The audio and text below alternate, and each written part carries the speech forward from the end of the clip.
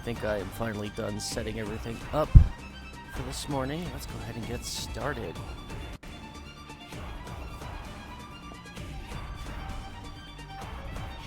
And brain just went blank. What the hell?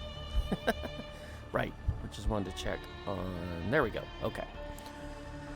Good morning, everybody. It's Monday again.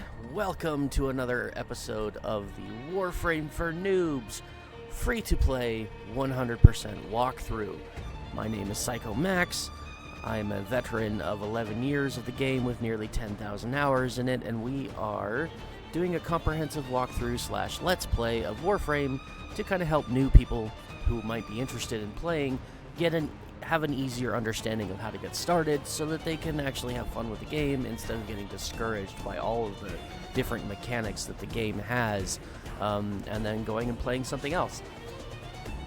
Something like Mecha Break. Although, I will say, if you're leaving Warframe to go to Mecha Break, I think that's okay, as long as you eventually come back to Warframe. Because I've been playing Mecha Break on my free time, and holy shit, I love it. Which is saying something, because I am a very anti-PvP game mode person. I don't like competitive game modes at all, because most of the ones I've played, they're all very, very toxic, and it's just, I always have this underlying fear that my performance in a mission is going to impact the rest of my team, and I'm going to let them down, and we're going to fail, and it's my fault. Or the other problem is I'm doing the best I can, but somebody else seems to be doing nothing, and yet they're blaming everything on me. And yeah, I don't like drama. I enjoy watching drama. I don't like being a part of drama, so I try to avoid it, and one of the ways I try to avoid it is by just not playing PvP games. But I fucking love Mecha Break.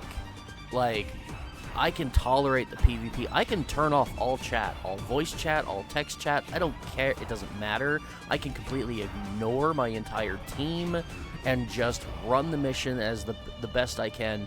And it's Gundam, for crying out loud. I love Gundam. I've always been a huge Gundam fan, and now I have a good Gundam game to play, even though it's not actually Gundam.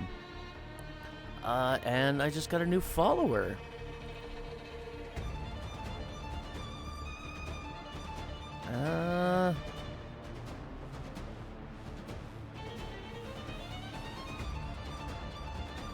Okay then. Well, thank you for the follow. I don't know if I can actually... I'm not against doing follow for follow. I gotta figure out the best way to do it. Ah, there we go. Okay. Cool. Sure. I'm not opposed to the whole follow for follow thing. Hell, I do it on TikTok. There. I just had to figure out how to do it.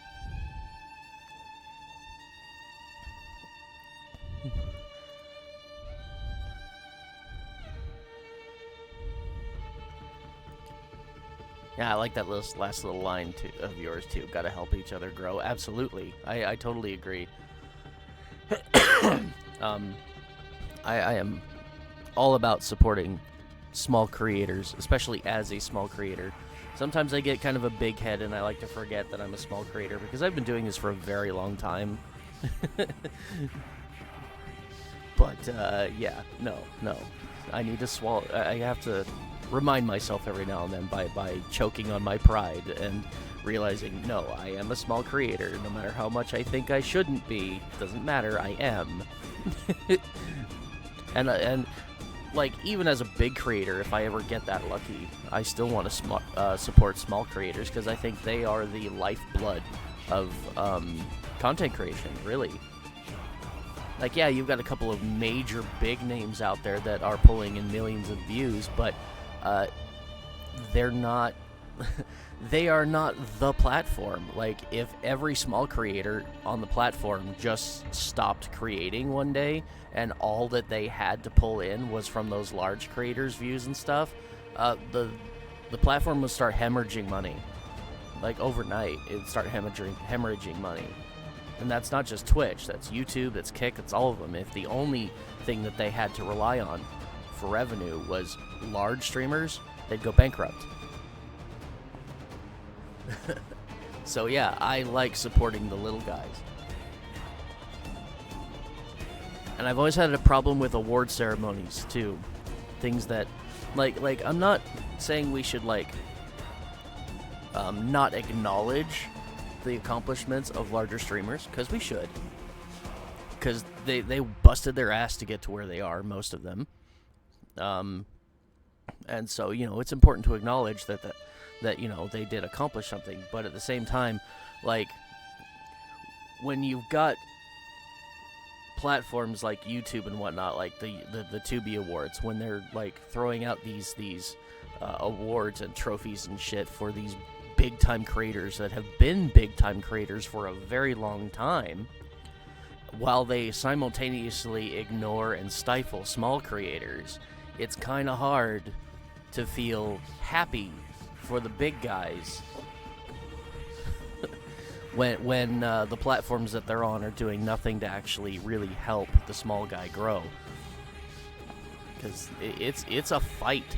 It is one hell of a fight when you're on the bottom rung to have to climb your way to the top. Like, I've been doing this for 13 years.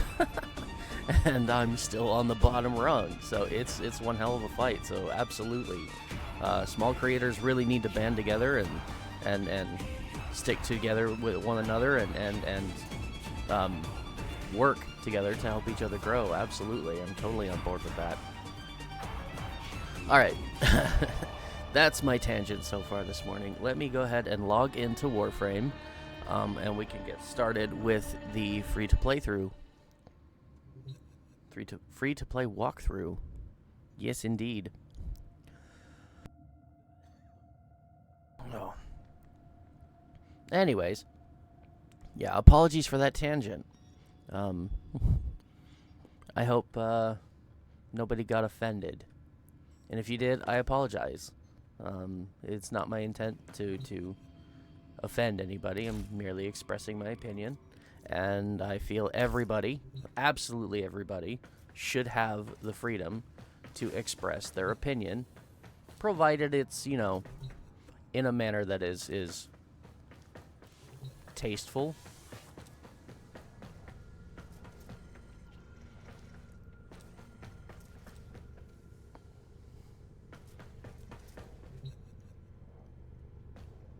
I think another way I could put that is as long as it's not intentionally offensive.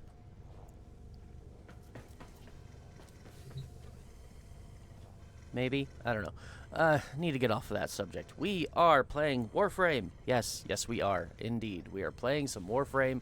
We are continuing with the free-to-play 100% walkthrough. Again, what that means is this is a 100% start-to-finish walkthrough on how to get started in Warframe, so that hopefully people who are brand new to Warframe have never seen it before, but it looks interesting.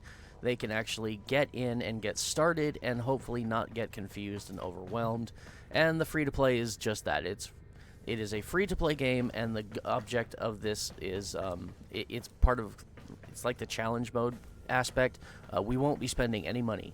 That's what that is. The free-to-play is we will not be spending any money on this account, so that I can sort of better showcase that everything you absolutely need in the game to progress, you can get completely free. Because that's one of the best parts about Warframe, is that everything in the game that you absolutely need in order to progress, you can get completely free. And that includes premium currency. So, and hopefully at some point soon, we will be gaining some premium currency via trading, so that we can start, you know, getting some things that I can't otherwise get, like bonus Warframe slots in my inventory, which I still don't think should be a thing. But I've already been on that tangent a few times in this VOD list, so I won't go through it again. speaking of the VOD list, we are live on Twitch, but I will upload every one of these once they're over to my YouTube channel. So if you cannot catch me live, or you just don't feel like watching right now, or you're too busy to come watch me live and would like to do it later, I do have YouTube. It's linked below the Twitch stream. You can go over there, give me a subscribe, and watch these VODs at your leisure whenever you have some free time, so that you can kind of play the game at your own pace. That's another reason why I'm doing this, is Warframe is a game you really need to go ahead and play at your own pace, whether that be somewhat quicker or whether that be like slow and steady. You've only got like an hour or two a day. Like, that's what this is for, is to help you kind of play at your own pace, and that's why I'm uploading these all over to YouTube. But if you're watching this on YouTube and you have some free time and would like to come see me live, you'll find a link to my Twitch below the description of every one of these VODs. And you can come on over and say hi, and I would really love it. It'd be fantastic to have some people to talk to, so that I'm not just sitting here, you know, talking to myself for who knows how many hours. I think 10 so far is the most that I have done for one of these VODs, is 10 hours, which is a lot. It's a whole lot. Enter the GRWM for TennoCon contest? You lost me at the word contest. No, thank you. I don't enter contests.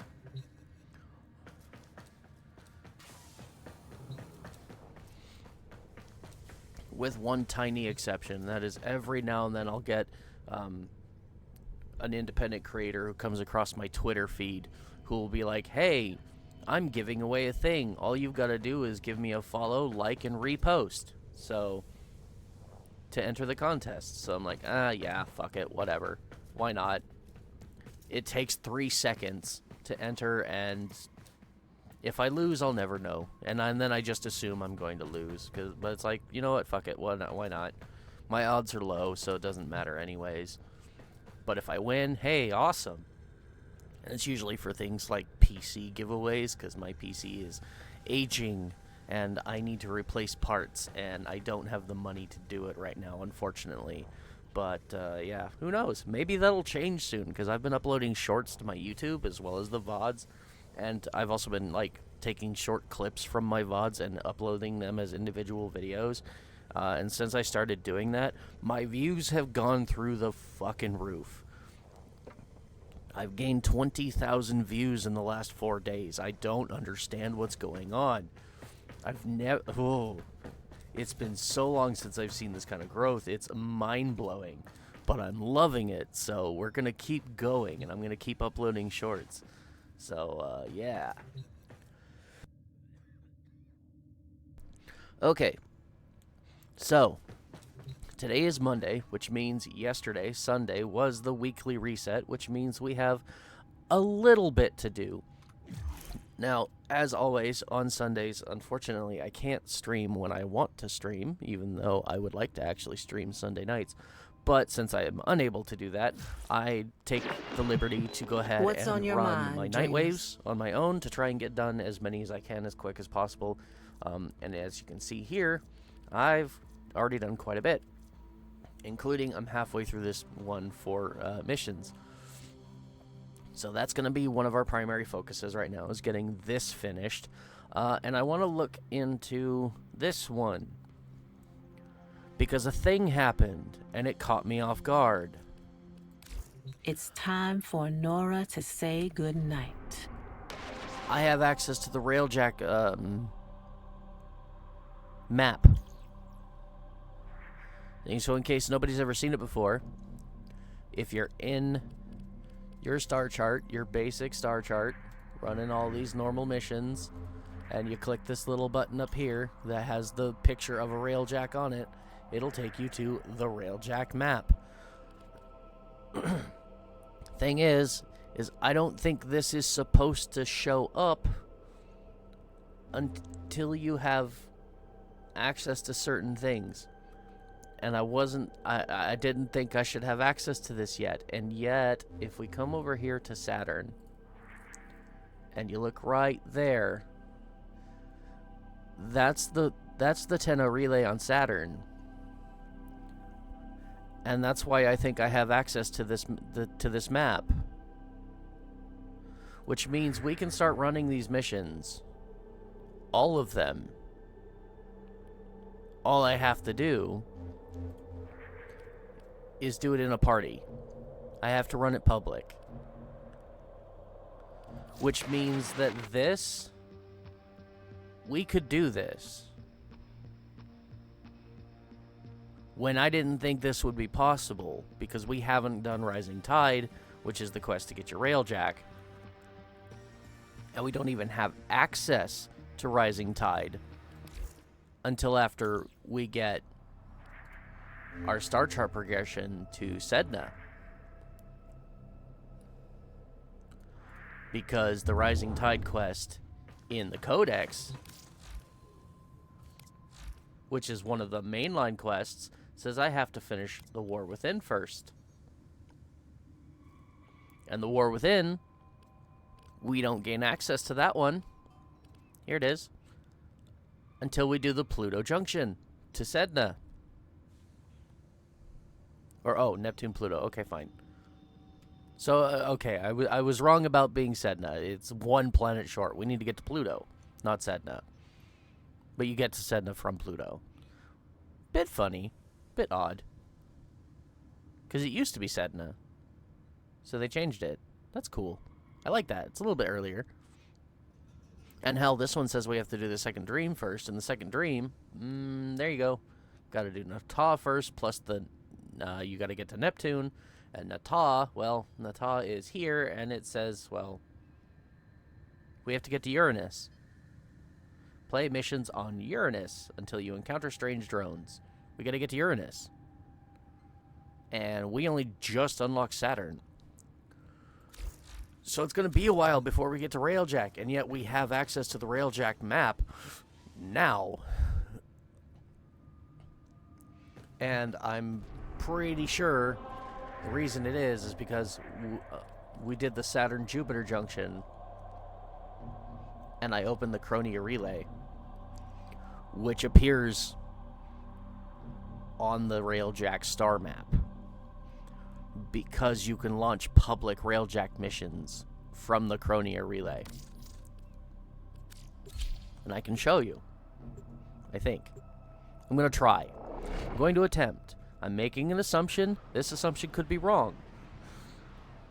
We're going to try this. But in the Chronia Relay, we have a dry dock.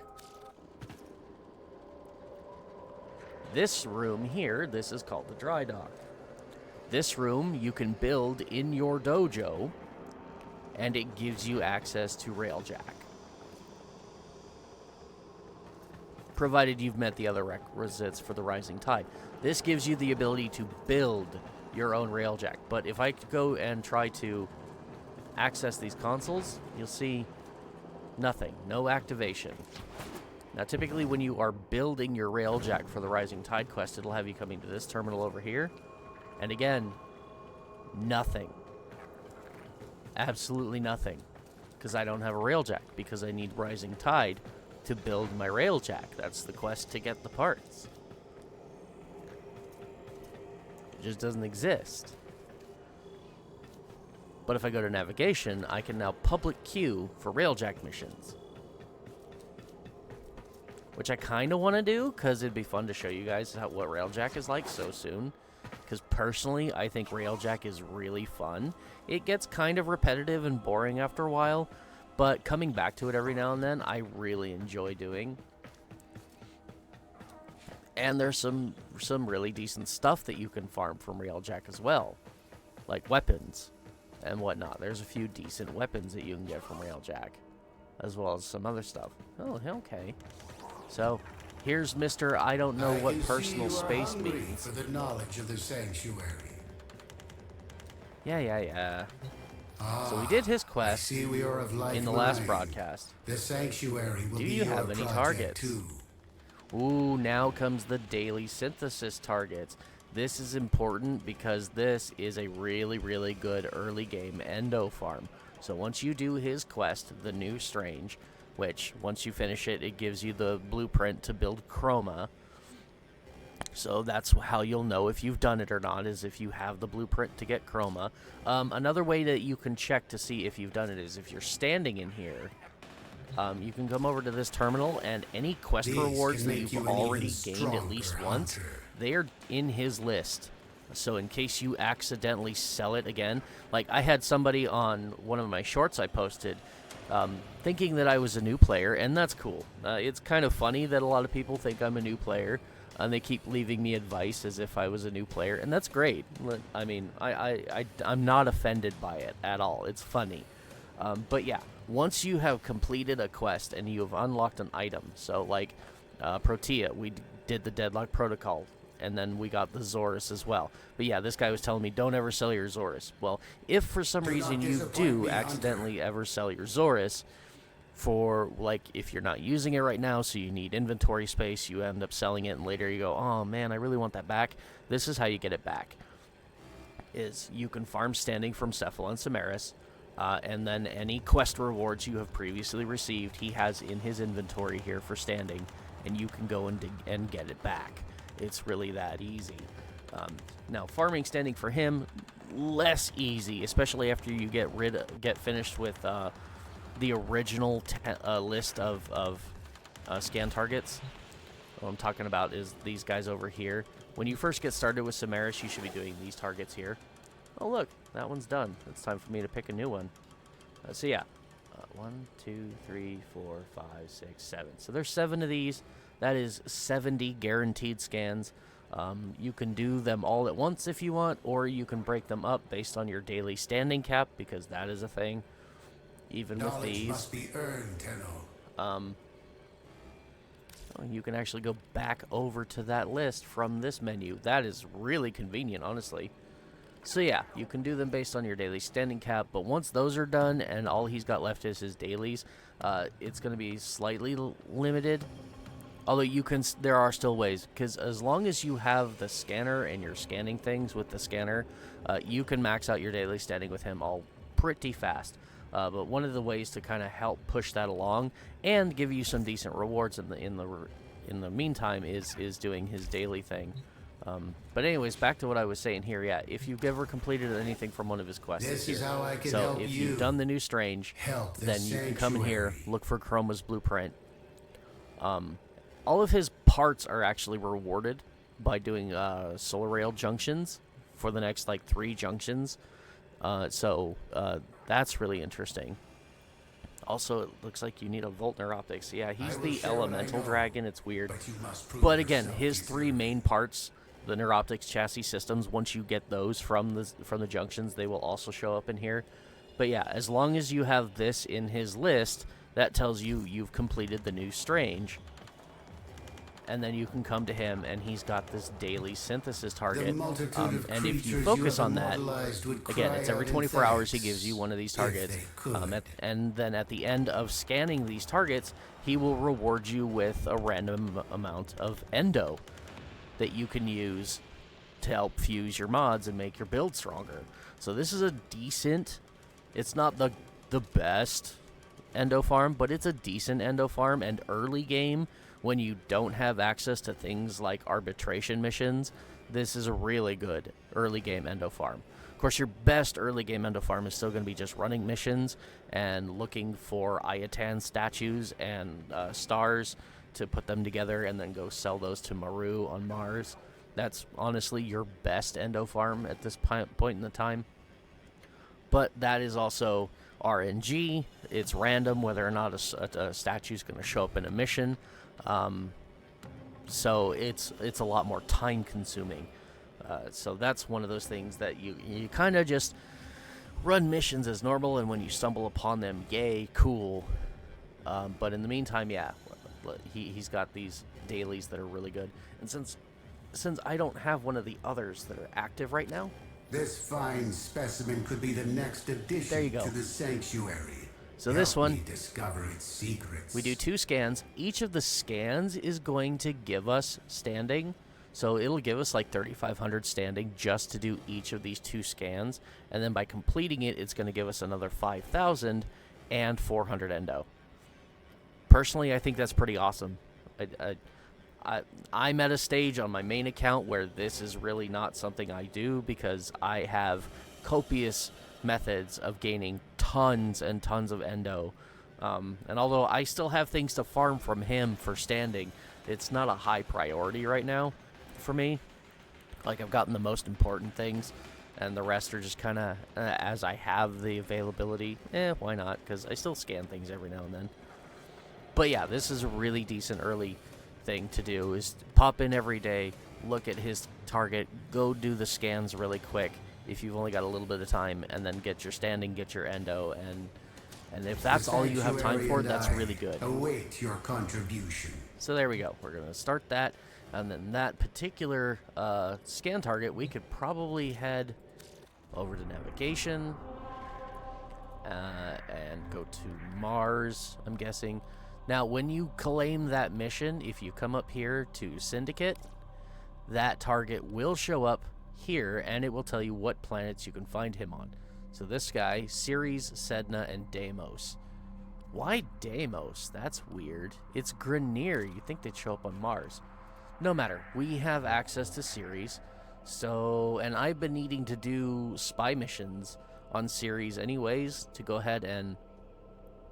Oh, and there's a Nightmare Exterminate. We might do that one. So I'll do that one and then probably one spy mission because I'm still trying... I have yet to get back to the farm for the dual stat heat and cold mods that drop from the tier 2 spy vaults, which start on Ceres. Oh, and I just got a text message. Give me a sec. Bloop. Might not be a text for me, but it might be a text for me. Oh. Well, that's awesome. My girlfriend got a bit of a surprise at work today. Her workload just got a bit lighter, and she's really happy about it. So, yay, that's awesome.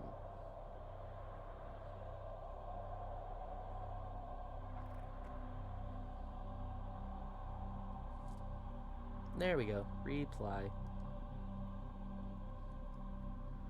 I'm sure those of you watching who have girlfriends or wives understand the need to respond ASAP when they send you a message or try to call you.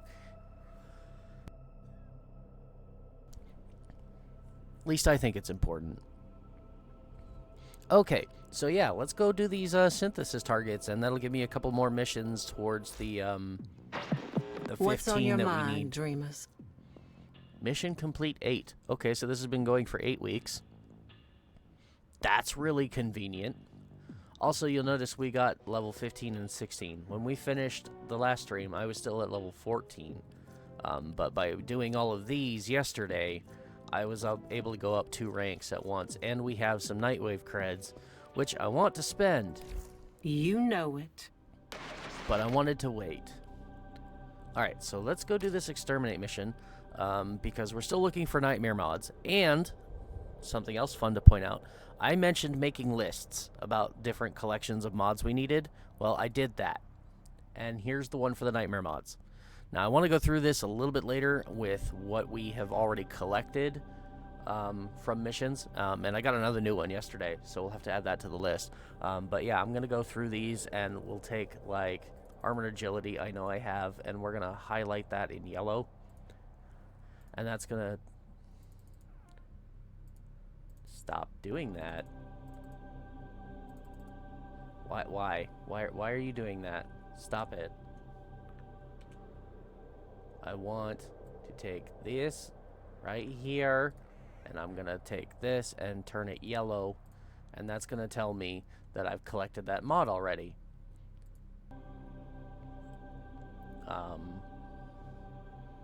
In fact, I think that's the only one I've collected for the Warframe mods. But yeah, so I need to go through my list and do this with all of the ones that we've already collected so that I know which ones we actually still need to collect. Wildfire I've gotten a few copies of. And the one I got last night, the brand new one, was Shred, which is a really, really good mod for early game use. And then, of course, yeah, we have plenty of copies of Chilling Reload. I'm not going to do all of this right now, I promise. These are just the ones I know for a fact we already have. But yeah, so I went ahead and I made the list this morning, and I'm going to do that through the whole thing. And then I also have a previous list that I made of the corrupted mods that we will eventually be farming from Dragon Vaults, which I hope won't take much longer for us to get there. Which reminds me, should I do these right now? I want to do these right now, especially because I need to do stuff, but we also need to go into our dojo. I think that I should do that first, just get it out of the way.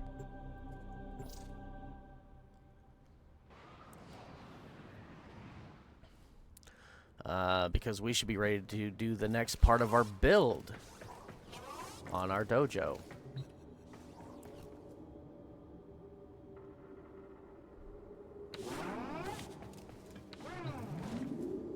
Whoa! What happened? That was weird. Thankfully, it's not... I was a little scared there for a second.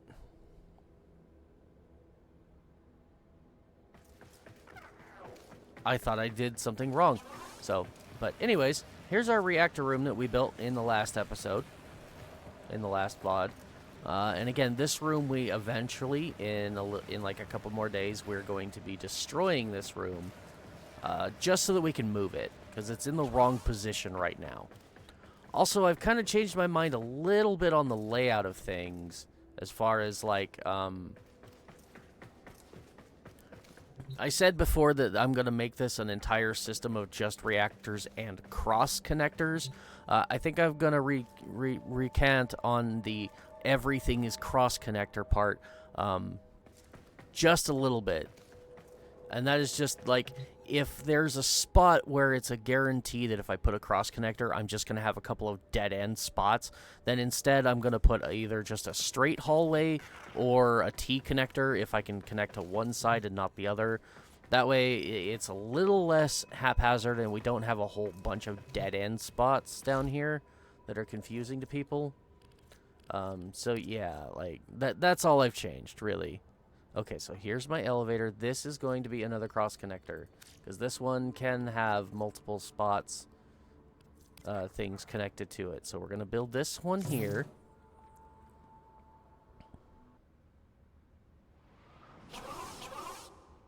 There we go.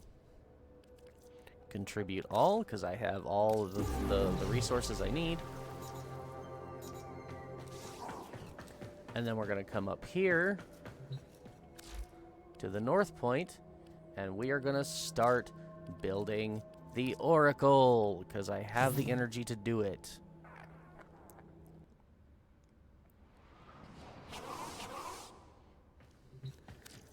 This is a huge, huge step. And again, it looks like I already have everything I need to build it. Excellent. And having this built, we will now have the ability to start building our labs. But the labs are going to have to wait just a little bit. Again, we're going to, once this cross connector is done, we'll pull up the map again. So if we go to the center of this one and then take a right, that next hallway is going to be our next reactor room. That one's going to be permanent. Once we build that one, I'm going to destroy this one over here, and we're going to put a third cross connector, and then do the exact same thing. We're going to take this reactor room and build it so that it's sitting like side by side with the elevator, just like the one on the other side. And then, hopefully, once that is done, we can finally go upstairs and start building our hallways that we need with the connectors necessary to start building our labs. So in this spot, we're going to end up putting another elevator. And I believe that should be an up elevator. How much energy do we have right now? Requires 2. We have 17 available. This is doable. Okay, cool. Then let's do it. Let's get this party started. And now it's building. Okay.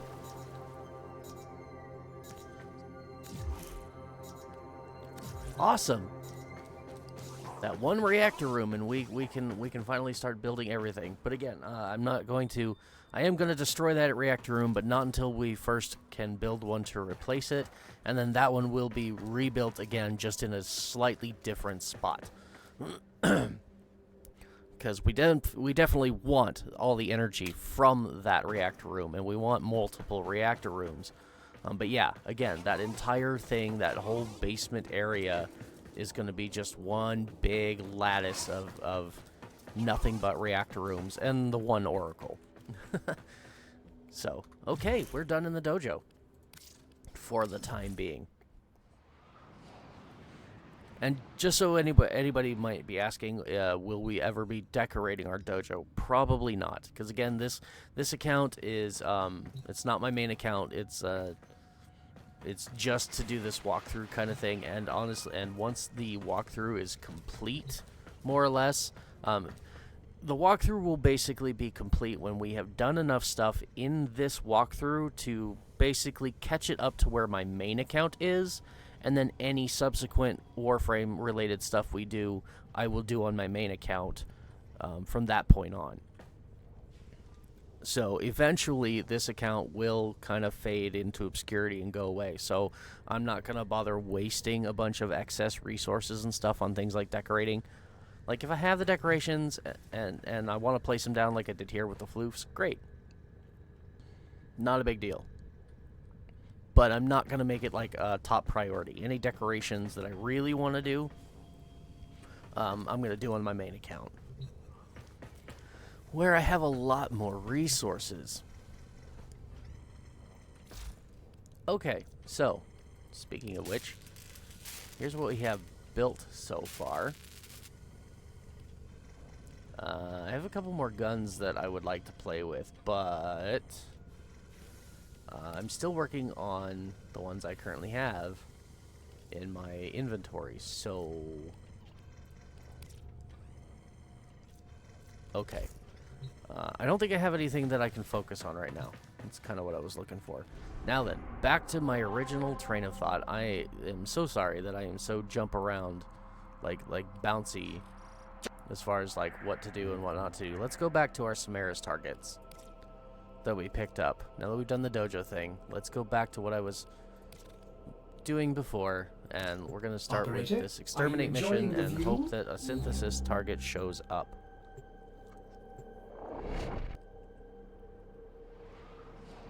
And then I'm going to run the spy mission and hope for the same thing. There is a large platoon of Grenier Marines stationed here. Leave no one standing. There is a sanctuary target here, Yes, Hunter. that's the message I wanted. Track it with the synthesis scanner. Don't let it escape. Let's get that standing and endo.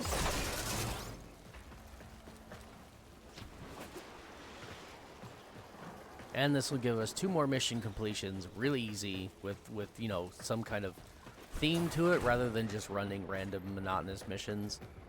It'll actually be giving us some kind of purpose, which is always nice. It's a lot less boring.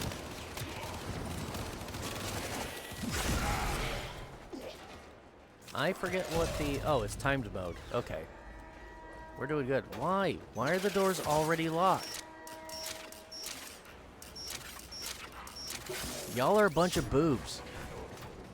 Why is it that I come in and you hit the alarm and it's immediately the doors are locked? It's really annoying. Stay focused. There's a heavy unit approaching. A heavy unit? Oh no. Whatever will I do? How about we just get rid of that heavy unit? And the rampart, because I don't like those either. They hurt.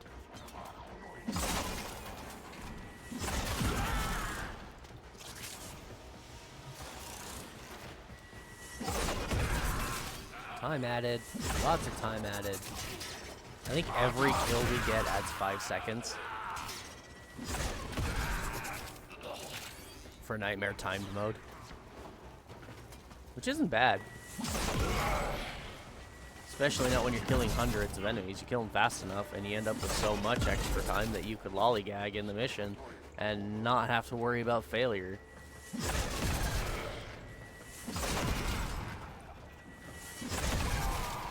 There we go. Got rid of everybody over there. Heads up. A Grenier assault team is headed your way. I gotta poke around and make sure that we don't leave our target behind somewhere. Because he could be literally anywhere. And yeah, I know. There's the little trail that I can follow. By just pulling up the scanner and you can see the dots. Provided you're in range to see the dots. There they are. There's the dots. And those kind of point us in the right direction. Can I scan that? It's red. Well, let me scan it, though, because it's destroyed, I'm guessing. Some things you can scan after you've broken them, others you can't. Like these loot crates that are glowing green. I can scan those, even though I've smashed them open.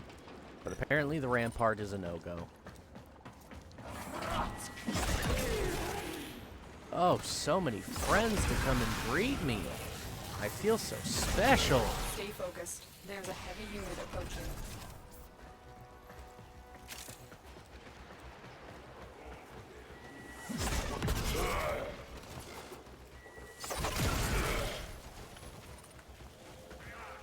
So yeah, you can follow the little lines to find your synthesis target. But I've always found that trying to follow those lines while you're also constantly being barraged by other enemies is a little hard. And it's a lot easier to just, you'll walk into a room. You see, I'm just doing a quick tap of the thing. That's literally all you need.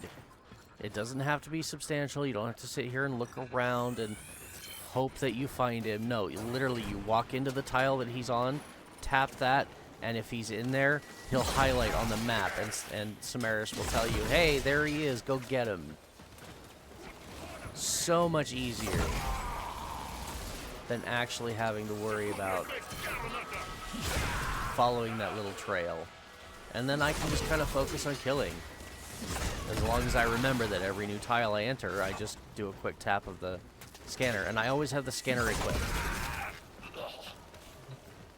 So, and that's how I'm... Oh, apologies. I don't think I muted that fast enough. But yeah, so my scanner is what's equipped. This is how I'm doing it. My scanner is the thing that is equipped. And I can do this with any of my weapons. So if I pulled out my secondary weapon, I could still hit my melee button and use my melee. If I switch to my primary, I can still hit my melee button, switch to melee, do some melee, and then I hit my aim button and it goes right back to that. So that's how I'm doing it with this, that is the equipped thing, and then I just hit the quick melee button and it pulls out my melee weapon to use to kill enemies, and then if I need to get back to the scanner instantly, I just hit aim and it goes right back to the scanner.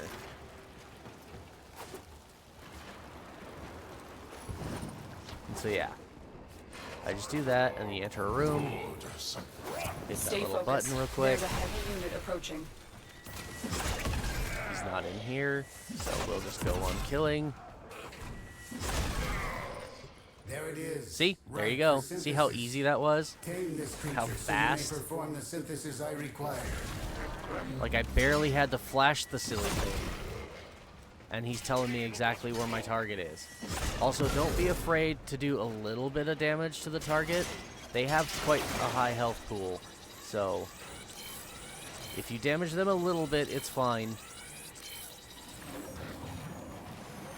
So I can kill some enemies and clear it out and make it easier to go ahead and scan my target. Thank you. Alright, now I can go ahead. And enlightenment will fall. Did you see that? We got 3,643 standing just for scanning that target. And we'll get a similar amount when we do the second scan. And then once we turn it in, he'll give us a bonus 5,000. That's a lot. And while the amount that you get for scanning the target, I believe, again, I'm making an assumption here. Do not quote me on this. It could be wrong. But I do believe that, like, when you scan the target and it gives you your standing, that is limited based on your daily standing limit. That much I am certain of, and you can take that to the bank. The speculative part that I'm making an assumption is once you finish your daily scans, if you then go max out your daily standing limit and then turn it in, I do believe that rewarded 5,000 is a bonus on top of your daily standing. Again, I could be completely wrong about that, and it could be that it goes, oh, well, you've hit your standing cap for the day, so you get 0. That is entirely possible. But I think it's kind of like the Syndicate missions in that you can actually farm bonus standing on top of your daily amount if you save them for after you've already reached your cap. And this prostitute is being an idiot.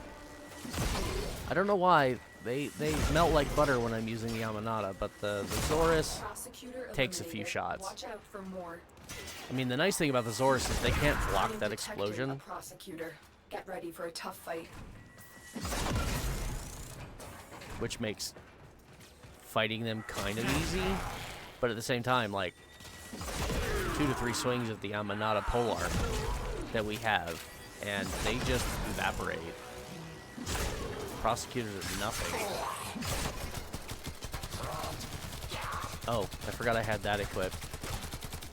I suppose I should do something with it, because I'm trying to level this gun so we can get rid of it. So, take a few bullets to the face, dude.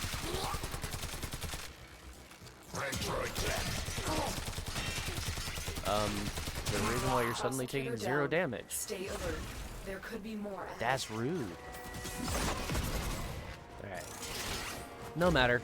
And I'm not going to worry about hunting loot right now. The only noteworthy loot here on series at the moment is Orokin cells. And yeah, I always need those, but... Oh hey, Codex is done. We've gotten all the Cephalon fragments here. And we've finished our allotted enemies. So I'm just going to leave. Complete. Excellent And what work, we get? Drifting Contact. Nice. Now that I know they have that one, let's come to the list here. And we're going to make that yellow. Cool. So yeah, I need to do that with all of them. Is there any way that this is marked like Nightmare? Because if it is, then I could come to the mod thing here, and just in the search bar we could type Nightmare. That is not the search bar. That is not the search bar. All search bar Nightmare. Nope. Okay.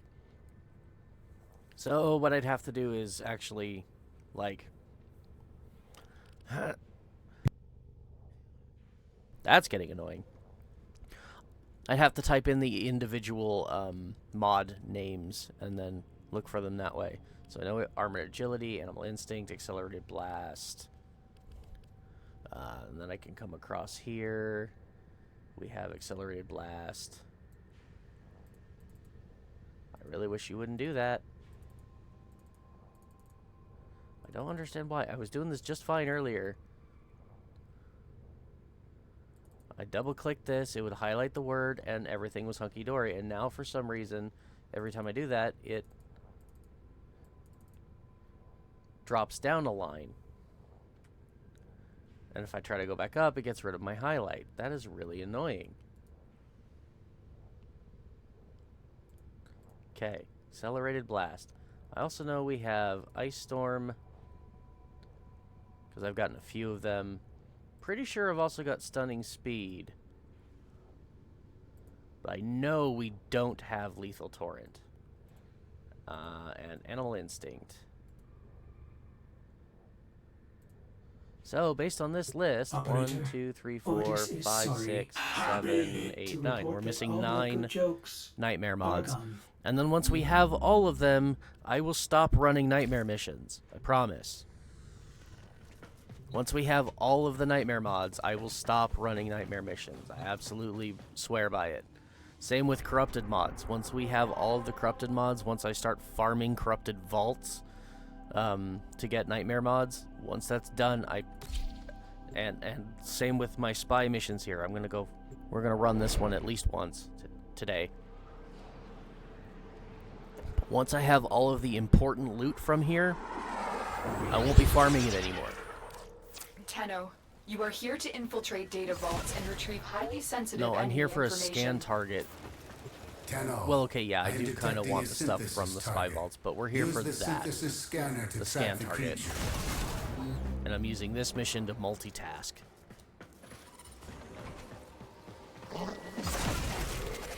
Which is a lot of Warframe farming, honestly. It's multitasking. So it's like you've got one thing you got to go do that is boring and tedious, so you pair it with something else in order to make it a little less tedious. Tenno, So be I've on got to the go lookout farm for spy increased vaults security for measures. specific mods, as well as another Ivara part. So we're going to make that less tedious by running a spy mission to find a synthesis target and level up some weapons at the same time. No target in here. Oh, I love this room. It took me a very long time to figure out where there's a certain loot room in here, because this looks pretty plain and ordinary. It's a fun little tile to just kind of walk around. But there's a super secret loot room in here, and you would never even think to look for it unless you had Animal Instinct. You see the big hole. Well, if you look up there, that's a balcony. What's a balcony doing up here? Oh my, hey look, lockers.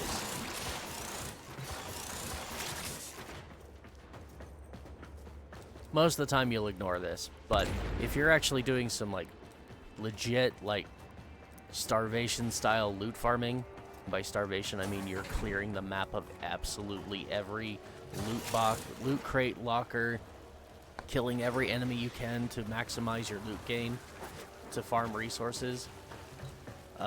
It's good to know where all of those are.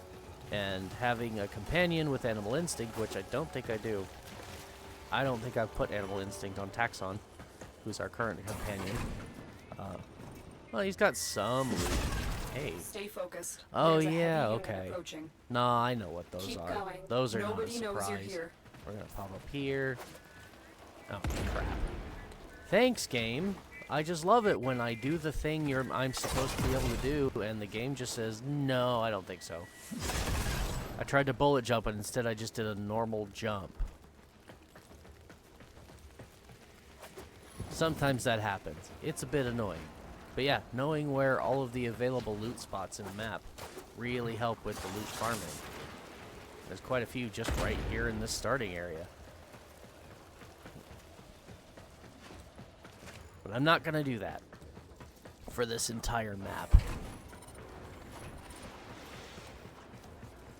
But yeah, you should absolutely, like, when you're first starting out, when you open up a new map, I know I've said this many times before, but it's a very good point, and something I think a lot of other veterans would probably agree with me about,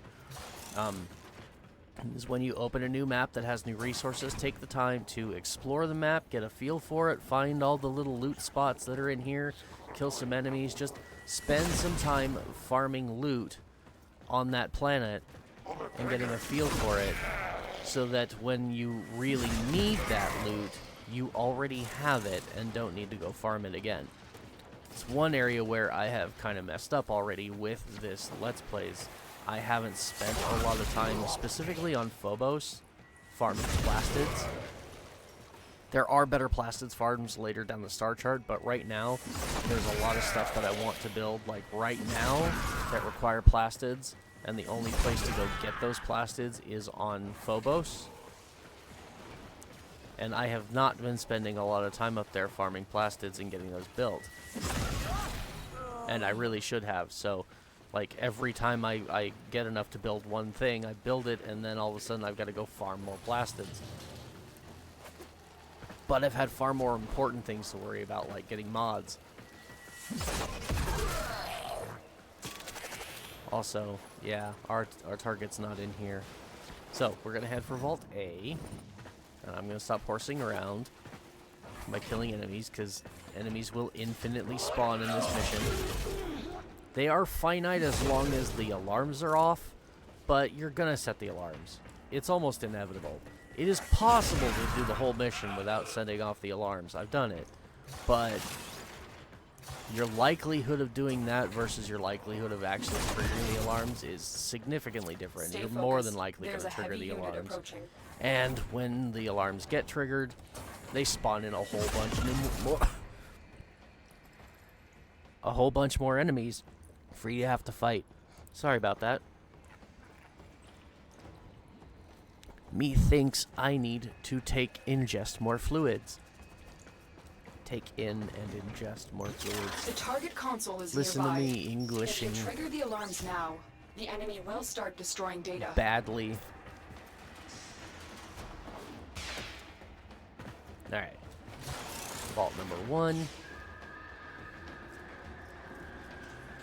My girlfriend was telling me I should actually make some shorts that are just running through all the spy vaults, because that's my thing. I love spy missions. I spend a lot of time in spy missions, and so I know how to run all of them. And it's a good idea. They won't even know It's a really good idea. I just haven't done it yet. But I think I'm going to start a small series of videos that they're just going to be shorts, and it's just going to be real quick. Like, I'll probably open it up with how to run any spy vault in Warframe with any Warframe. Part 1, Earth Edition. And we'll run through the first Earth Vault. And then I'll make another one for the second Earth Vault. And it'll just be like really short form content. Whoa, look at all those loot things above my head. What could possibly be up there?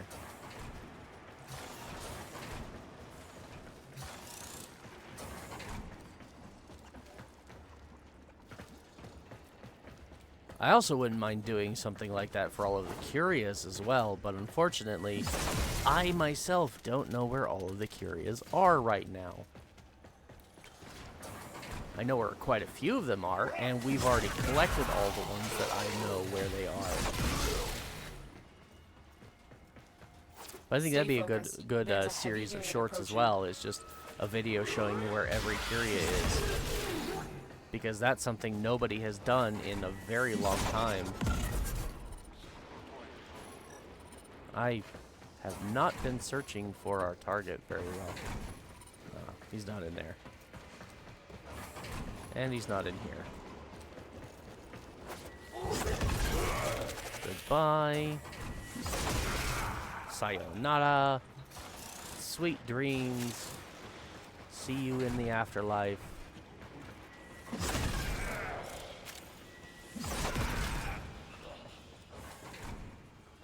Alright, vault number 2, and I recognize this one as well. Trigger the alarms It now, is also and one they we will have start done destroying the data. numerous times.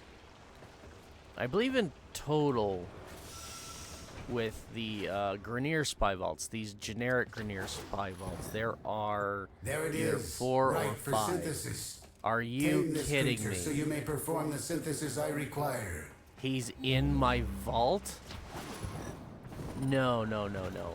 No, he's in a different room. I can tell that much. Yeah, through the door. But apparently he got close enough Excellent work. A clean extraction with no alarms. to pique Samaris' interest.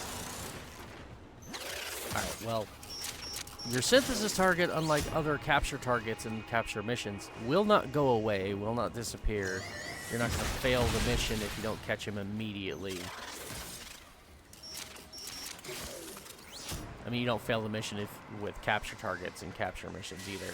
But they have a chance to, like, run away and get on an escape ship and leave. Or if you hit them and go to capture them and they get downed and you leave them there too long, then they'll die. And in either case, you fail the mission. That does not happen with your synthesis target. He will just continue to aimlessly run around until you finally catch him.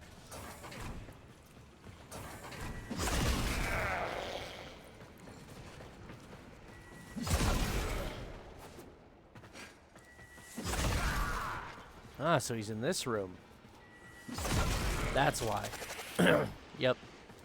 The vault room for Vault B was just close enough to him in this next room that I was able to see him with the scanner, I guess. That was... Again, this is why I don't bother following that silly little trail of points, because it's so much easier to just walk into a room, flash the scanner, and then let Samaris tell you, there he is!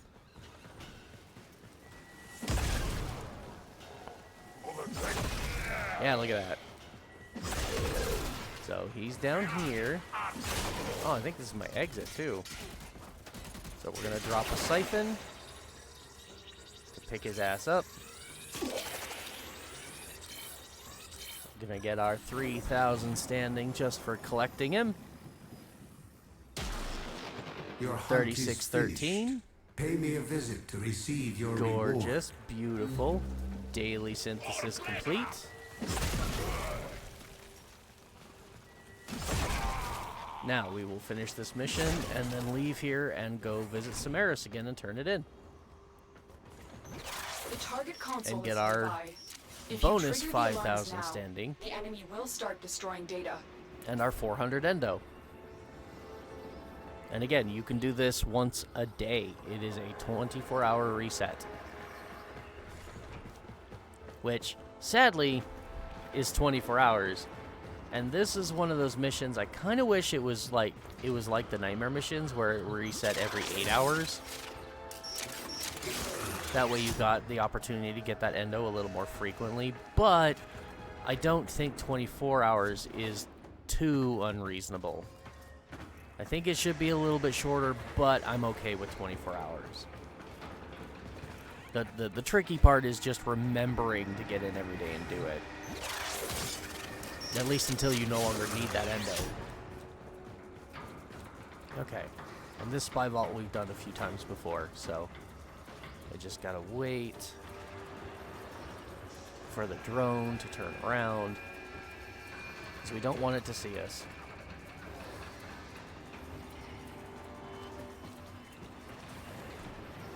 Because again, if you can get into the vault and you can hack the terminals without triggering the vault alarms, you get more affinity. Because every one of these you hack gives you affinity or XP for your weapons and your Warframe, your loadout. So if you can get in here and do it without triggering the alarm, it will give you bonus affinity points as well as a higher chance of getting the better rewards. So you want a really good chance of getting those dual stat mods in your Ivara part, then make sure that you are doing this vault and doing everything you can not to trigger the alarms.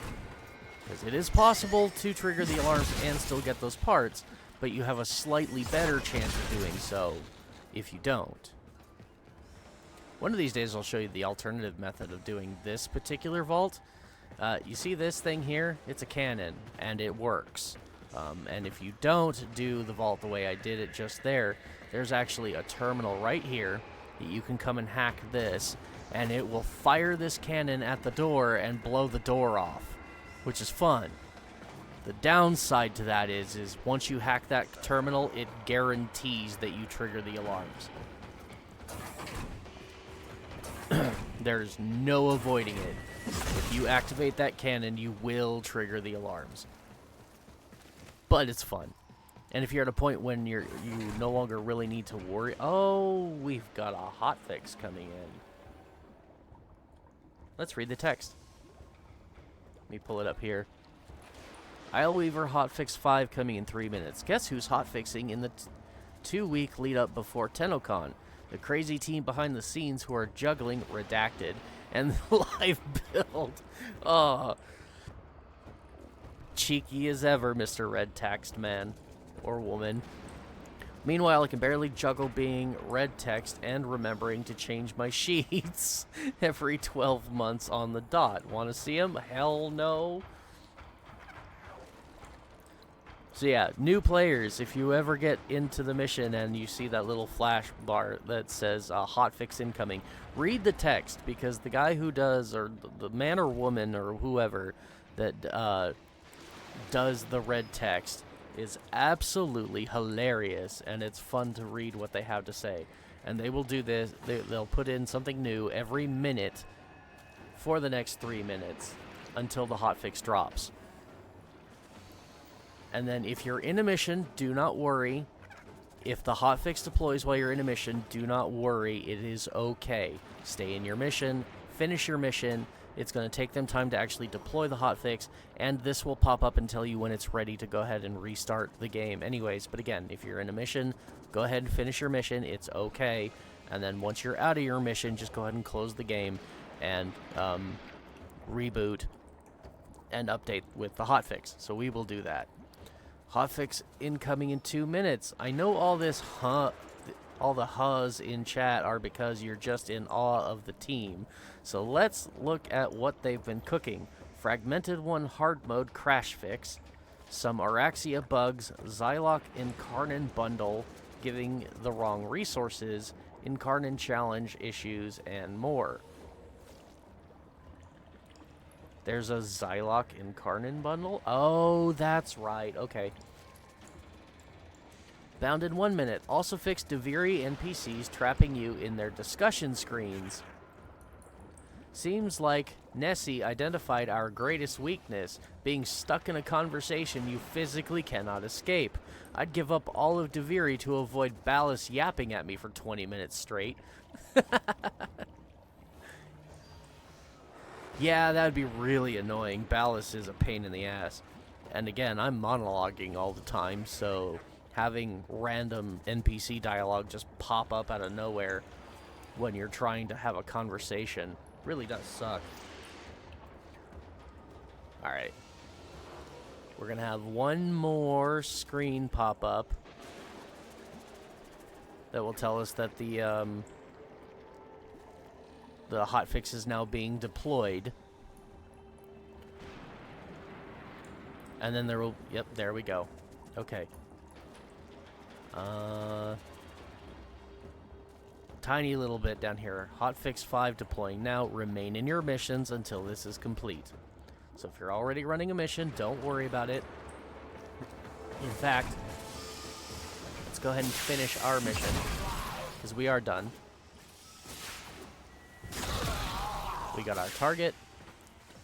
We got all of the vaults. Let's go cash in and see what goodies we got for it.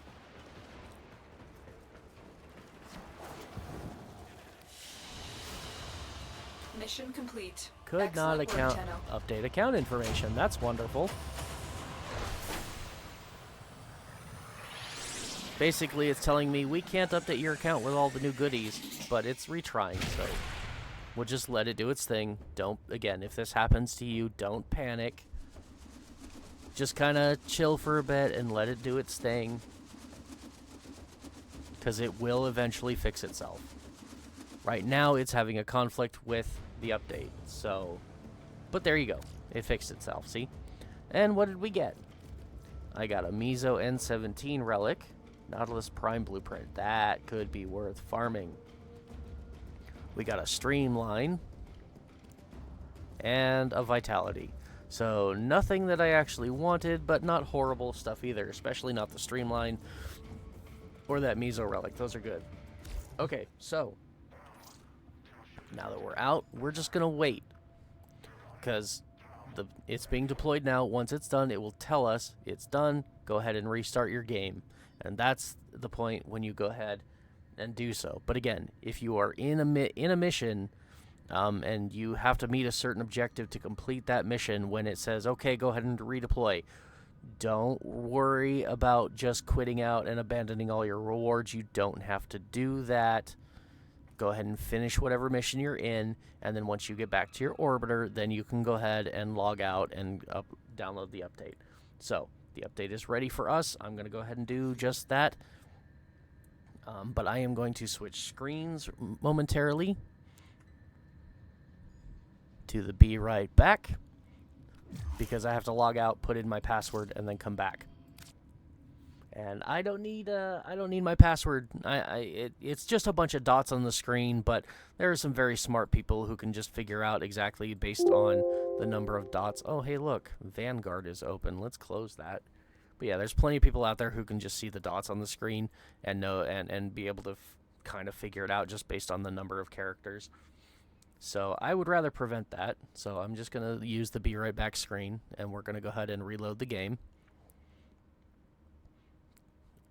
Hotfix is downloading. Checking for new updates, downloading updates.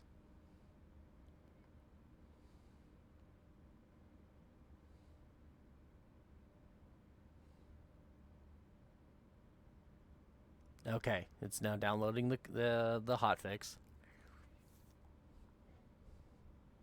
I found a couple of different things, and we're done. The game is now updated. We can log back in.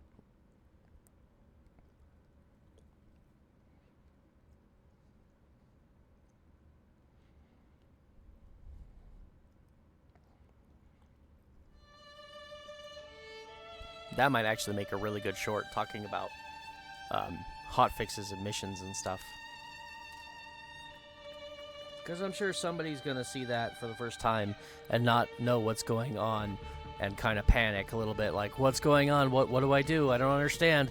And they won't actually read the text, because the text will tell you what you should do if you fully read it. But not everybody will. So, and you know, that's fine. I'm guilty of doing that too, where I'll be in a hurry to try and get something or do something, and so I won't read the directions on how to actually do it, and I'll try to just brute force it and then catch myself, and I gotta call myself an idiot for doing it, because I get mad at other people for doing that as well, and then I gotta call myself out for it, because that's only fair. And then I have to go back and read the instructions like a smart person does. So we're all guilty of it at one point or another. So yeah, maybe making a short talking about relax, don't worry, that kind of stuff for the hotfix might be worthwhile. Okay, but we also did not get what we wanted from that mission. However, I don't think I'm going to go run it again. I do want to farm this mission for those goods, but I don't want to do it on stream because we have far better things that we could be doing. And our power level right now, as far as like our build, our Warframe survivability, the damage we're doing, it's actually pretty good. Still got a couple of missions here on Europa I gotta do. And if I remember right, one of them's an interception. Oh, that's okay, that's a dark sector defense. Yeah, this is the interception, and I don't want to do it. I really don't. But I need to do it to open Chimeria. And Ganymede we're locked out of until we do the Nata quest. Which Operator, I don't Otis has fully been understand interfacing with the why. Foundry's Because it's AI just a presence. disruption. You could say we forged a new connection. It must have something to do with, like, some of the enemies in the mission. Because I don't understand why this generic disruption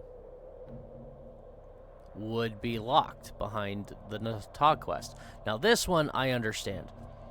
The Europa Law List is locked, too, and it's locked behind, I think, the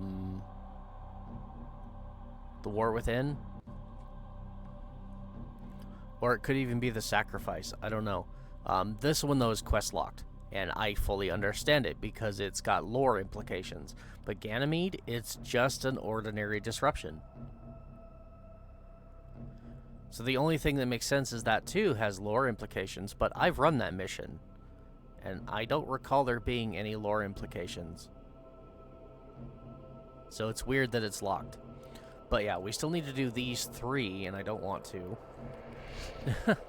Well, I could do the defense. The defense wouldn't be so bad. We've still got to finish opening Europa here, and I think I actually need to get to Nama. That is the assassination mission.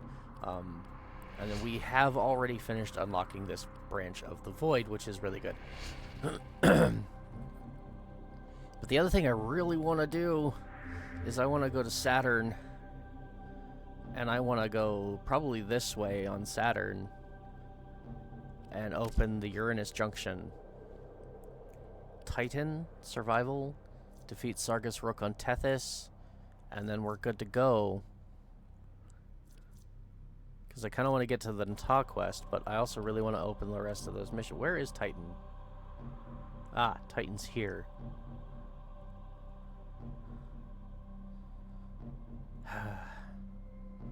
So I'm at a loss. This is basically what I need to do now, though, is I need to do star chart missions to continue unlocking the map, It's that but also time again, just doing dreamers. basic star chart missions will finish this. And then we can move on and be just be done with Nightwave. No, I think we're gonna finish opening Europa. Rescue. Now, we did the hijack mission here, and that was a lot of fun. Hell, that's why I'm running with Taxon right now, is because of the hijack mission. Speaking of Taxon, I forgot. Let's click on Taxon and click upgrade. Does he? Okay, yes. He's running Animal Instinct. That's good. That's what I wanted to see. I wanted him to be running that. Wow, he's actually got a lot of available mod capacity. I have a potato in him, don't I? I do. I have a potato in him. That's where my one reactor went to. I have a potato in Taxon. I mean, that's good, but it's also bad, because I really want that reactor for something else. Like my dog. Or my Syndicate rank up. Or Sevagoth Prime. Like, I have a few things I really need reactors for. Ooh, and that brings me to my other thing I wanted to talk about today and forgot about, and that is Duviri. Because I've been running the Isleweaver event on my off time to get all the rewards, which is why I haven't gotten to all the farming I wanted to do here. But in doing so, I did a little bit of research and found that we, at the end of the Uranus Junction, will open the ability to do Duviri. For what people don't know, Duviri is an open world. But it is an open world with some very strong lore implications. But there, see, open the Saturn-Uranus junction to gain access to the Duviri paradox. The reason this is such a big deal is because in Duviri, there is a merchant, and I only just remembered this by doing the Isleweaver event. There is a merchant. The merchant's name is Akrithis, and Akrithis sells you stuff. Obviously, merchant. But lots of good stuff like basic resources, Forma blueprints, Orokin reactor and catalyst blueprints, as well as special arcanes that are unique only to Duviri, but specifically Orokin catalyst and reactor blueprints. The jerk sells those, and we could go and farm them and have a lot of them, because he's got, just like all of the other things with rewards and items that you can buy. He's got a whole bunch of them, but they are limited to which ones show at one particular time, and the rewards rotate on a 24-hour period basis, and then it cycles through all the different things he has. So sometimes a reactor will show up, sometimes it's a catalyst, sometimes you'll get a Forma blueprint. Like, it's random as to which ones will show up, but every 24 hours it cycles, and it gives you another opportunity to get stuff. So yeah, it's semi-limited, but still, we could go farm the necessary parts, and everything in his inventory is available for resources that you farm by doing Duviri. And you can do it as soon as we open the Saturn Junction. So for that reason, part of me wants to really, like, that's why I'm thinking I want to rush Saturn to get to that junction, is so that we can open Duviri and do the Duviri paradox, and then we have access to all of those amazing goodies. Also, once you unlock Duviri, you literally, it's just a waiting game, and you have access to every Warframe blueprint in the game. All of them. Including the ones that are really, really hard and normally have really stringent or really hard to reach requirements to obtain them. Those are gone. You just go to Duviri and you run the special mission mode called the Circuit, and it has and every week that the circuit resets, because it's a weekly reset, you get 3 new Warframes, and you get to pick one of them, and you can farm their parts by doing the circuit, and the circuit is stupid easy, at least on normal mode. Plus, you also get other bonus arcanes. There might be other resources in there as well. Like, there is so much good for a new account that you can get from Duviri that it might be worth doing. Here's the flip side, and here's why I'm hesitant to actually do it. There are, like I said when I started talking about Duviri, there are significant lore implications in Duviri. So if you're somebody who is following the story of Warframe and wants to understand what's going on, if you do Duviri this early, you are going to be completely lost and confused. Because there are parts of Duviri that you will not gain any kind of comprehension for until you do the major quest that actually came out before Duviri, called the New War. Where is it?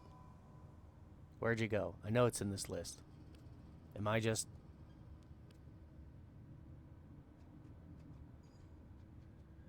Oh. I guess it's hidden right now. But still, the New War. It's supposed to show up in this list. Probably after you do Prelude to War. Because that... Yeah, that's just the significance there. But yeah, the New War. It's a big quest. You can see it here. The New War quest.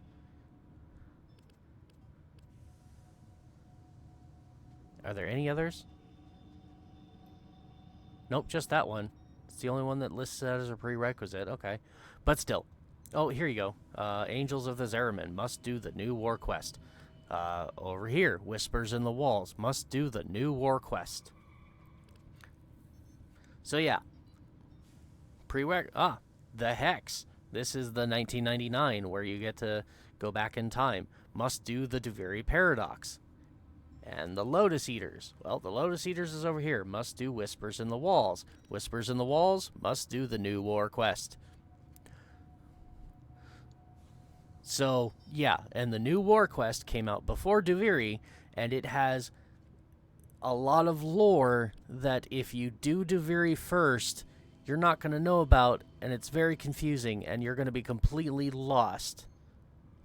So if you're a person that likes the story and wants to have the story kind of unfold as it needs to, then doing Duviri this early is a bad idea. But for the purposes of farming specific resources that you need for progression, Duviri is one of the best assets you could possibly have. Also, doing Duviri first is going to kind of do some reveals also for the Second Dream, which we don't get until after Natah. It's going to give us a little bit of the Natah stuff too, but mostly the Second Dream. And it's just going to be... It's going to open a can of worms that a lot of new players may or may not be ready for. Again, it really all depends on whether or not you care about story, because Warframe does have a very good story to it. But yeah, for story reasons, doing Duviri immediately would be really, really bad. But for early game resource farming, for things like, again, Forma blueprints, Orokin reactors, Orokin catalysts, some Deviri arcanes, some other arcanes, giving access to the circuit to open up Warframes. There is so much good resource availability that comes with doing Deviri that I don't know if I want to do it or not, because I really do, but for story reasons I don't.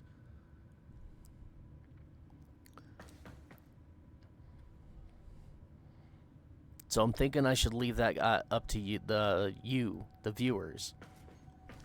I'm thinking that I should leave that up to you guys. So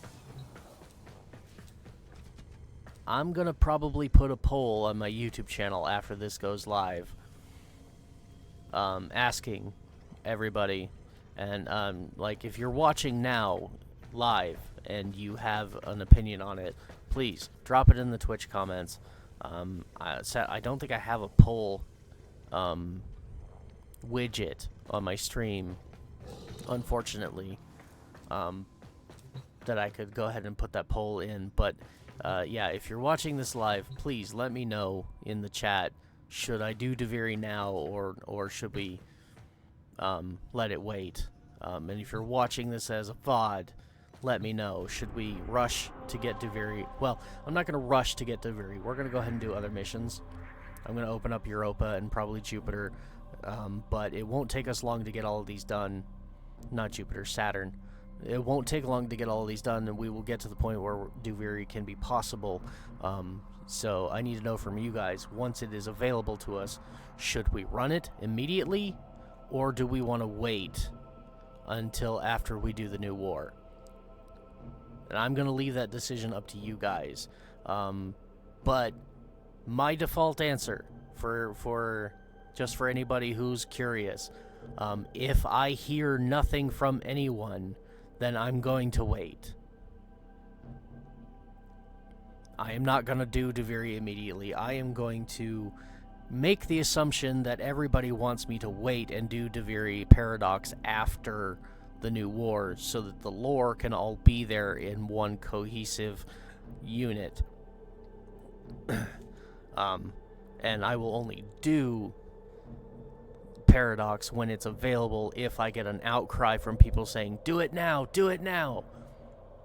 But otherwise, I'm gonna make it wait.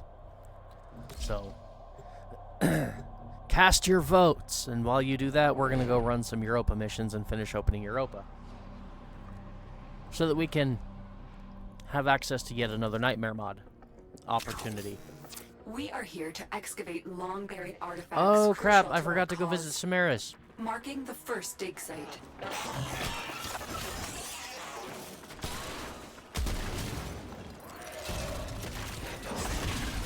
Okay, well, we only have to do one reactor to actually finish this mission. And again, we're just opening the map node, so we're not going to be staying in here long-term and farming resources. So one excavator, and then we're out, and I need to go... I got so distracted by the Deviri thing and that I completely forgot we need to go to Samaris and turn in our synthesis that we did.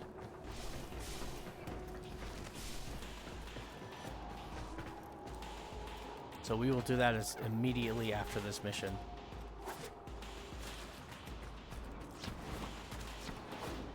Where the hell is the extractor? Man, I hate Europa. It's such a maze. I don't like playing around on planetary tile sets that are really, really mazy. I don't have a problem with mazes per se, but when I'm trying to do stuff fast, which if you're playing Warframe, you're always trying to do stuff fast, then I hate having to navigate the maze that is the map.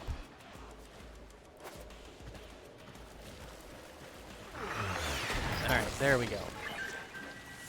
Excavator is ready to go. I just need enemies to bring me Fuel more cells power to keep cores. it powered while protecting it from enemy fire. Speaking of which, where is my map? There we go. Ooh, and they're attacking it, and I don't like that.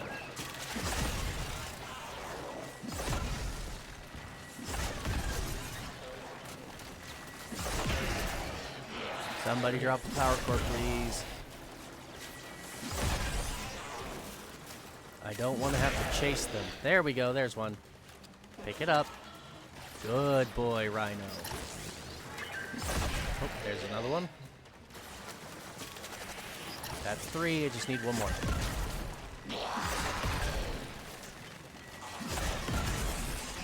And then I just need them to not kill the extractor. This excavator is fully powered.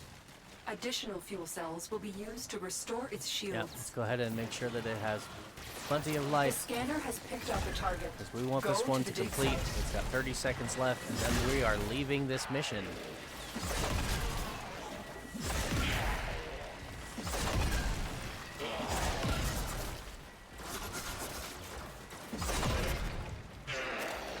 Come on, take it up.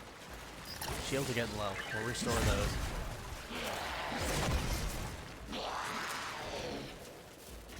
One more, and we should be in the clear. 5 seconds.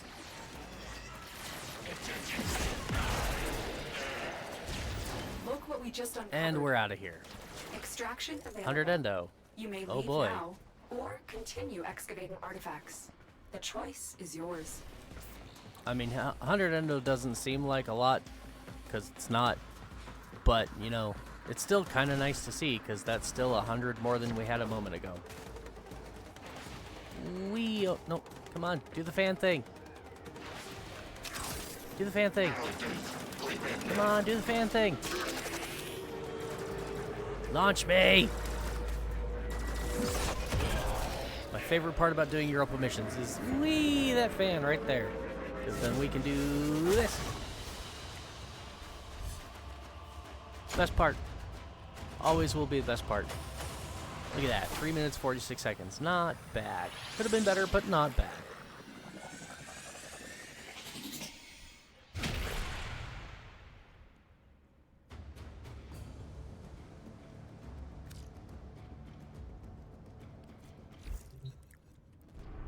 Okay, before I forget again.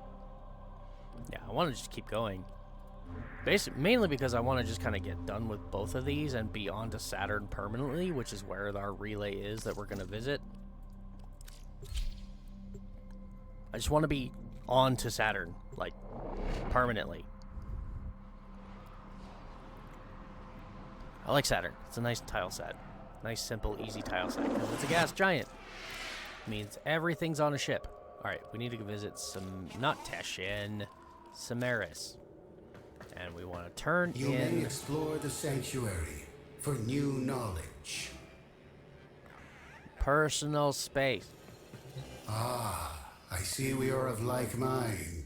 The sanctuary will be your project too. I have completed synthesis. You are a trustworthy hunter. Come back later, and I will have a new target for you. There we go.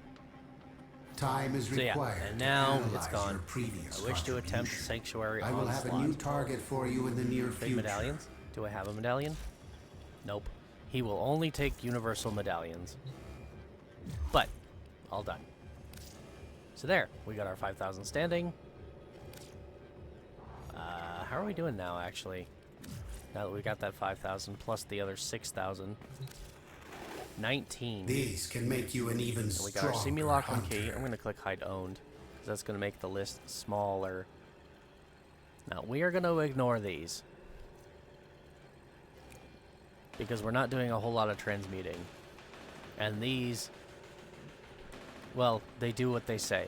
Ensures that the mod is of a D polarity, Vazarin. This one is Matterai, so V polarity, and this one's a dash. That's it. It does not guarantee any rarity.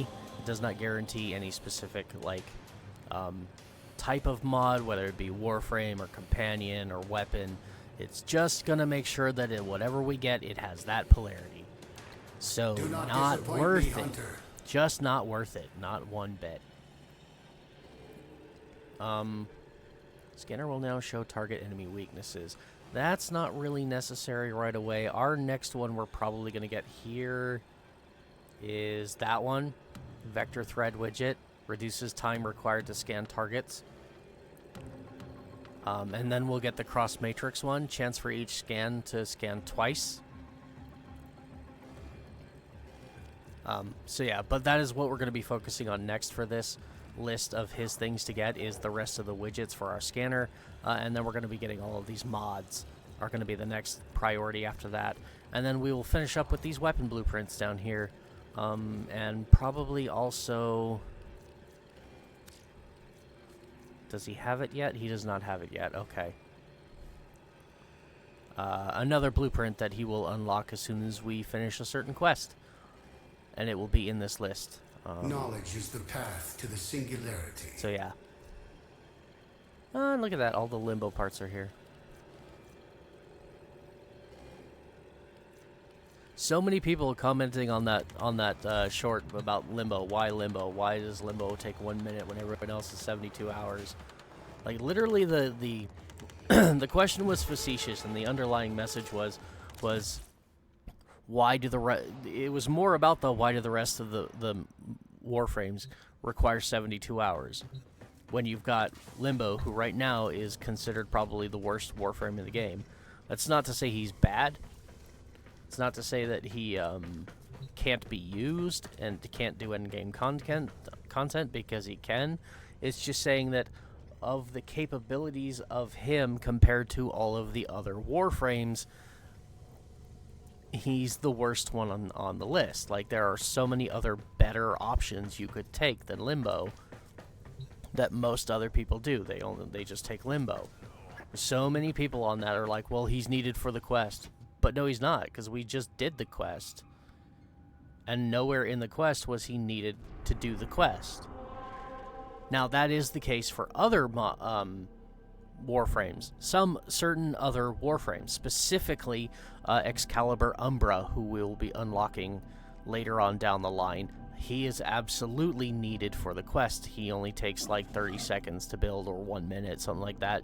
It's a 0 platinum to rush thing, again, just like the Zorus was, because he's absolutely required for that mission, for that quest. But Limbo is not, and Limbo never has been. He has never been needed for that quest. Now, having his component blueprints for his systems, chassis, and neuroptics only being a minute, that is really appreciated, because those are integral to the Limbo Theorem quest, but Limbo himself is not. So to have him be 1 minute is just weird. Anyways, enough of that tangent. Let's get in and do a mission that I really don't want to do, because I don't like rescue missions.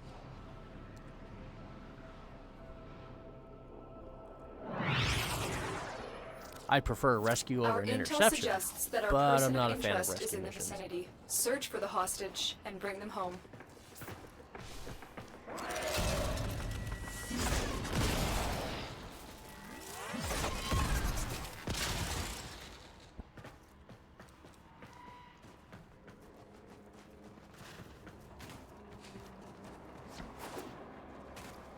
For anybody who's sitting there curious, sorry, I had a mouthful of food. I'm eating pepperoni. That's my breakfast / lunch, is just a bag of pepperoni. Why? Because it's low calorie and high in protein. Two things I really want. So yeah, but anyways, anybody who's wondering why don't you like rescue missions?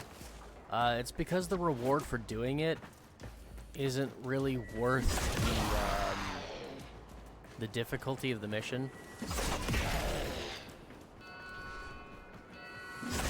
Like, that's not to say that rescue missions are hard, because on the overall scheme of things, they're not. That's why I said I prefer to do a rescue mission over an interception, because the difficulty of a rescue is less than that of an interception, especially when you're solo. But they are still one of the more difficult mission types, mainly because if you trigger that alarm when you go in to rescue them, then you run the risk of your guy dying. And on the higher difficulties, when you go in and do a rescue mission, the moment you open the door, you hack the security and open the door to the prison cell, the alarm goes off immediately. You don't get an option. Corpus walkers are heading to your location. Like if this is ever done in the You sorting. are approaching the holding area. Careful. If the wardens detect you, they will surely initiate the execution sequence.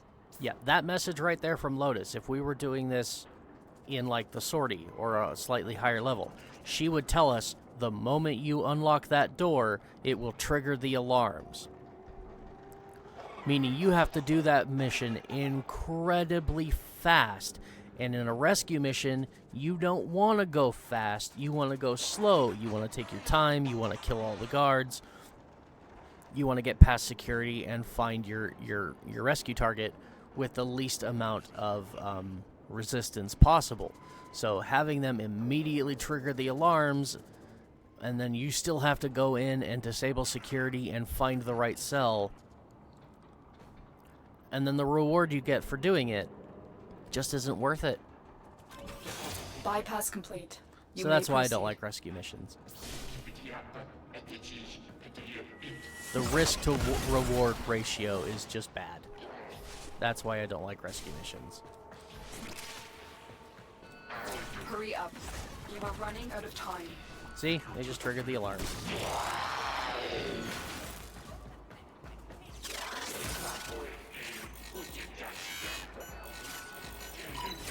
Thank you, Ted. And I got lucky. Subject found. You need to bring the captive to safety. Protect them at all costs. Alright, we're gonna kill anybody that's directly in our path, but otherwise we're just gonna haul ass to the exit. So that in case he goes down, we can just get out of here. Stay focused. There's a heavy unit approaching. Nope, not that way. This way. There we go. Yep. Haul ass. This will change your mind. Nope. I'm ignoring you. I'm ignoring you. Just GTFO. Finally following my own advice when it comes to rescue missions. The moment you get your rescue target, just get the hell out of Dodge. Don't worry about killing anybody. Don't worry about looting anything. Escort mission Just complete. get out The of there. hostage is safe now. See, and Let's my get only out of here. reward, Face Spectre Blueprint. It's not worth it. That's why I don't like it. Face Spectres aren't the worst, but I don't ever use them. I know some players who swear by them, use them all the time, and that's cool. I have no objections to that. But me personally, I don't use them. I don't have a use for them. And so for that to be my only reward for doing the rescue mission and, you know, triggering those alarms and then risking the death of the target, not getting to him in time, having to feel like I'm in a constant state of panic. I've mentioned that before. Any mission that makes me feel like I have to stay in a constant state of panic and anxiety to do the mission, I don't like doing it.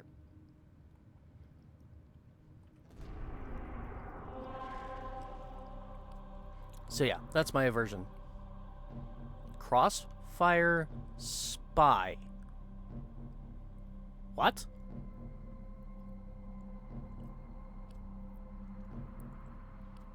That's different. That's gonna be Corpus versus Infested versus me. It's a 3-way battle royale. Sunday, Sunday, Sunday. And then a sabotage mission. Okay. Well, let's do it.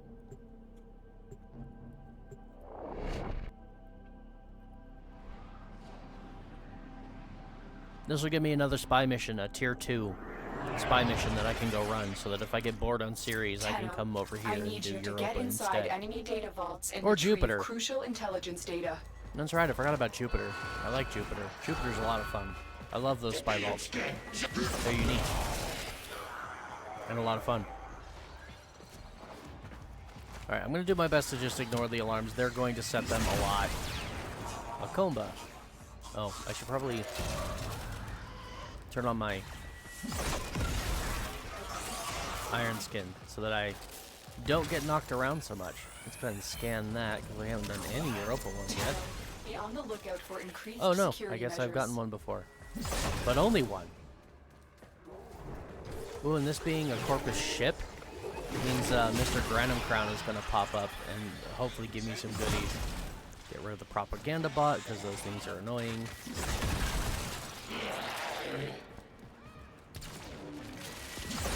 Are you a Scrambus? You're a Comba. Where's the Scrambus? Ooh, Volpine Mask. I think we've gotten that once before already, but still. It's a rare mod. Nice to see.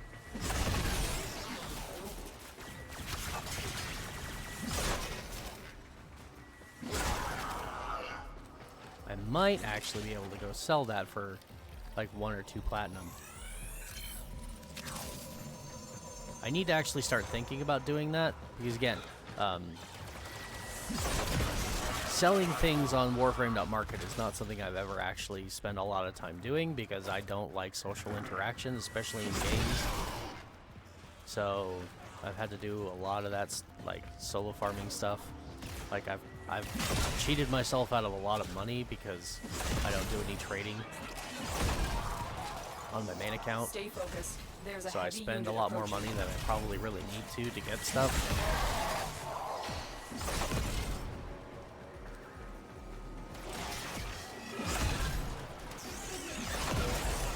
But at the same time, I like this game, so it's worth it to support it. And we're sitting in the temple. I have a Granum Crown.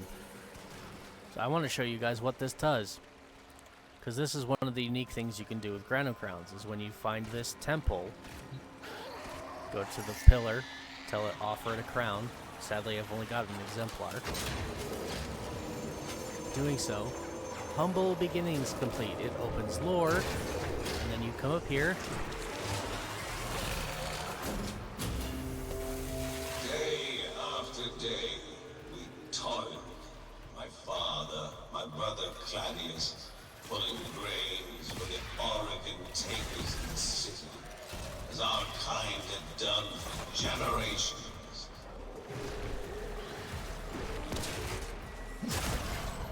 Okay, that gave us a little bit of lore, and you see this thing? Look at that. Look at our mission rewards.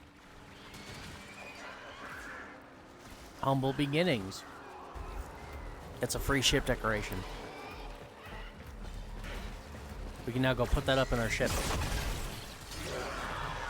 And it tells the story, the origin story of Parvos Granum,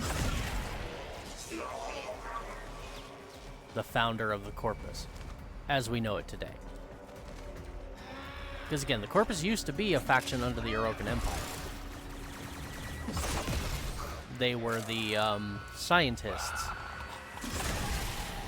mechanical engineers, biologists, things of that nature. That's what the Corpus were in the Orokin Empire. And then the Empire collapsed, and Parvos Granum rebuilt the Corpus into what it is now. Well, with some minor exceptions, because then he left, and some other greedy idiots got in here and kind of corrupted what it was. But the basic caste structure, the basic system of government, the way it's organized, that was all Parvos. Ooh. Almost whoopsied there.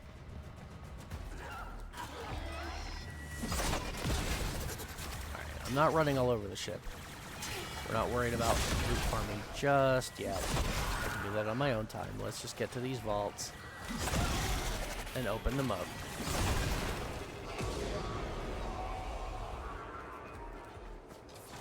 Provided I can figure out what they are. Looks like there's one down over there. So let's just kind of drop down here and head this way. We'll let the Corpus and the Infested keep playing with each other. That's fine. Oh, okay. This is our super duper long hallway one. We know this one all too well. Want to make sure we're not going to have any unwanted guests. Any security cameras? Yep, that one right there. Shoot that. Any on the other side? Not that I can see. Okay. Stay focused. Oh! There's a Oh, I heavy screwed unit up. approaching. Oh! Oh, I screwed up. I forgot to... Oh, that was so close. Really? Go away.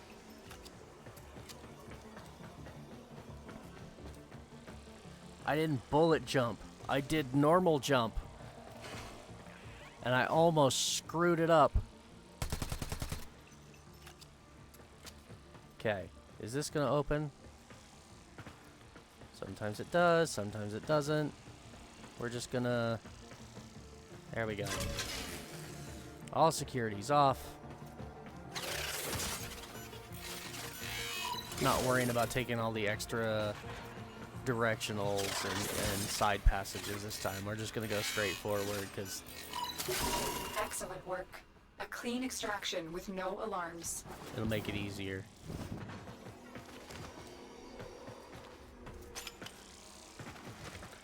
Man, I almost screwed that up big.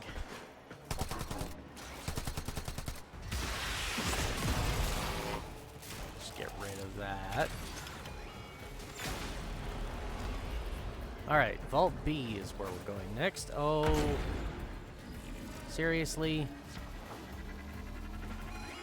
Again, I tried to bullet jump and it just said, no.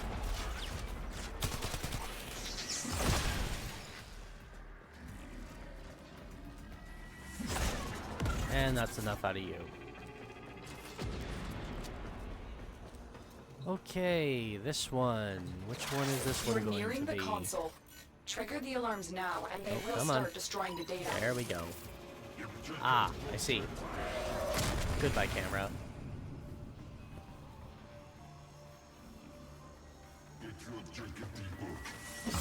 Dude in the vault.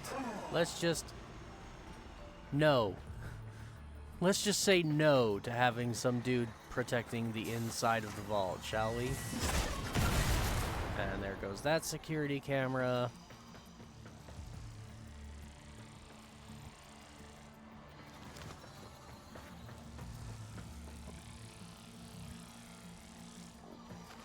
I love the Zorus. Such a great weapon. Don't ever sell the Zorus. Oh, look at all that energy we just picked up. Yeah, the fact that I could kill him through the wall just using the blast from the Zorus, Data extracted. because the blast They is won't that even know it's strong. gone. So good.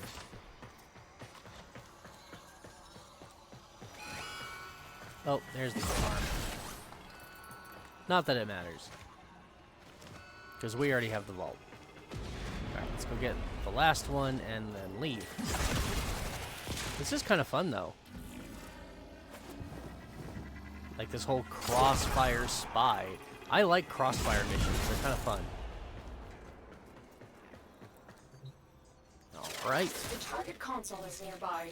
If you trigger What the alarms shenanigans now, do we have the here? enemy will start destroying This data. one. Okay. No, I don't think so. No triggering alarms for you, my friend.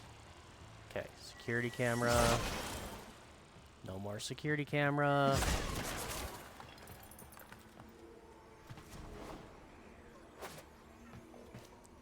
That's what I love about the Zorus, too. It makes it really easy to get security cameras that are kind of out of the way. Now I'm going to pop in here, and we'll hit that. That'll get rid of the security grid on the floor. Oh, and we can just walk on in. Let's make absolutely certain there are no extra security cameras in here anywhere. Would you stop that?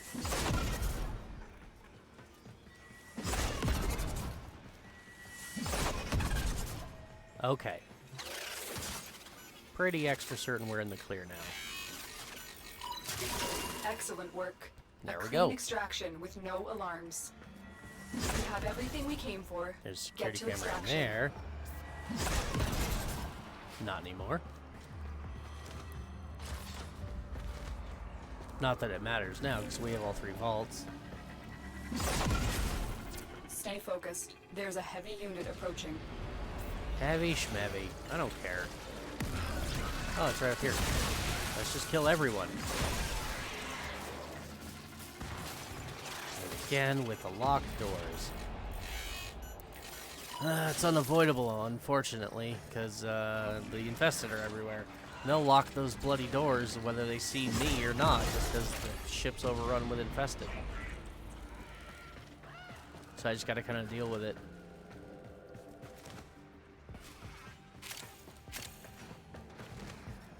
I actually don't, like, on a principle level, on like a mechanic level, I actually don't mind them always locking the doors, because it's kind of like a little extra mechanical thing that you can do, and it just adds a little bit more, like, I don't know, authenticity to the idea of sneaking aboard a ship and doing nefarious deeds.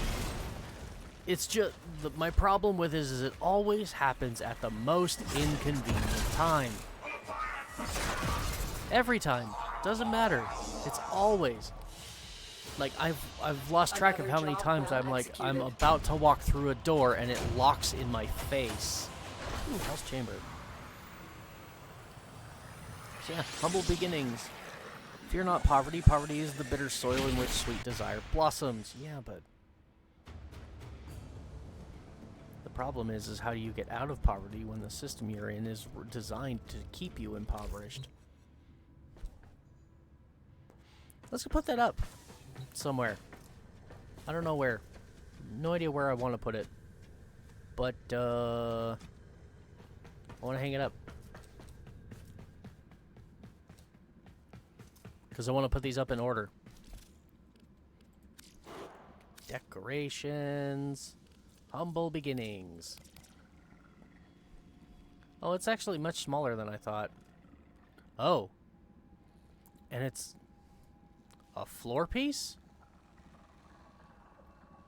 I thought it was going to be like a wall decoration.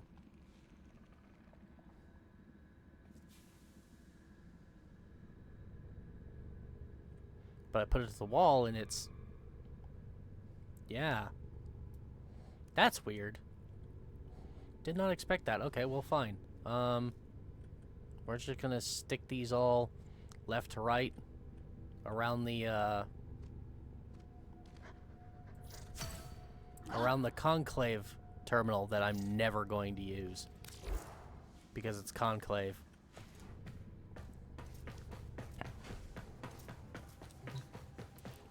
Alright, next mission. Kokabeel, sabotage.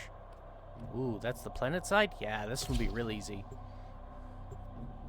This one's much like the Mars sabotage, where it's you go in, there's a power unit thing you gotta find, and then you open it up and make it go boom. We need to destroy the reactor. The reactor will have tight security. Watch out for enemy patrols. Your target is the system mainframe. Deliver the payload. So yeah, this one too will be relatively fast. And I don't need to really go into too much detail about the mission type, because the only thing different here about this one is the tile set and the way it looks. But the mission type itself, the mechanics, we've done that before. Nothing new here.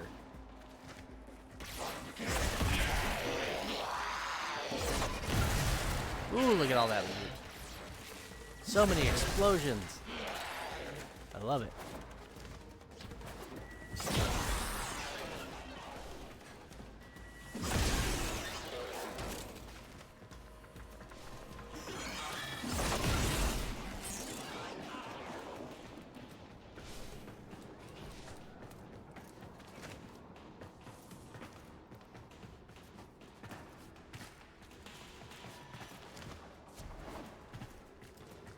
Almost there.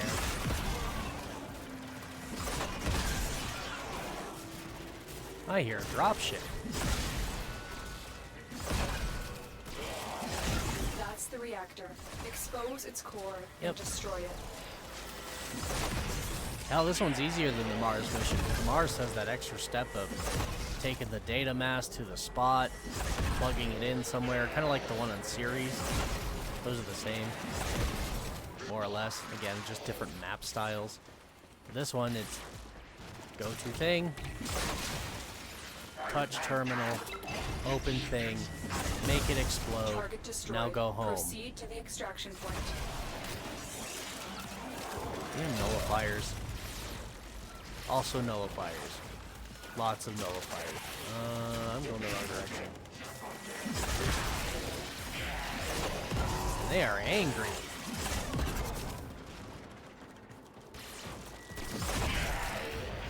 Just kill anybody that's directly in my path and we're just leaving.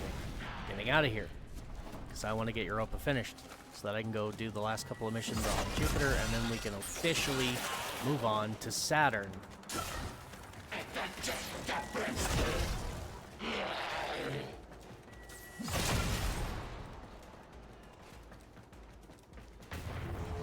And there we go. Mission complete. Mission complete. Excellent work, Tenno. And no special loot. That's okay.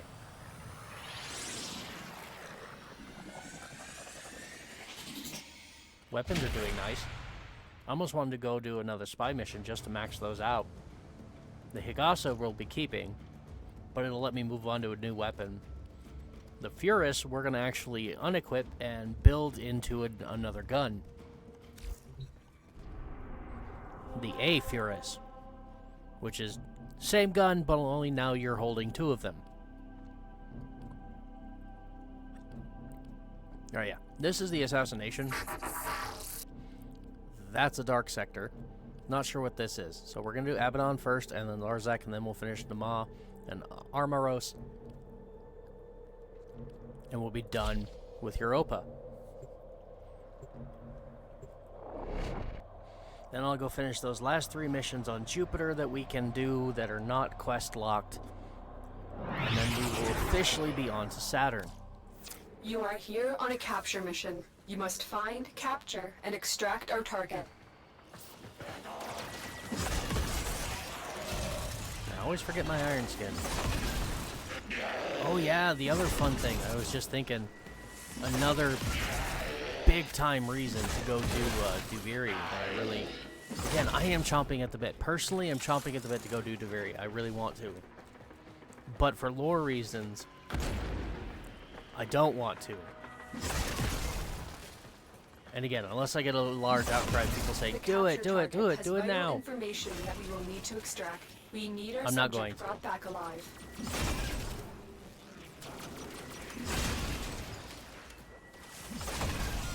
But another big thing, reason to do Duviri, like I was saying, Coolervo. The next You really, found the target. really amazing Capture them tank quickly before Warframe they weapons escape. platform. Not only is he going to do really good things for our damage mitigation, our ability to survive, but he's going to increase our damage Success. output The captive is safely in our significantly. hands. Congratulations, Tenno. Boom! Everybody die. It's like party poppers falling from the sky.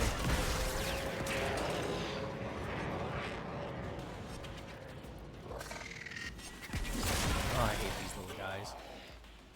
Do you mind not doing that? Go away. Alright, let's just leave. We're done. We've got our target. We have met our mission objective. Let's leave.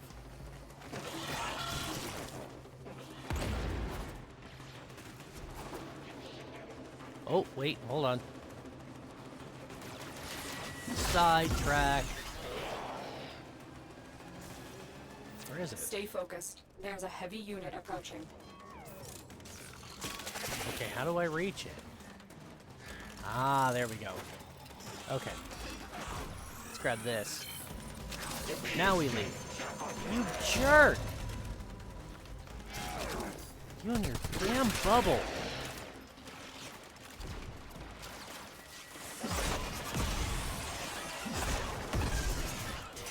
There. Ooh, hey, a mod. Okay. Got the mod. Now we go. Get out. We've got robots inbound. Wow. Friends.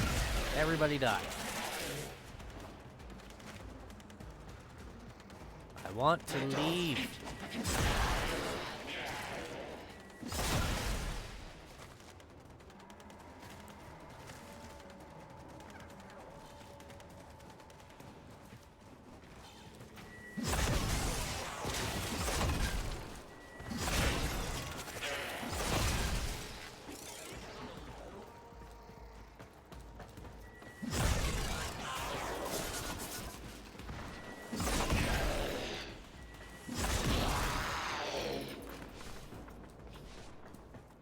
Almost there. Good grief, this is windy. Again, that's why I don't like coming to Europa much. It's not that it's a bad tile set. I like the design. I like the whole wintry ship crash look. Honestly, with this being Europa, this is kind of why I find it weird that Cetus and Orb Valis, or not Cetus, Fortuna and Orb Valis, the Venus open world. I don't think it should be the Venus open world. I think it should be the Europa open world. I think they should have put it here on Europa. Because Europa is an ice planet. It's an ice moon. The theme is already ice and snow. So it would have fit here perfectly.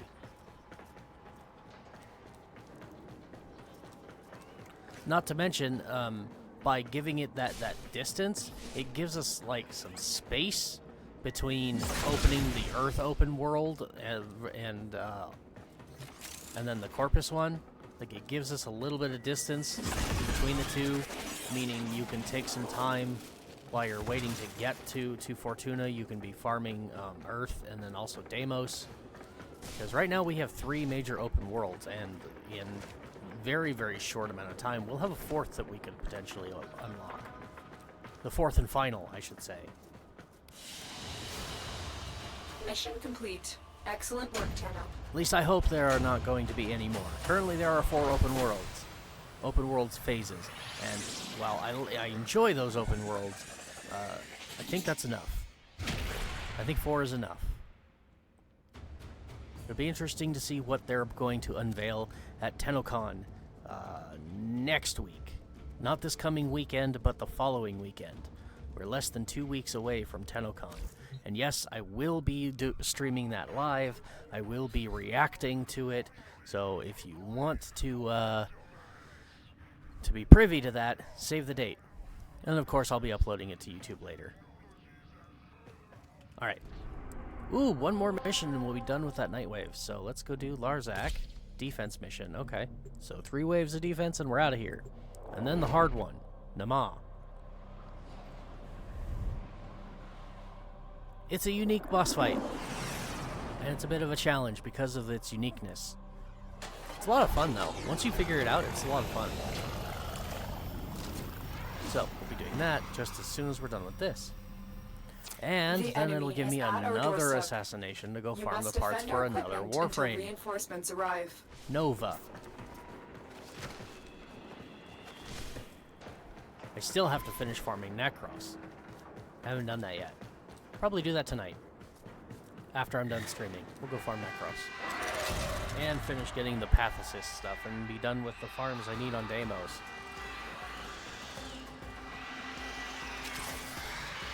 But this should be pretty cut and dried. It's a defense, it's infested. Kill them all.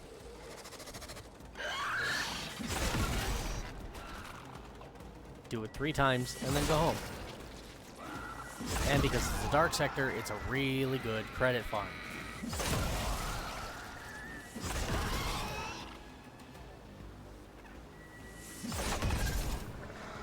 You are over there. You are slow. So I'm going to throw the Zorus and save myself some time.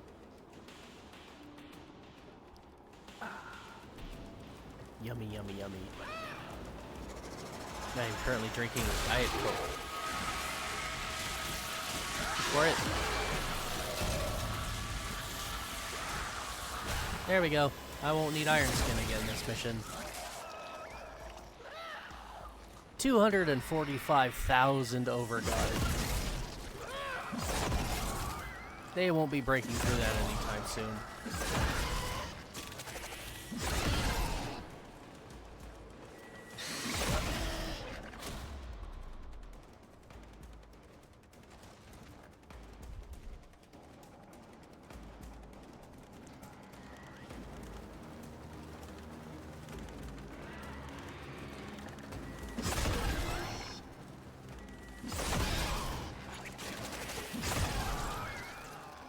And we're already on wave 3. This was very fast.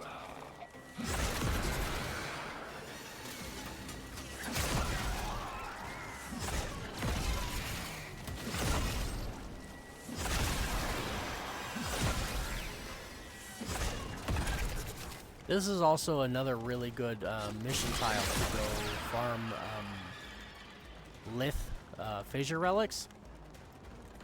Because rotation A on this mission drops really good fissure relics, lith relics. Reinforcements Got a really good chance of available. getting the ones you really Do you want. choose to leave now or continue fighting? But there we go. Hey, 15 missions complete. If it's All useful, right. do it. Very And impressive, Tenno. Unless I just recovered one, that concludes our Nightwave for the week. And we are rank 16. We are so close to getting to that rank 20 that I want. What's on your mind, Did I recover dreamers? anything? I did not recover anything, and these are both locked. Complete Veilbreaker, complete War Within. Yeah. I don't know what those are. I'll have to go check my main account for them. I haven't logged into it yet since the rework, or the weekly reset, not the rework. What am I talking about? I'm talking about weird stuff. But yeah, 4 more. We're 4 more ranks away to rank 20, which is the one I want more than anything. The rest of the stuff would be awesome. Some cool mods, some extra creds, some unique weapon skins, cosmetics. Really, really good stuff. This ephemera looks fantastic. Obviously, this is an Umbra Forma. This puts a special polarity in your Warframe and weapon builds that is only... It only puts in the polarity that the Forma itself looks like. And there's only 5 mods in the game that can actually use that polarity. Very rare, but very valuable. And the Zaku skin looks amazing, but we don't have Zaku yet. That will change. God, I want to open Duviri. Let's check what's next. Okay, what's next is Nama. And then Armaros. Which I'm guessing is, since it's a ship, it's going to be infested because it's a dark sector. But because it's a ship, I'm guessing it's survival. If it was on the planet, it would probably be an excavation. Okay. Now I get to describe how to kill I thought we had seen the last of this dreaded Raptor project. the But now the raptors. Corpus have escalated their interest and investments. We need to shut them down for good. The new Raptor production facility appears to be entirely underground. A crashed freighter on the surface has been masking its location. I fear they have developed even more deadly Raptor prototypes here. So that line, that dialogue she just said is very important. Specifically, the line that went Raptor Production Facility. In other words, there's more than one. Like I said, this boss fight's actually really fun. And if you know how to do it just right, which I'm going to show you, it's quite enjoyable. I like it. Fighting the raptors is kind of fun. Provided you know what you're doing. If you don't know what you're doing, it's a pain in the ass. This may be difficult. And very the production frustrating. facility is entirely automated. There is no way in without your Warframe being torn up in the assembly line. You'll have to figure out how to destroy it from the planet's surface. So the unique thing about this boss fight, I'll talk about it a little bit while we're getting there, is that the raptors are infinitely spawning. There's typically 2 at a time. There's 2 generators. You fight them 1 or 2 at a time, I think, depending on how long it takes you to kill them.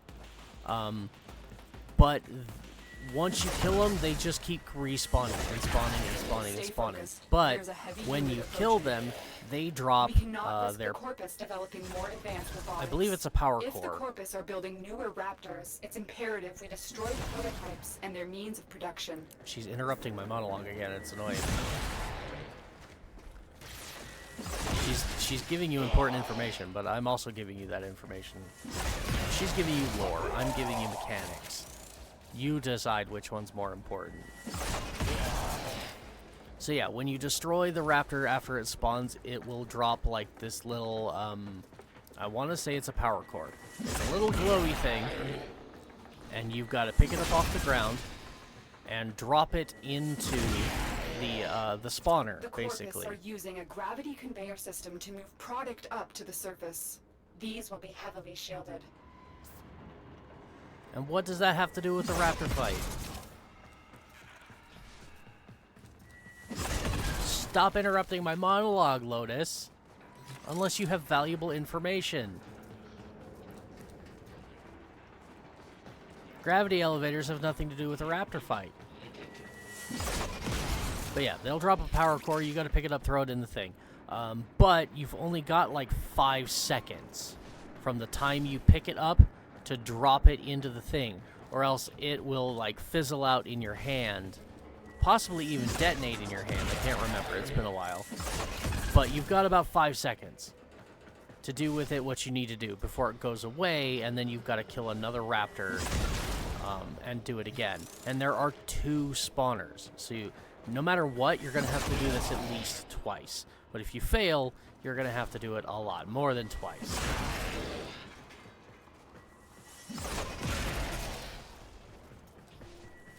And there's a good chance I'm going to fail, too, because I'm not the greatest at this.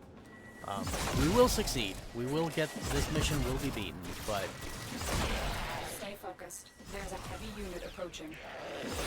And the Zorus is going to make this a lot easier.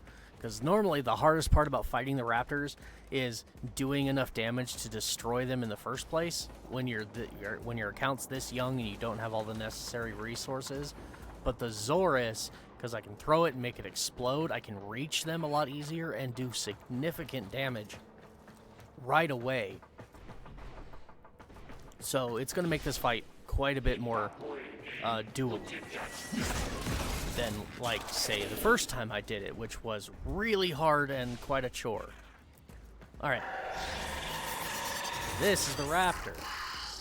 The thing he just came out of is the raptor spawner. Oh, there's actually 3 of them, so we gotta do this 3 times, guaranteed, no matter what. Thank you for doing that. So he's flying around up there, and that's what I mean. The hardest part is actually getting up there to damage him. But the Zorus is making that a little easier. Ow, what the hell? Or at least it would be if it wasn't bouncing off his projectiles. What the hell? Stop that. There we go. There's the power core. We've got 5 seconds now. Pick this up, drop it in here. Get away. That one's destroyed. We're almost done. Stay alive. Now we gotta do that 2 more mission. times. Take out the rest of the conveyors. The next one's gonna spawn. Oh, yes. Okay, pick it up, double jump, drop it in here. That one's done. A devastating hit. Now finish the job. Like I said, once you know what you're doing, it's a lot of fun. But if you don't know what you're doing, you stand around going, what the hell, I killed him, why isn't he dead? Why did another one spawn? What's going on? Yeah, so... as long as you know what you're doing, and you're fast, this is really fun. And there we go. The entire factory I didn't has fail. gone I'm critical. amazed. Great work, Tenno. They must have The increased corporate the financiers will regret their investments time today. limit just a little Now, bit. get out of there. Because I noticed it was slightly higher than the 5 seconds that I'm You're used still to. in the clear. No detection When I did it, of it was enemy exactly sensors. 5 seconds. You had 5 seconds to pick that thing up, jump up here, drop it in, and it made it really hard. Because depending on where you kill the raptor, those things don't always drop in a convenient enough spot for you to get to the point of dropping them in before the time limit's up. I got lucky in that they all kind of dropped right at the base of each of the spawners. Because that doesn't always happen, depending on where you are on the map. So yeah, I just made that look incredibly easy. It's not always that easy. So if you struggle with it, where I did not, don't feel bad. Because that was surprisingly easy even for me. But there we go, Nova chassis, and we got the Raptor sigil for beating them. That is a cosmetic you can put on your Warframe, on the chest or on the back. And it's got fun little effects on it, but right now I don't care about them. And of course we pissed off Stalker again. When are you gonna show up? Come on, man, I have pissed you off so many times. He hasn't shown up for me lately. I want him to show up in a mission while I'm live. He hasn't done that yet. I've had him come in twice while I was offline doing farming, but he hasn't shown up while I've been on the board. Just how mad is he? I mean, it's there. Sadly, this doesn't tell you. Like, basically, the more times you piss him off, like once you beat one assassination mission, this will appear here, and the other assassins will show up here too. The Corpus one, the Grenier one, they will also show up here. All you got to do is meet the requirements one time. But what this doesn't show you is the more times you go and run, like with the Stalker assassination missions, this it pisses him off every single time you do one, and the more you piss him off, the higher the chances are that he will show up. Oh, Crossfire Exterminate, that's weird. I thought that was the Dark Sector. Well, it's not the Survival I thought it was, which is kind of good, because being an Exterminate, this should go faster. Biosignatures all over the place. Ah. You know what to do. So when we get to Eris, this is the Eris tile set. The entire Eris tile set is these broken down infested Corpus ships. Yeah, I love the tile set. It looks great. I've always been a fan of the art in Warframe. They always do a good job, and then they come around and go, you know what, we don't like this style anymore, let's rework it, and then they just make it even better. I'm still detecting a lot of infestation activity. The art style of the game is one of those things where they are always improving it, and it always gets better. It has never been bad, and it just always continues to get better. Every time they update it, every time they add new areas for you to explore, it just always continues to get better and better. I love the art of Warframe.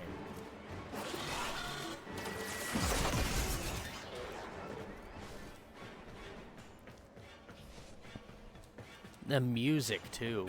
The music is another area where it has always been good, and just the more that the game expands, it just continues to get even better.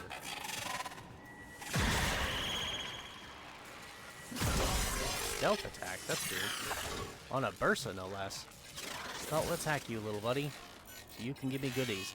I do believe the Bursas, yes, Smite Grenier, drop unique mods.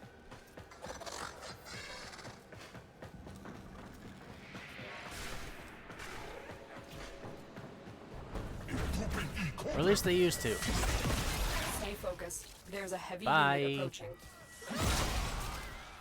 Okay. Lock door. I love how she's like, stay alert, there's a heavy unit approaching, as I'm killing the heavy unit. Or as I have already killed the heavy unit. That's why I call her Madam Obvious. Thank you, Space Mom, for pointing out what I already know yet again.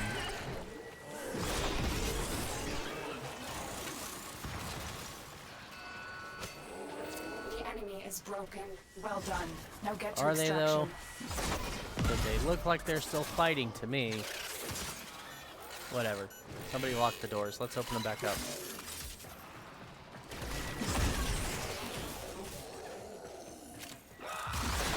Ooh. Big guy. There he goes.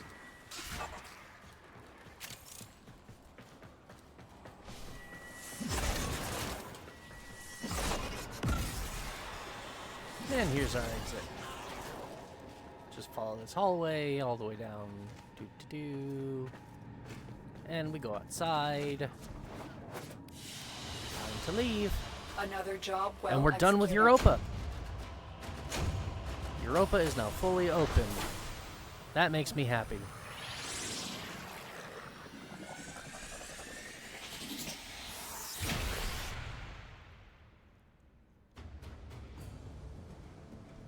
I wonder what the nightmare mission's gonna be.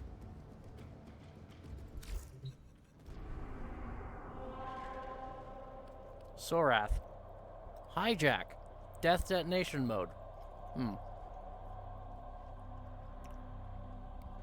Sorry about that. Just ate some more pepperonis. It's never a good idea to try and chew and talk at the same time. Well, let's go do that. It's relatively easy. I have a lot of shields. Death detonation mode is nothing to really balk at. It's no big deal. I can still do this. We are here to hijack Let's see if we can get a new Corpus nightmare rover mission loaded mod. with valuable cargo and escort it to our extraction point. The Corpus are trying to scavenge anything of value from these crashed ships. This rover is carrying their most important finds. Okay, I'm gonna get rid of my map. Do not need it for this mission.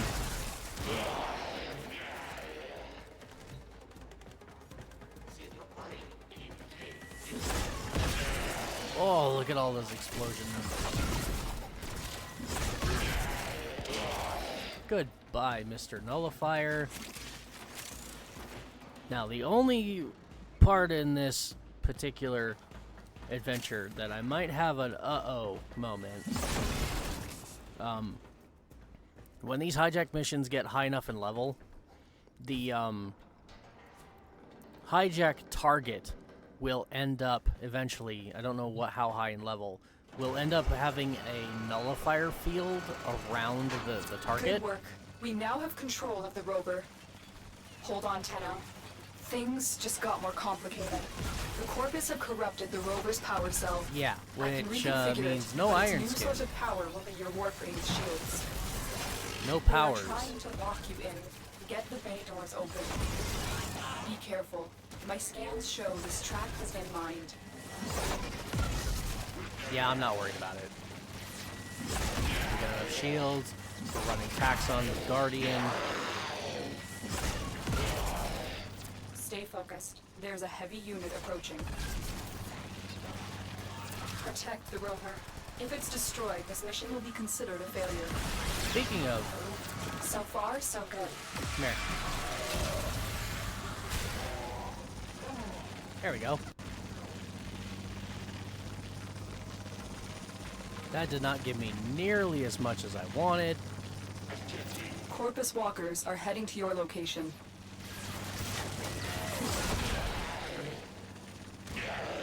Come on, Taxon, steal their shields. I need them.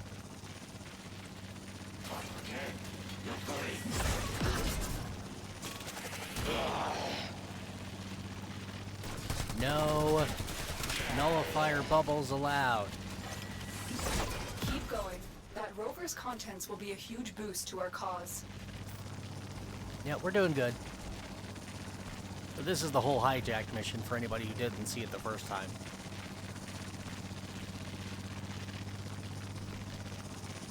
Just make sure that you have a really good way of replenishing your shields with you. Like Taxon with the Guardian mod. Fully max range. Because every time my shields hit 0, he immediately restores them to full.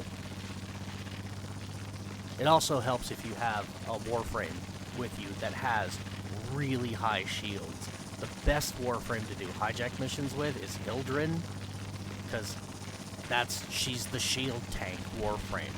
She has You have almost massive reached the amounts of extraction shields, point. Keep fighting. multiple ways to replenish those shields. Just all around really, really good.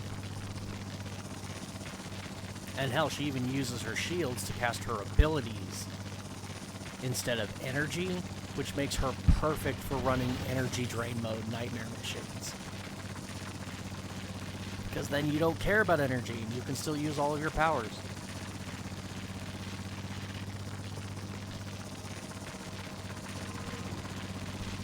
But anyways, yeah, this was hijacked. A lot of people find it rather boring, and it is. It's not one I recommend you do farming with, because I don't think the rewards are really worth it to be a good farm. But for a quick nightmare mission, it's not bad. Boom, and just some last-minute credits for me there. Nice. Got it. Let's head home. Fortitude. Okay. I'm about to, well, there. I did it. Flashbang everybody. I have fortitude. So, let's go ahead and make that yellow. That's another one down. 1, 2, 3, 4, 5, 6, 7, 8. We only need 8 more nightmare mods that I'm aware of. Could be that we have a couple already that I just don't remember, so I haven't highlighted them. So, yeah, but again, once that whole list I've highlighted yellow, I will stop worrying about doing nightmare missions. Alright, I'm going to do Sinai first because it's going to be fast. Again, 3 waves of defense and we're done. And then we'll do Callisto and get that headache out of the way. But we're done with Europa, we're on to Jupiter, we're going to finish the last little bit of Jupiter. And then finally move on to Saturn, officially. Our position has been compromised. Defend the cargo until reinforcements arrive.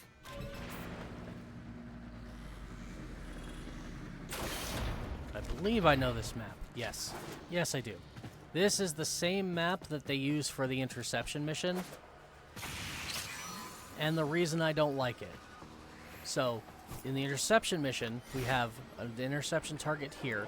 We have another one just over that railing there, down below, because there's a platform. And then there's a target here, We are readying reinforcements. right down there. Keep fighting, And then the Tenno. 4th one is up there. They're all really spread out and on different levels, and I hate it. Again, if I'm in a full party, not a problem. Even if I had just one extra person, not a problem. But doing this solo, it sucks. Not the defense, the interception. You'll see that next, because we're doing that one as soon as this one's over. But it does, it sucks. I don't like it. And I think the way that they could, again, they could fix that is they could make the defense targets that need to be protected scale with the number of people in your party. Starting with 2. So if you're solo doing this, if they reduced it to from 4 to 2, that would be fantastic and make it so much more bearable. And then if you have 2 people, you up it to 3. And then if you have 3 people or 4 people, you up it to 4. And doing it that way, I think would make interception missions far less of a headache.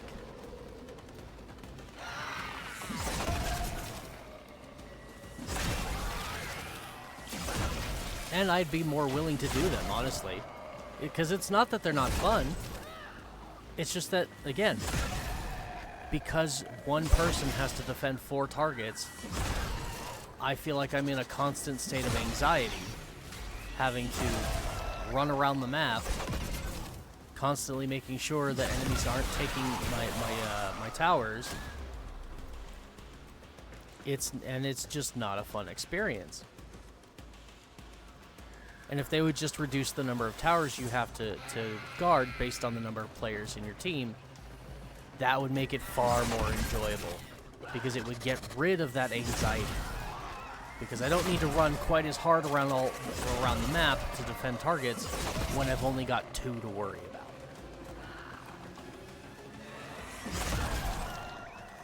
But they also need to be kind of close together.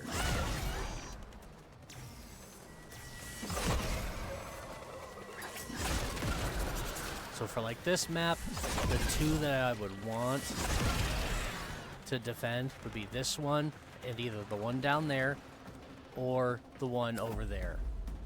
Or probably, honestly, any of the 3 would be really good. Very impressive. Just, Tenno. again, You just held them all reduce it back. to 2 Time to get out of here. when I'm by myself.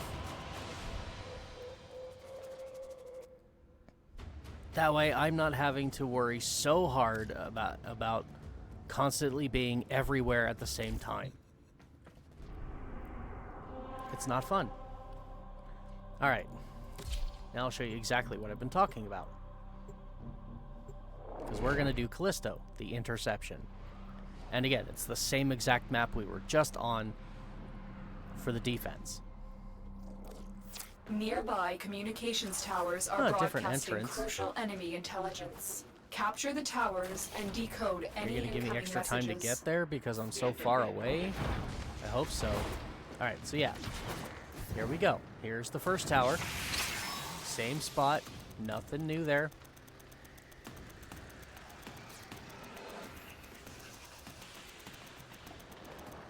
Tower captured. And then Beginning we've got stream C decode down now. here.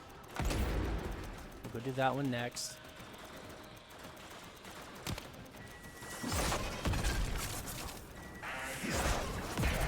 This tower is ours now. They're going to try and take back B. Stop them from doing that.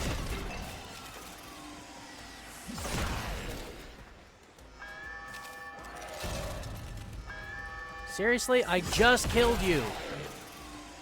Go to hell. They're going to take it back. We'll come down here to A. This is the one I would ignore. If we're going to just focus on 3 towers, this is the one I would ignore because it's the one that's the most out of the way. They're going after C. The enemy have captured a tower. Let's go ahead and take it back really quick. Tower online. Tower lost. Asshole. Yeah, the center one is the one they like the most. For obvious reasons.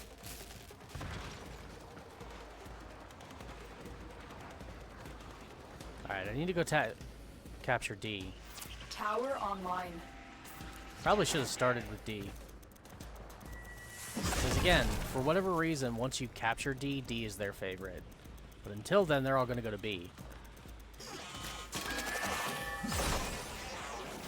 There we go. In total control. Keep fighting. Get off of there. Okay, they're going after A.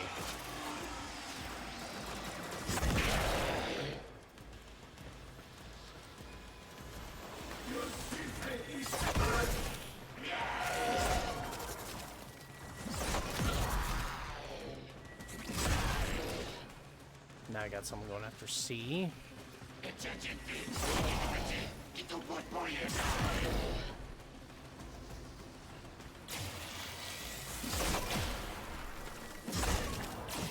Oh my god, stop it! Damn Zorus is bouncing off the railing in front of me, so I'm not actually throwing it. Seriously, dude?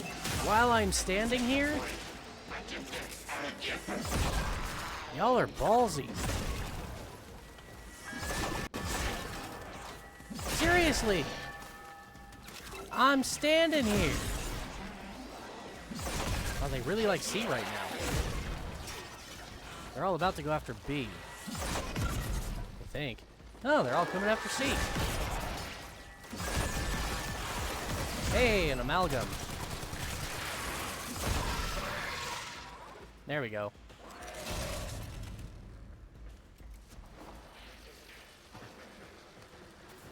Okay, at this stage, unless they take all 4 towers at once, which they won't,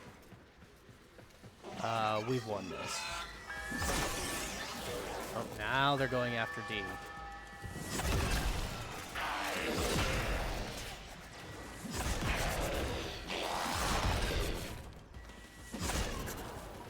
Where are they going?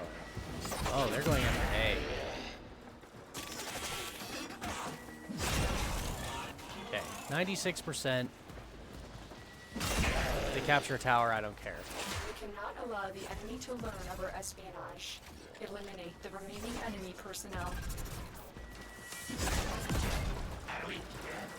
Oh my god, I'm glad that's over with. So yeah, you guys, hopefully I've properly demonstrated exactly what I was talking about when it comes to interceptions and why I don't like them and how they could easily just fix it. Again, give me B and just one of the other 3, any of them. Deployed fierce reinforcements. But Are you only willing to one stay other and one. decode Just more reduce it messages? to 2 towers for 1 person. And this would be far easier and less of a anxiety attack to have to go and do it. The data you have collected here today will go a long way in supporting our cause. Exanon, that's good. So yeah. Again, it's not that interceptions are bad, because they're not. And again, if you have a team They're fantastic. Probably one of the best farms in the game if you have a team. But by yourself, they suck ass.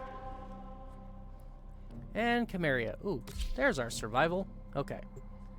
This is our last Jupiter mission that we can do at the moment, and then we are on to Saturn. And I am so happy about that.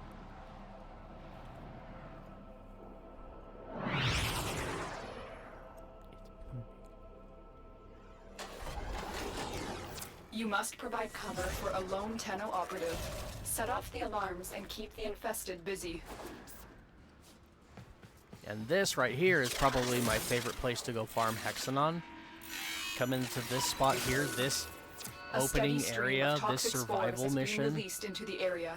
Bring either Necros with his special mod that gives him bonus loot drops. Well, no, it's not the mod. He's got an ability that does bonus loot drops. The mod just makes it easier to keep that ability on all the time. Or the better one is you bring Korra and her mod that does modify her fourth ability to give bonus loot drops, and then you bring in one of your pets with your retriever mod on, and this is probably the best Hexanon farm on Jupiter.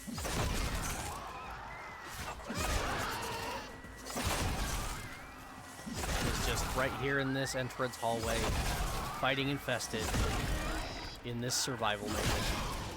Because they just bring all the resources right to you.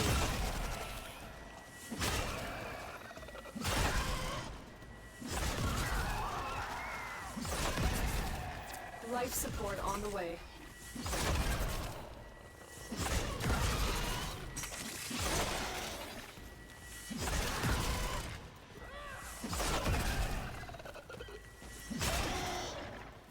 And if you're good enough at killing enemies, you never have to worry about your oxygen dropping. It's great.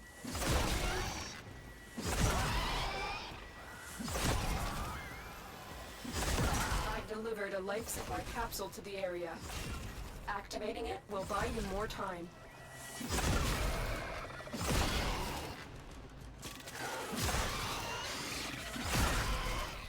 I don't even need to be running around the way that I have been. I'm just doing that because I don't want to be marked as AFK.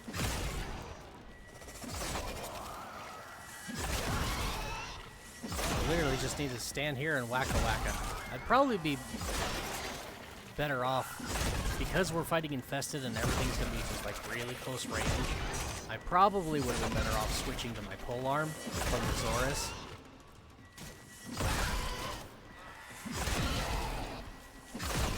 Because then I could just stand here and hold the melee button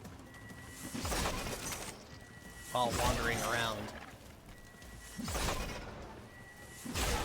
And everything would just die.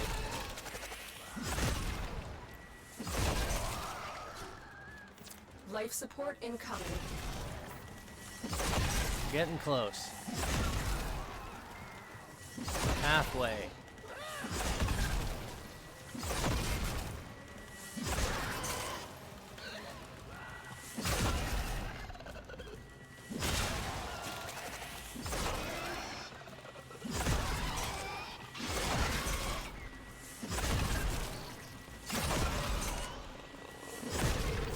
Delivered another life support capsule.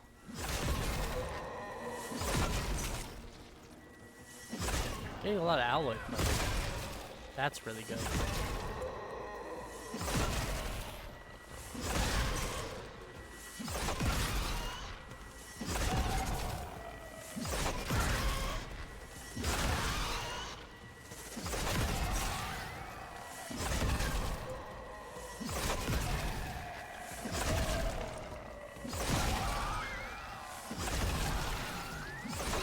Oh, there we go. Now I'm stuck in a wall.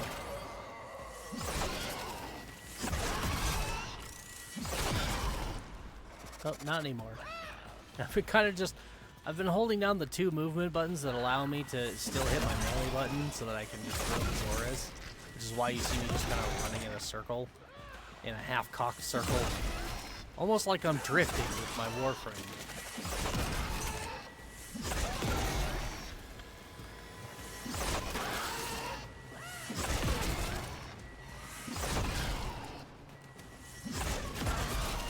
And again, I'm only doing that because if you stand still for too long in the game,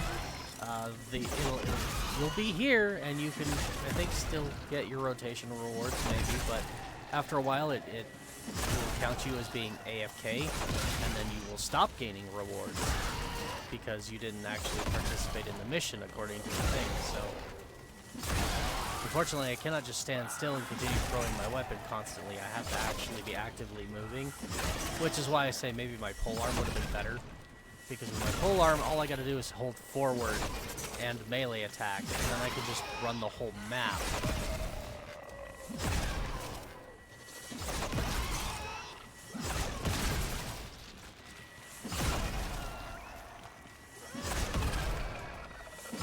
The operative has just There made we their are. first discovery.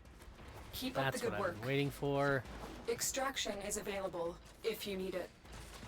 Need it. It's not about need. It's about want. I want to leave.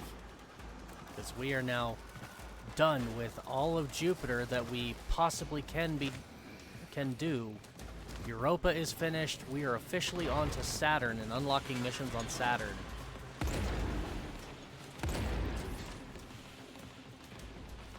Which makes me very, very happy because we are very close to where I want to be, which is Uranus.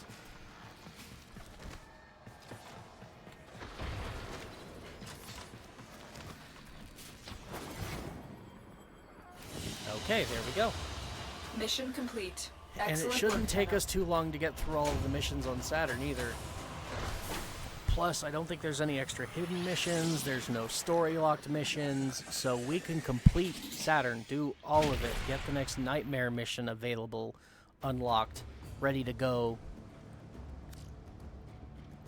and then move on to Uranus.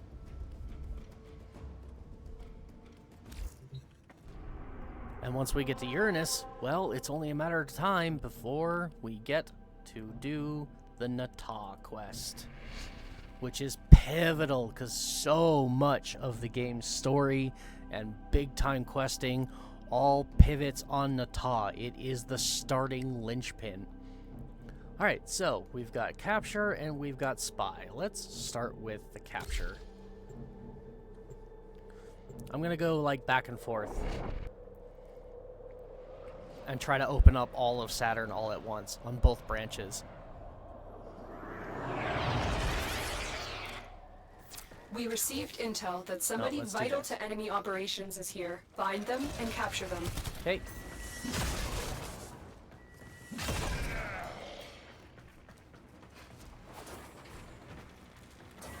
And this is a map tile that we have seen numerous times.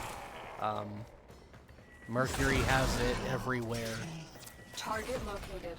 Bring them in. Mercury has kind of a mix between Grenier's ship and the kind of cave system, Grenier planet side stuff. Success. The captive is safely in our hands. Whereas, Congratulations. Jenna. whoa!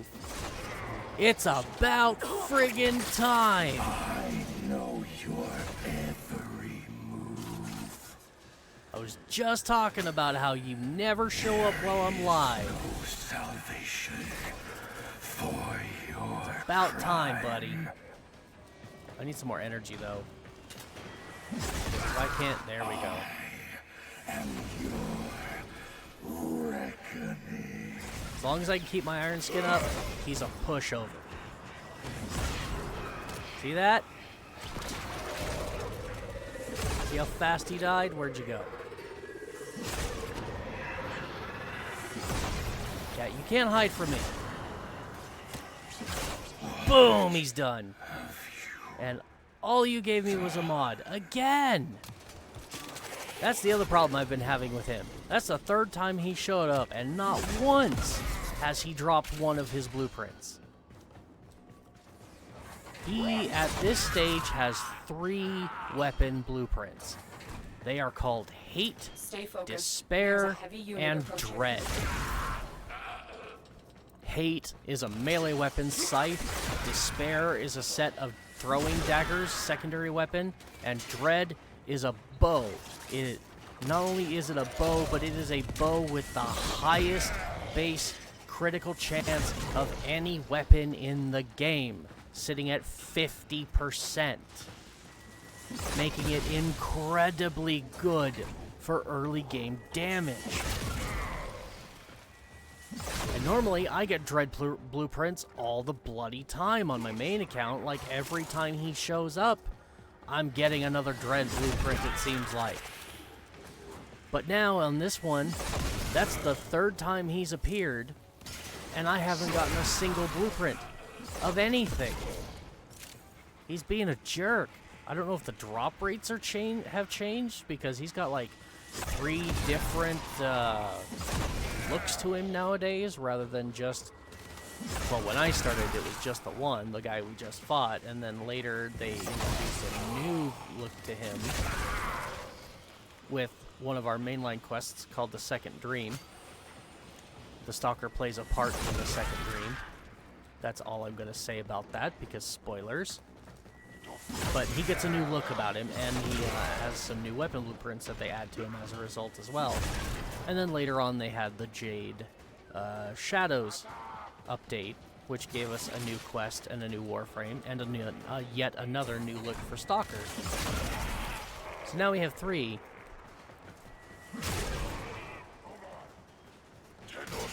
But again, like, he's supposed to drop his weapon blueprints right now, and I've yet to get him to drop a single one. And that's the 3rd time he's shown up for me in this account.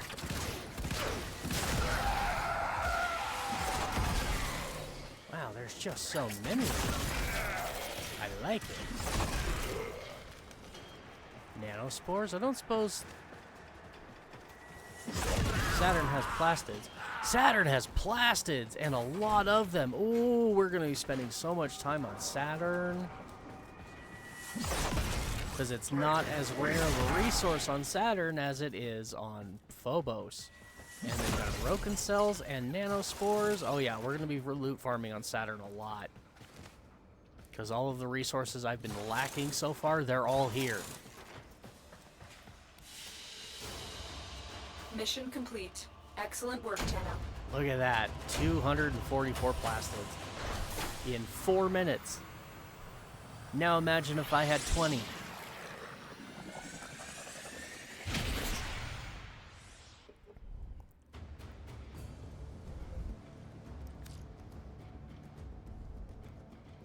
Okay.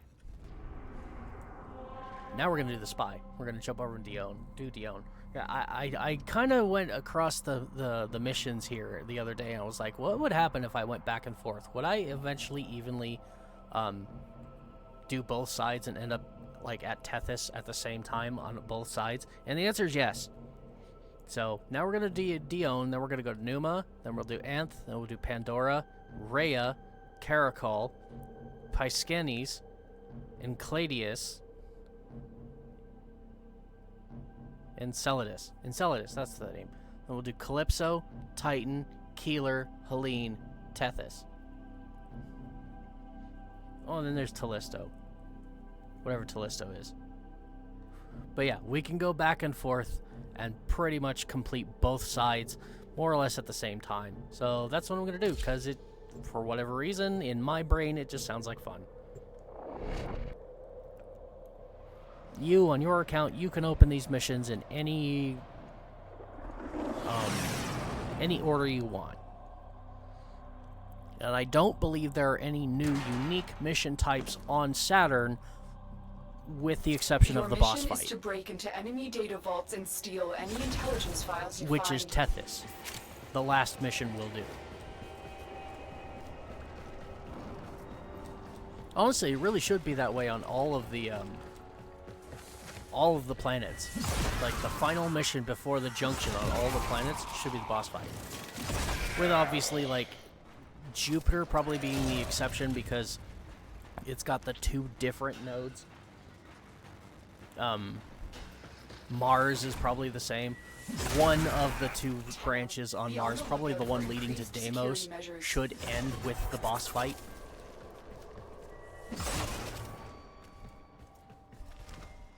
And then, of course, the one from Phobos to the Void. The Sergeant should be the last thing you do before you open the Void on Phobos.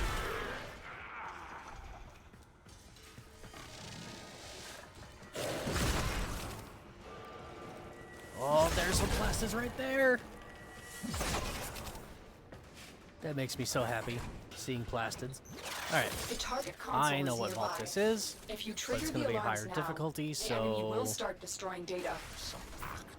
Sneaky, sneaky. Don't alert the guy underneath.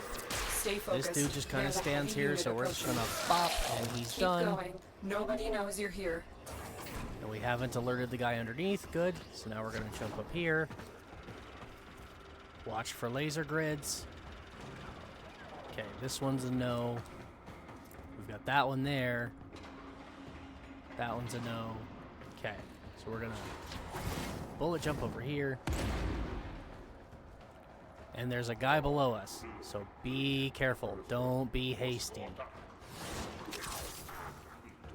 Let him turn his back. And we'll take care of him. Now, if we wanted to, we could hit the elevator and go back to the main room and then just take the elevator down to this section. But I'm not going to do that. I like taking the tunnel, so we'll avoid that laser grid. And now we have both lasers. So I've talked about this before. There's always two lasers. In the earlier ones, they kind of, it's random which one you get, but as you get higher level, they're both here. So you're going to sneak under the first one and bullet jump over the second. And now dude's inside. We're going to try and kill him without turning on the vault. I don't know why that's been so difficult for me up till now. But there. And now this is the back and forth. Excellent work. There we go. A clean extraction Vault complete. with no alarms. And now we just take the elevator and leave.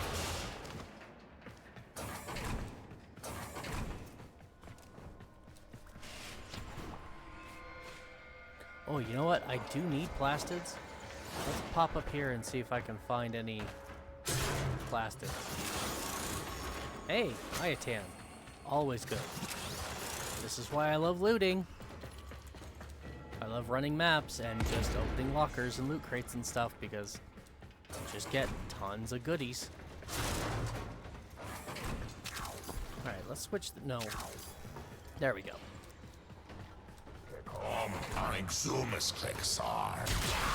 Good night, sweet prince.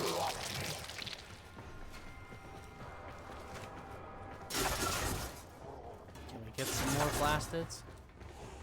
I need a lot of plastids right now. Oh crap, I just shot my gun and it's not silenced.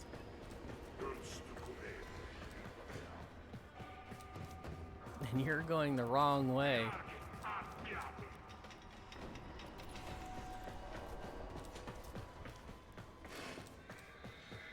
Where are you running? No.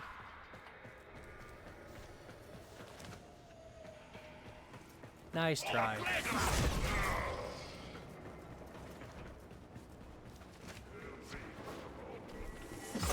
Don't worry, I'm not gonna loot farm the entire map. Retreat set, there we go. There's some more plastids. I'm just keeping an eye out for extra plastids and stuff as we go. But we're going to treat all of Saturn pretty much the same way we've been treating the rest of the star card. We're going to get in, meet the objective, and get out. We're nearing the console. Trigger the alarms now, and Okay. they will start I destroying love the this data. one. Nice and easy. We'll just come to the right. Jump. Stay focused. There's a Oops. heavy unit approaching. I don't care about your heavy unit. Okay. Now we're going to sneak under laser 1 and under laser 2. Because they're both here now. I'm just going to keep sneaking because why not? But there we go. We are in the vault.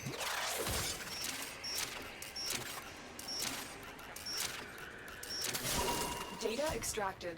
They won't even know it's gone. Ooh, got them both with one hit.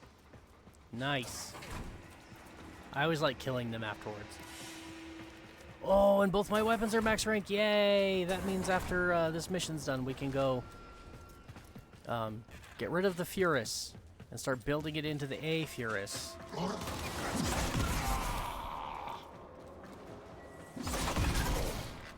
Nope, you heard nothing. Oh, I'm getting stuck.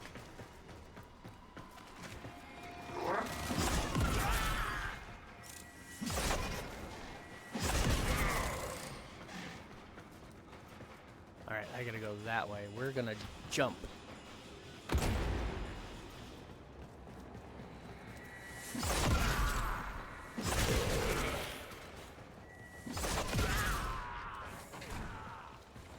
Okay. The target Final console vault. is nearby. If you trigger the alarms now, the enemy will start destroying data. Okay.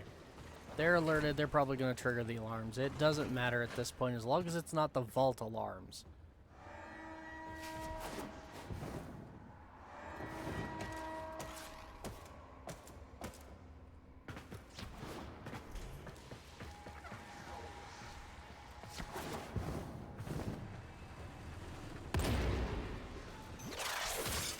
And we are done. Excellent work. Nice. A clean extraction with no alarms. We have everything we came for. Get to extraction.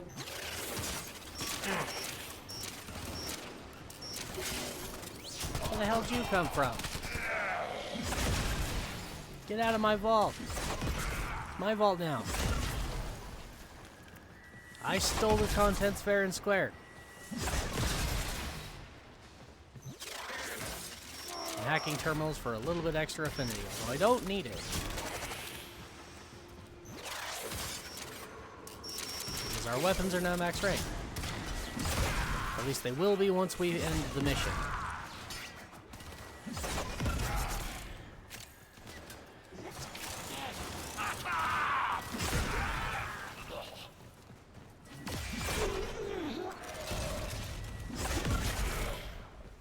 Damn. I feel like I pissed off an ant's nest. They just keep coming. Whee! Get off me. Focused. There's a heavy unit approaching. What heavy unit? Ooh, I see. Where is it? There you are. Scan. Heads up. A Grenier assault team is headed your way.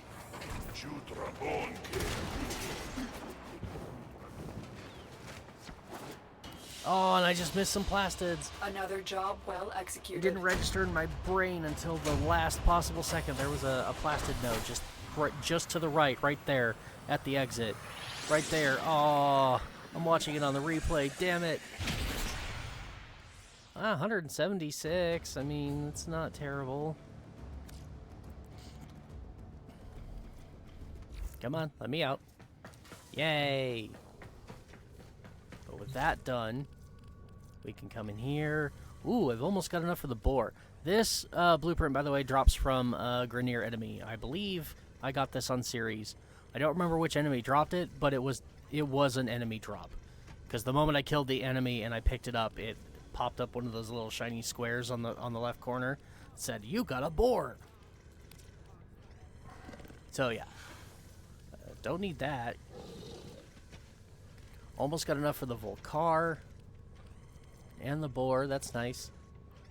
All right, this is what we're here for. So I'm going to claim this because we built an extra Furus, and now we're going to select the two that I have, and we're going to build it. And that's not the only weapon in the game that has that.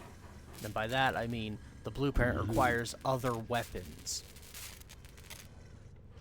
So I think we're going to claim the Kraken now because that is a garbage weapon I just want to level and get rid of. Yeah, so here's another one. We got these Ripka blueprints. I don't remember where I got the Ripkas. Maybe it was a junction thing. Could have been a quest. Could have been an enemy drop. I don't remember, but if you can see here, it requires the Ankyros, which is another fist weapon, and the dual cleavers, which is a dual sword that we can build. So I need to build both of those, level them up, and then I can build them once I have another Tellurium, which is an Arcwing resource. not too hard to get your hands on. Hell, log in enough and you'll be swimming in tellurium, and you never have to go farm it. Just log into the game. But yeah, we got a new arc weapon finished. Do you remember the old war? How's my operator? Forma doing? 7 Order hours till seems the to next have one. misplaced Okay. those memories. I need to get this too, so we can go get a Kavat.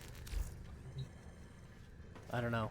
I should do more with Kubro breeding too. Just get the last of the Kubros, and then go do the Kavats and get all the Kavats.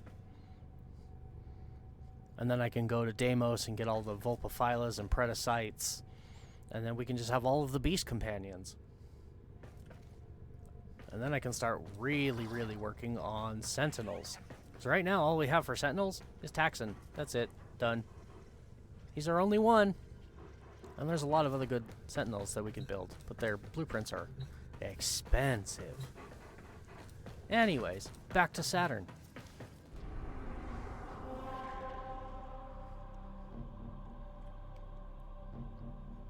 Oh, Telesta's open. Okay. Well, we're gonna go do Numa? Rescue. What's over here? Rescue. 2 rescue missions. Ugh. Okay, yeah, let's do rescue and then a rescue. Because rescue. And then Pandora sucks.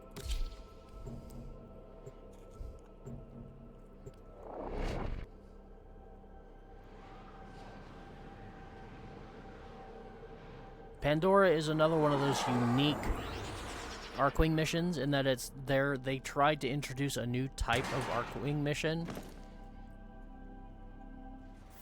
This And it's is a not that rescue the mission type We need itself to is find bad, and liberate the it's that hostage it's the before only any one. harm comes to them. That has always, in my opinion, been the biggest weak point for Archwing. Is that it doesn't have enough mission variety and not enough missions, period, because there's only one per planet. And even then, not every planet has an Archwing mission. But when there are Archwing missions on a planet, there's always only one.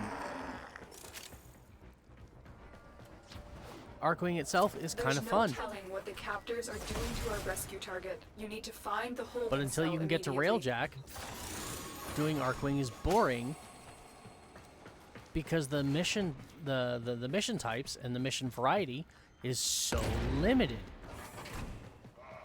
You're still in the clear. No detection from enemy sensors.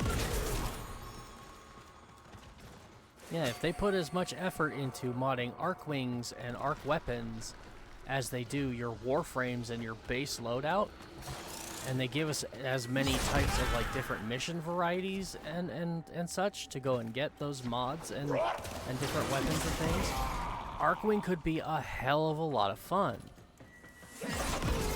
But as it is now, there's just not enough variety, and it's boring.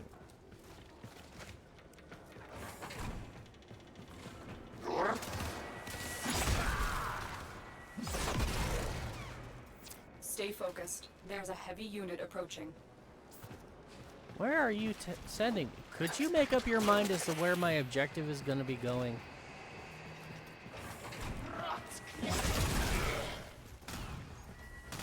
Oh, I think I got some more. No, that wasn't a plastid. That was just a normal loot crate.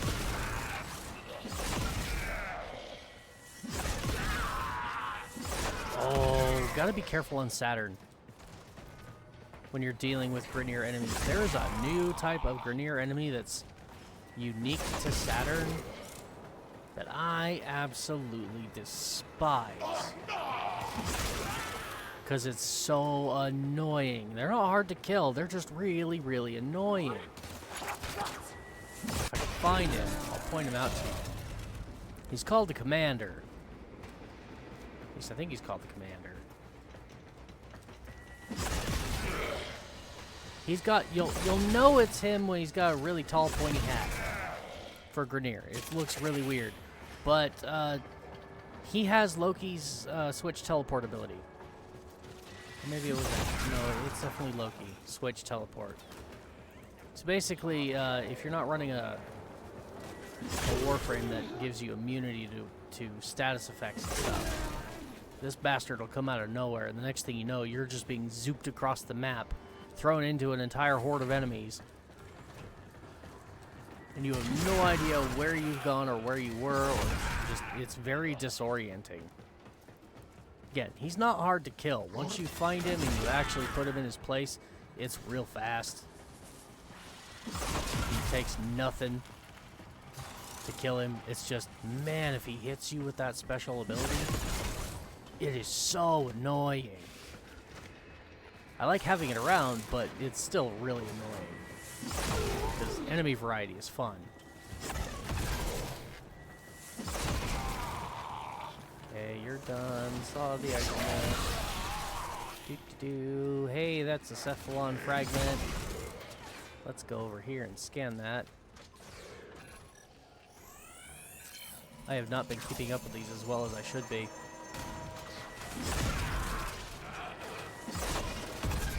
Is this the prison? No. Not quite.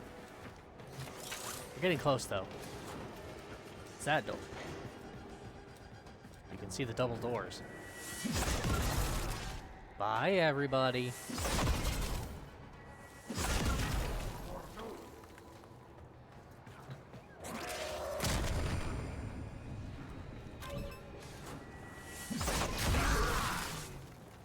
Alright, now we're gonna hack this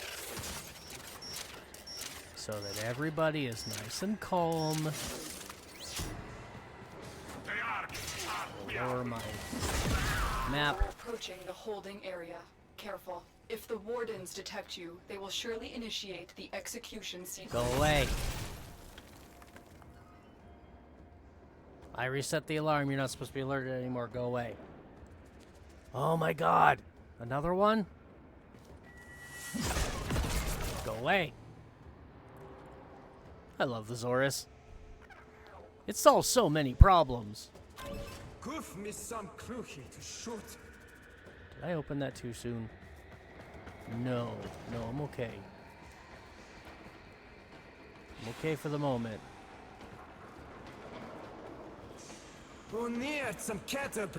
Yeah. Good night.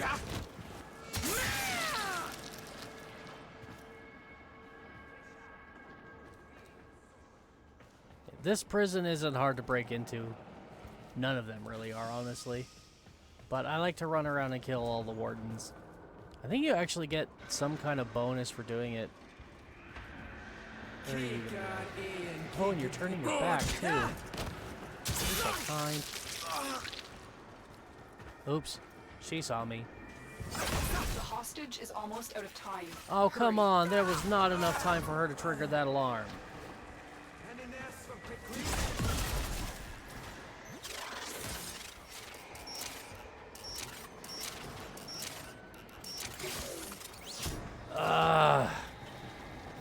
This is the jail. Our hostage is in one of these cells. I need to take that mod off that slows down ciphers. It's nice to have, but now it's a hindrance. Thank the stars, we're not a minute too soon. You've located the hostage. Escort the prisoner to the extraction point, and I'll take care of the rest. I will say the one nice thing about triggering the alarms on the rescue mission is you just heard her yell, "Quick, get the door open!" Makes it easier to find them, because then you just gotta find the cell that is screaming at you. But still, I hate it. I hate the sense of impending doom when you trigger the alarms, and now all of a sudden you're like you're on the outside of the damn cells. Stay focused. And suddenly you've got like less than a minute to find them and get them out, but you still got to get through all the security procedures first. It sucks.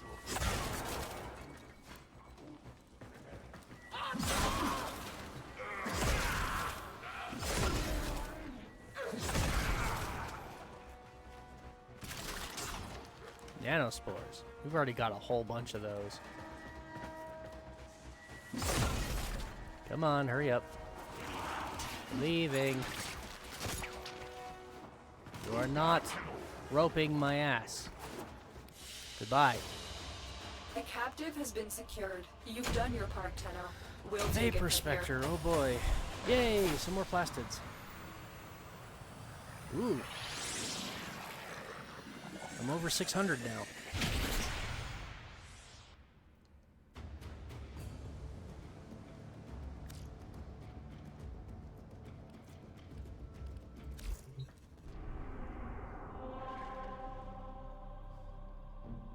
Alright, now we'll do Amp and get the other rescue out of the way.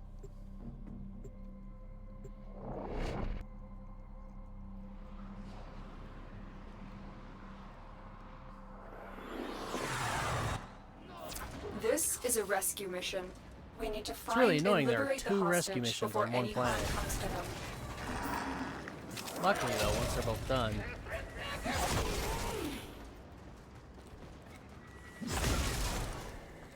it's less likely that you have to ever do them again. Plastids! Right from the start. Thank you so much.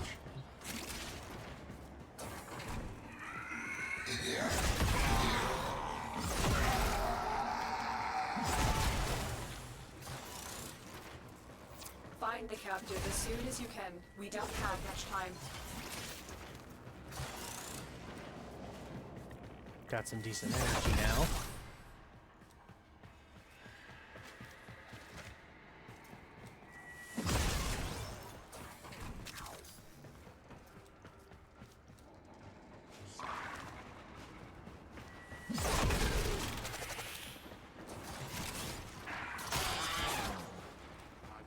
Oh no, not the kitty cat.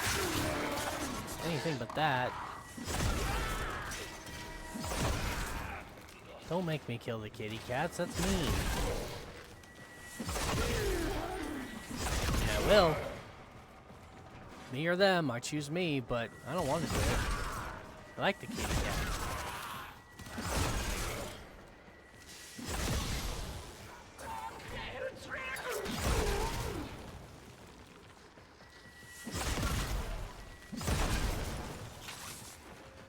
It's really annoying when this thing bounces off of a surface that's really close to you. Watch yourself.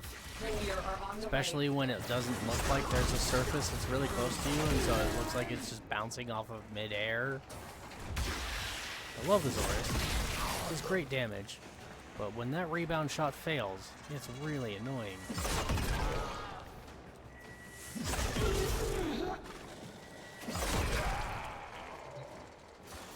Are you what's causing me to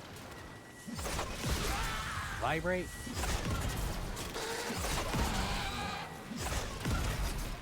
That's enough out of you, madam. Stop wasting your kitties on me. I don't want to kill the kitty cats. Oh, this is the alarms. That's why there's so many people.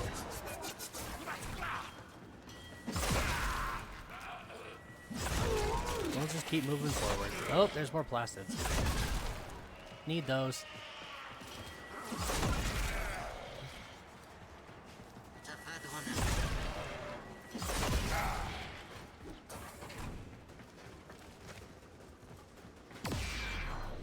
Damn it.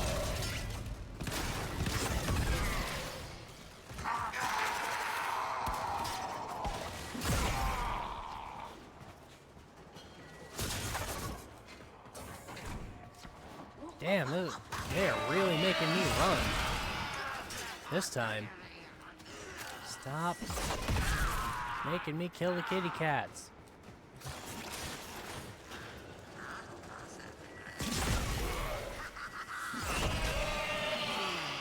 Oh my god.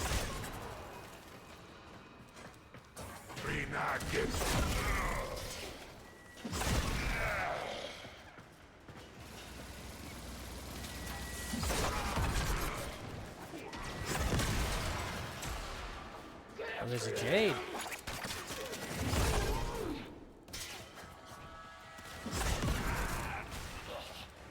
Jade activist. Should I stop and let you give me just copious amounts of iron skin for about a minute?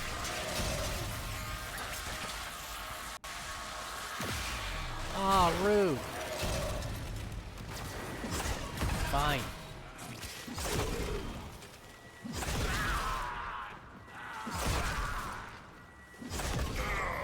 You are approaching Okay. the holding area. When they locked the Careful. doors. If the Took them long wardens enough. detect you, they will surely initiate the execution Let's sequence. just disable all alarms.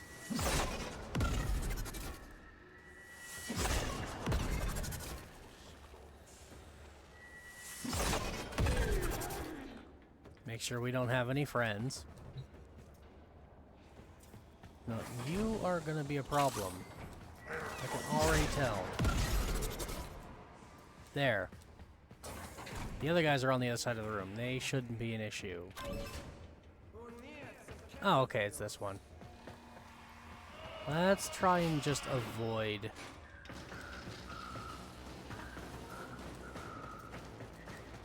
the wardens this time.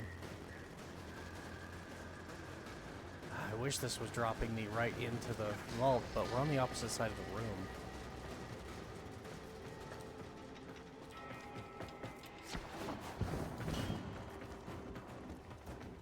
There we go. Now we're inside. No, we're not inside.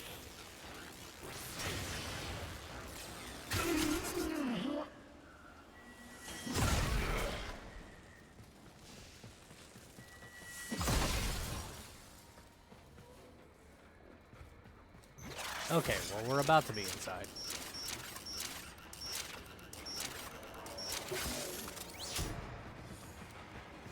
We've reached the prison. Find our prisoner in one of these cells.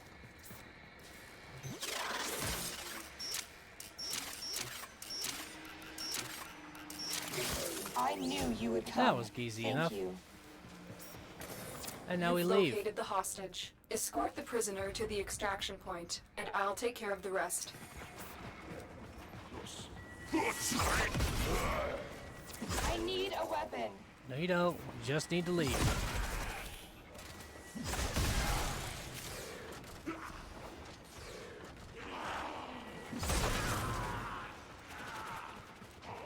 You just need to run your ass this way, and we need to leave. Stay focused. There's a heavy unit approaching.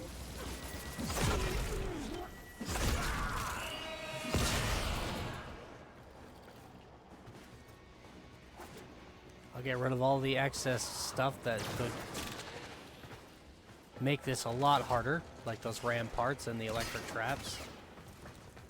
Make sure those are not in the way, but otherwise, just run your ass this way.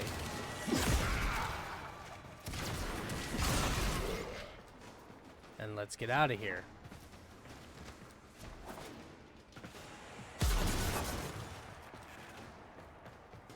No plastids? I don't want to do that again. Have plastids show up right at the end and I just fly right past them and don't pick them up. I don't want that to happen again. Another 300. Nice. We're almost at 1,000.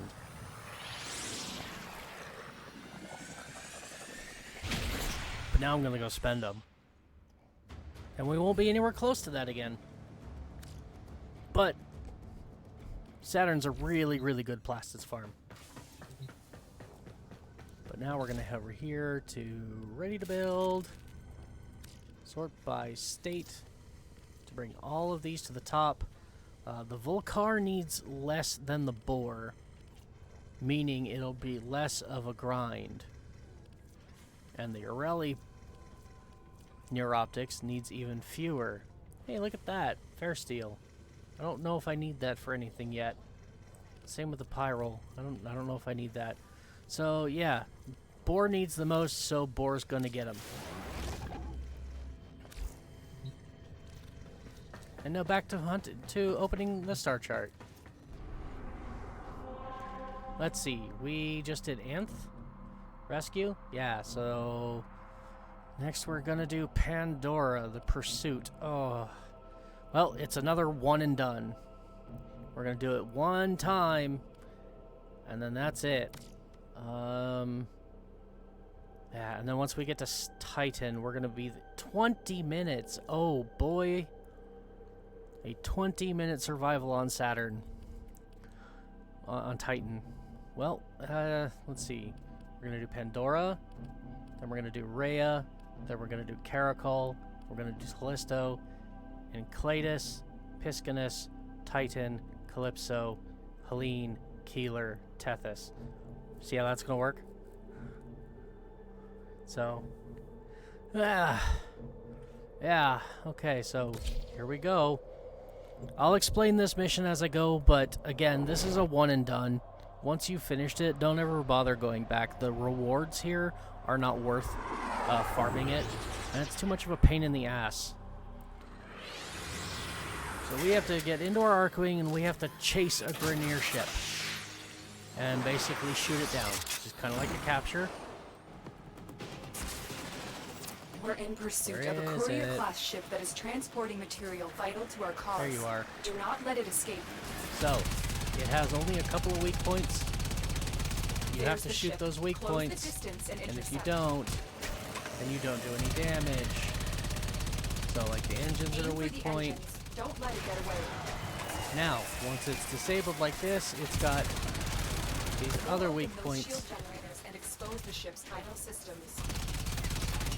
But the whole time you're shooting those, you're getting attacked. So,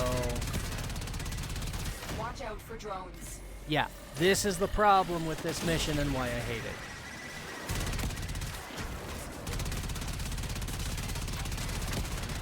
So we gotta... And now it's back. We may actually fail this mission just because I'm taking so much damage from other enemies and things like these damn turrets on the side of him. You took out a turret. Yeah, I did. But you gotta destroy all of these weak points.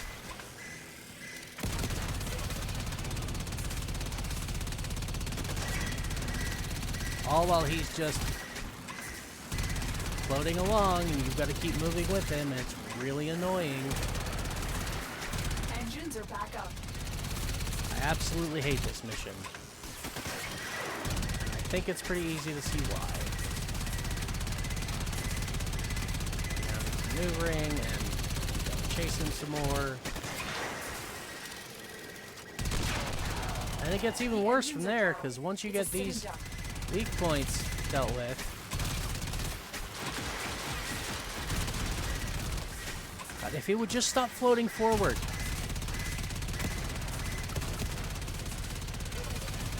Just stop floating forward. Like, that's it, because that's making it really hard to hit these spots. And you've got to have precision aiming to hit them. Their engines are online again. They're moving. I think I can tell that for myself, Lotus. Thank you. Oh, and he's shooting me at the same time. That's one less turn.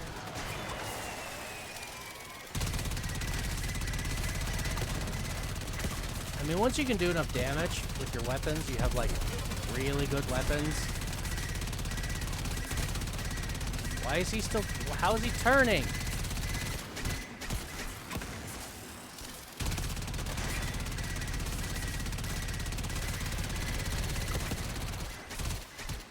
Yeah, this mission sucks. Their engines are online again. They're moving. Thankfully, there's no time limit. You disabled the courier, but this isn't over yet. They're going to try to destroy it to keep it out of our hands. Do not let them succeed. Wait, what do you mean? I'm not at that phase yet. Don't you be giving me... Focused. There's a heavy unit Oh my god. Yeah, the maneuvering in and out of the asteroids like that makes it really, really hard to target the engines. Did you just fly in a straight fucking line, you asshole? Don't let them hit the courier. Oh, great. What do you mean don't let him hit the courier? I haven't finished taking down the courier. Hence why he's still running away.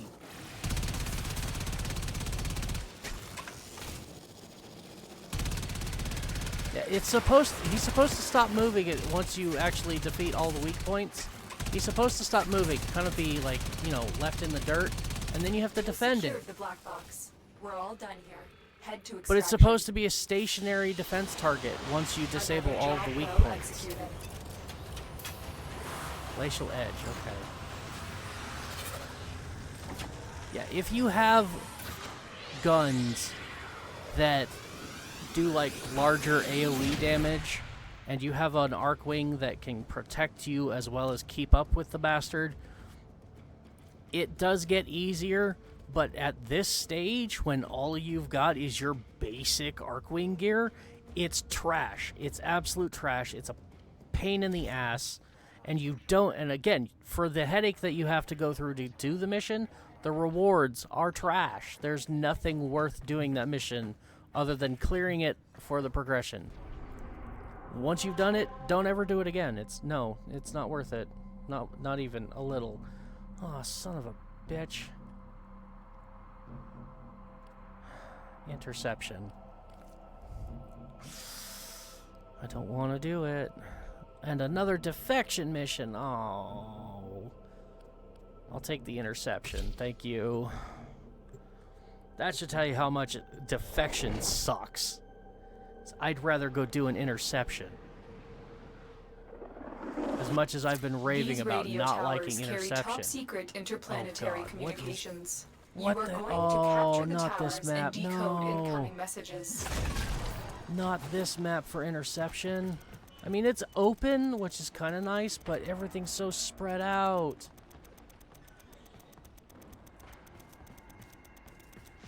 You have captured a radio tower. It makes it really hard. Again, to maintain a grip on all of your towers. Tower captured. Beginning stream decode How the fuck now. do I get to D from here? Yeah, they're gonna take back quite a few of these. Tower lost. And I'm gonna be running around like a chicken with my head cut off this whole mission. Tower online.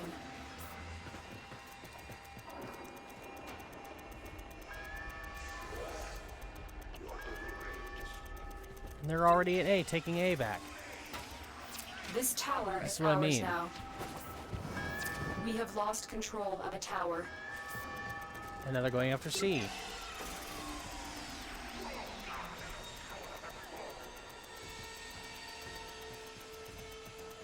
Tower captured. Beginning stream decode now.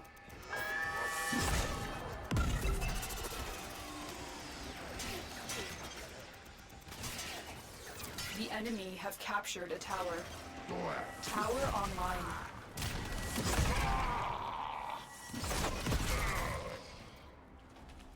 Okay. Once we get every tower, we just kind of do what we normally do. Is I'll just stay here and I'll wait until they start taking a different one, and then I'll run to that one real quick and kill them all.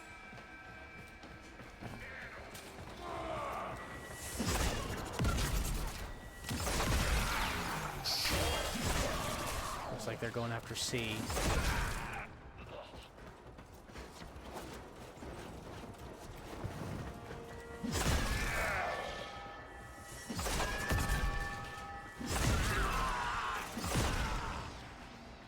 Yeah, B's gonna be a problem because it's so isolated.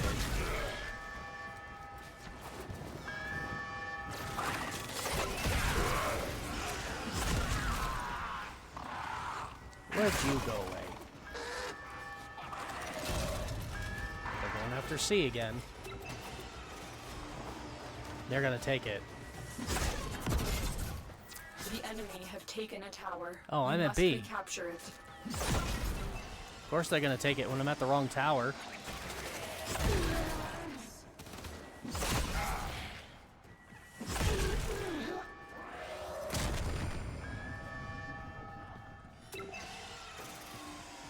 I hate interception. We are dominating. Keep it up. Tower lost.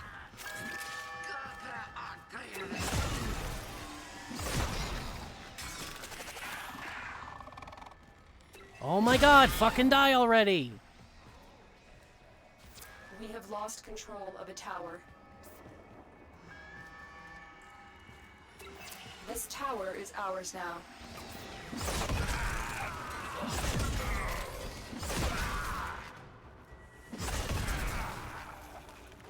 Dude's hiding behind the loop lockers.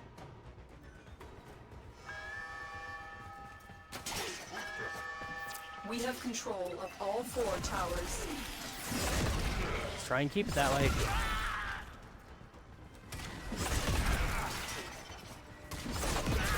Why can't y'all just come after D like you usually like to do, huh?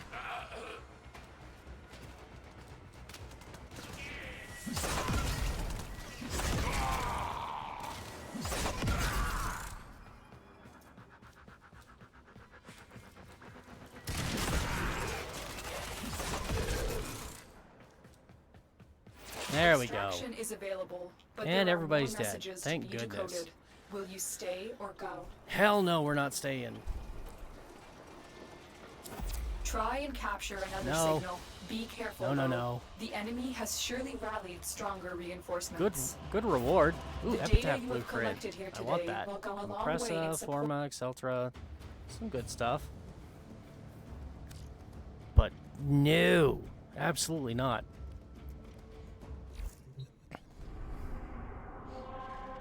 Okay, that's done.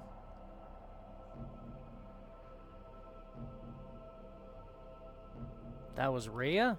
Yeah, so I guess now we'll do the defection and get it out of the way.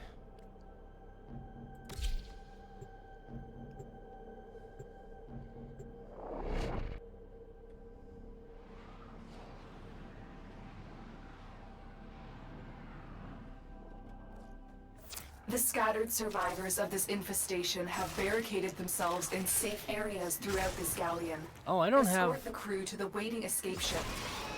Don't be alarmed by the crew. I- They're bringer defectors, rescued by Steel Meridian, but too broken to join their ranks. Instead, they've banded together in search of a more peaceful life.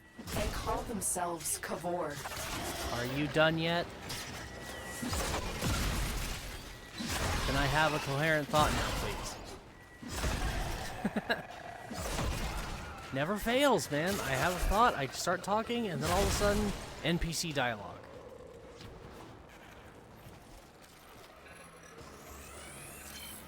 Anyways, I forgot to switch out my weapon when I started building the Aephyris. So I'm using the Seer, and nothing in my inventory is actually leveling up. Whoopsie. I've All right. located the first group of survivors. Find them and escort them to the waiting transport.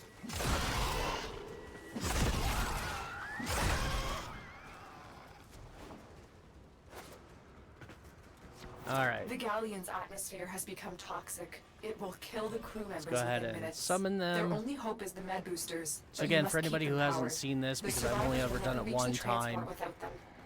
You may use this console to send a signal that you want the survivors to hurry. would you shut up? This is endless rescue, is what defection is. So I just triggered a thing to summon these guys. The other way you can do it is you can actually go and you can go pick them up yourself and tell them to come here. It's easier just to use the terminal. Stay focused. There's a heavy unit approaching. And then enemies are going to drop these power cores, much like in an extraction mission, and you're going to use them to charge up this oxygen, which is going to keep these guys alive. Keep pushing! Oh my god, you're The relentless. survivors know you're ready to keep moving. But I'm not ready. Away! It's a good idea to try and keep these towers full, Seek everywhere. but I'm not dropping power cores. Man, this is... yeah. Defection is... For as much as I hate interception, I would prefer interception over this.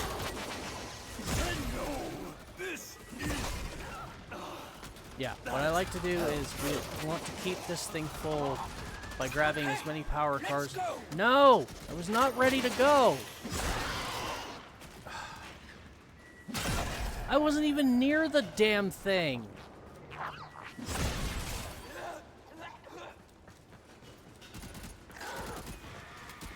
That was really... what the hell? I wasn't even near the panel to trigger it. Yeah, this game mode blows, and they need to just get rid of it. It was a noteworthy attempt, but it failed miserably, and they really should just remove it. It is by far probably the worst game mode in the whole game. Look at his health. They were not ready to go yet. He's about to drop. There we go.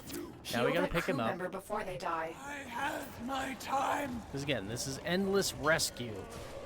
Terrible. Terrible, terrible, terrible. Survivors have just reached the safety of our transport.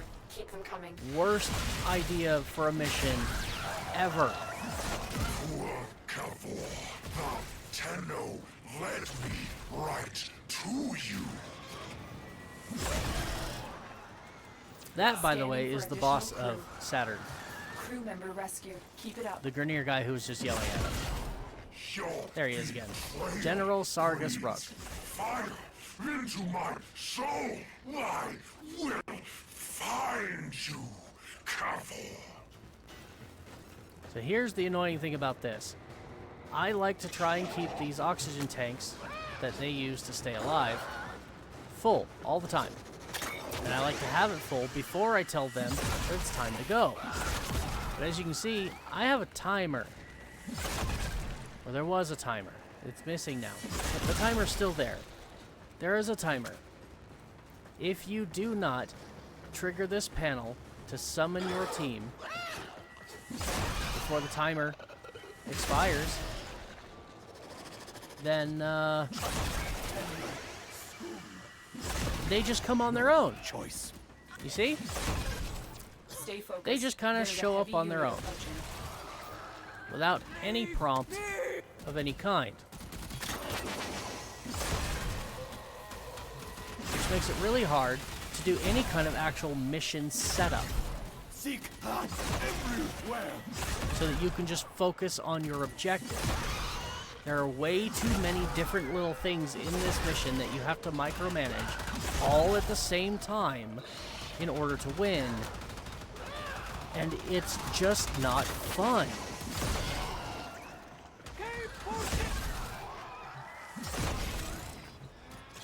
Like, at least with interception, it's just go to target, stay there, kill enemies until it's yours, and then make sure they don't take it back. That's easy. This one, it's summon enemies or allies, keep them alive, kill enemies, recharge the oxygen meter, make sure that they don't die, tell them when it's time to leave, escort them to the extraction point so that they don't die in the process. Like, it's just too much. Thanks, Tenno. And again, the rewards for the hassle are not worth it. And yet, you have to do this, and you have to do a minimum of, I think, 8 of them, because it's 2 per rotation reward. You have to do 8 of them to get the rotation C, which is where you find one of the parts for Harrow. Is rotation C of defection.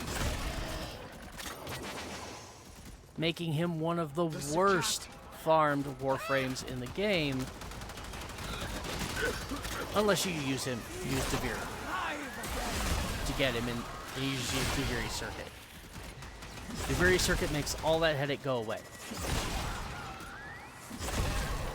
Because eventually he'll just show up in Devere Circuit as a Warframe that you can do Circuit to get the parts for, as well as some other goodies. So, like, why would you do this headache when you could just go do Circuit? This game mode is not in Circuit.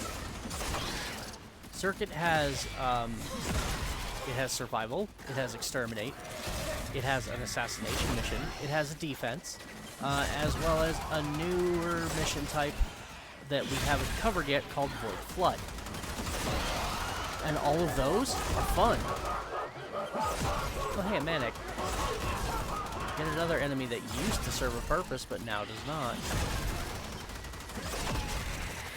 Even the Tenno Alright. save. This thing is empty. Grenier Manic. He's here to kill the defectors. Take him out. And we just lost one. I think. I can't tell, because there's too much going on at once. We go with you, but we cannot fight. And they're running away. Because again, I triggered it when I didn't want to. Stay focused. And they're all There's a running in heavy different unit directions. I am hurt! It's so annoying when they all decide to just start running in different directions. Okay.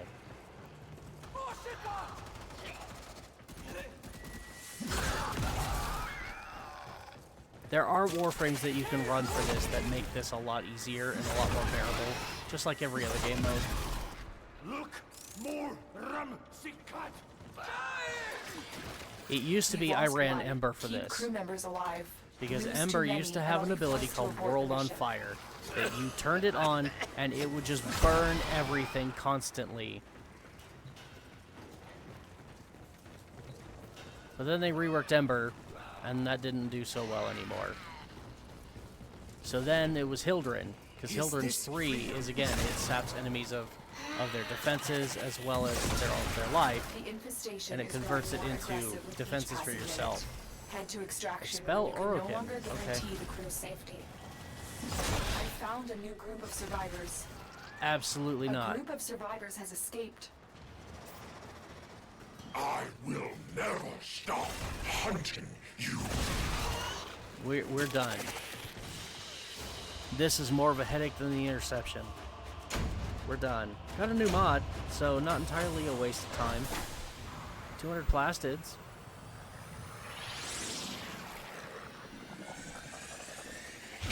But what was our rotation reward?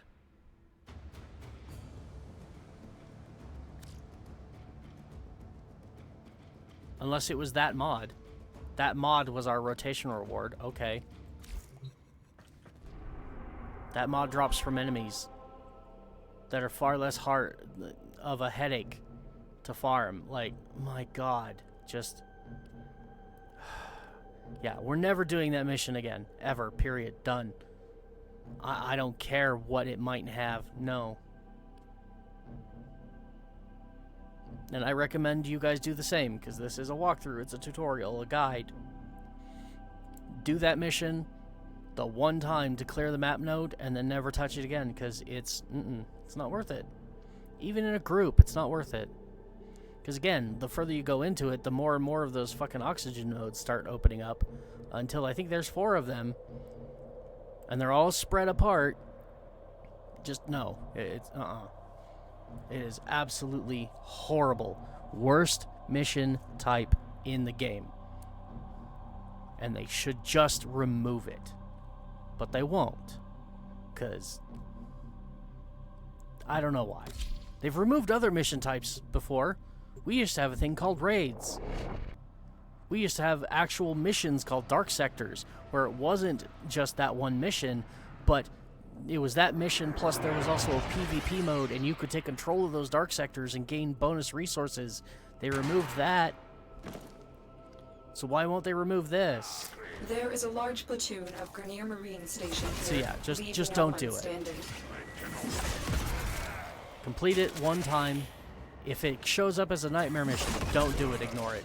Just walk away. Do something else. It's not worth it. Again, as someone who dislikes interception as much as they do, I would rather do interception than go do defection.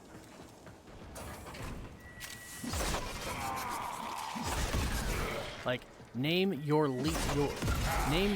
own personal least favorite mission type in this game. I would rather go do that than defection. Unless your least favorite is defection as well. In which case, well, we're just on the same page. I would literally rather do any other mission type in the game. Even that pursuit, that Arcwing pursuit, which is probably my least favorite of the Arcwing ones.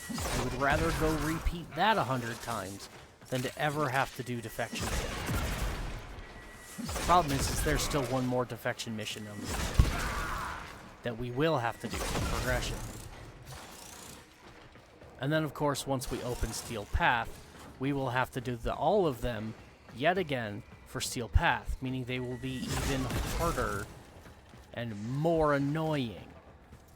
But by the time we get there, hopefully we will be really kitted out, and so they won't be as much of a pain in the ass, but they're still going to be a pain in the ass because it's defection. It is literally the worst game mode in the game. And that one I will argue with anybody who wants to try and debate. Feel free. I love a good debate. And I would be more than happy to debate that word with you. But by and large, I am set in stone. You'll never change my mind that defection is by far the worst game mode in the game.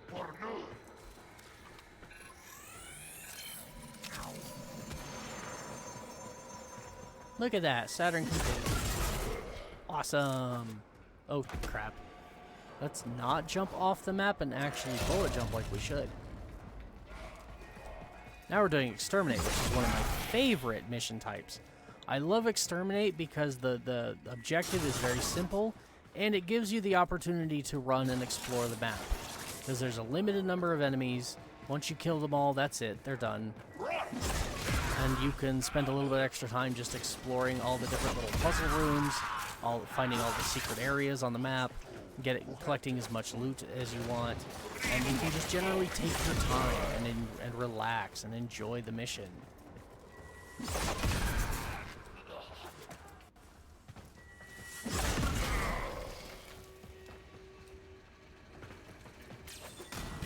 But my absolute favorite will always be Spy. Spy has kind of a similar thing you can do to it. You can just kind of relax and do it, but then it's got those extra little puzzle bits from doing the spy missions themselves, and I love puzzles.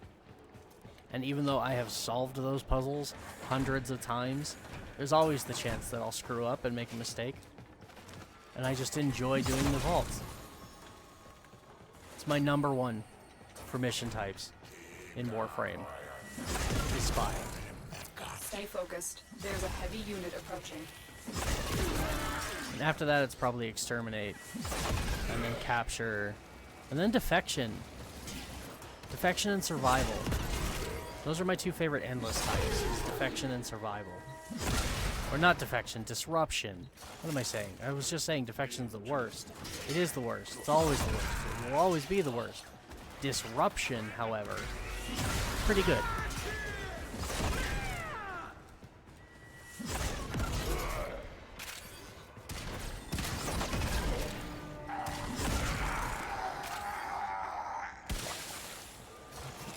Gaining some mods, some more mods. There he is! Oh, did you see his rhinoceros head? That's a commander. He's an asshole. Keep an eye out for this guy. He's an asshole. He likes to teleport you. I'm pretty sure the only reason he didn't is because I don't think he can do it while my iron skin is active. Oh, well. We'll just do that for the fun of it.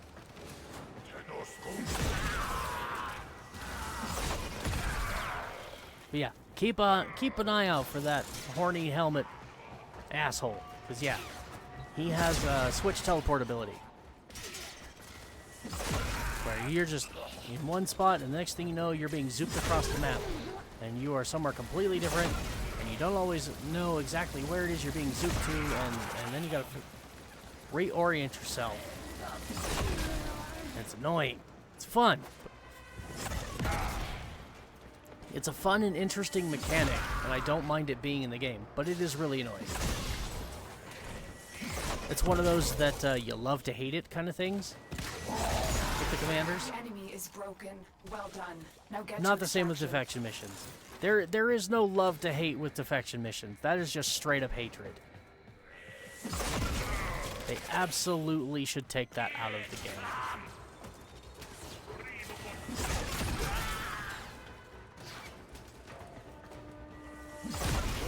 Just like paid inventory slots. I have the same ire for it as paid inventory slots. It was fine while the game was still young and they were trying to make money, so they were giving people like things that they that would require them to spend money and buy stuff. Okay, fine. But they're a big enough company now, they make enough money that they could very easily get rid of inventory slots and still make a lot of money. Because now they've just got that reputation of being one of the best free-to-play game experiences on the internet right now. It really is. Even with the headaches like defection, it's still one of the best free-to-play game experiences on the internet right now.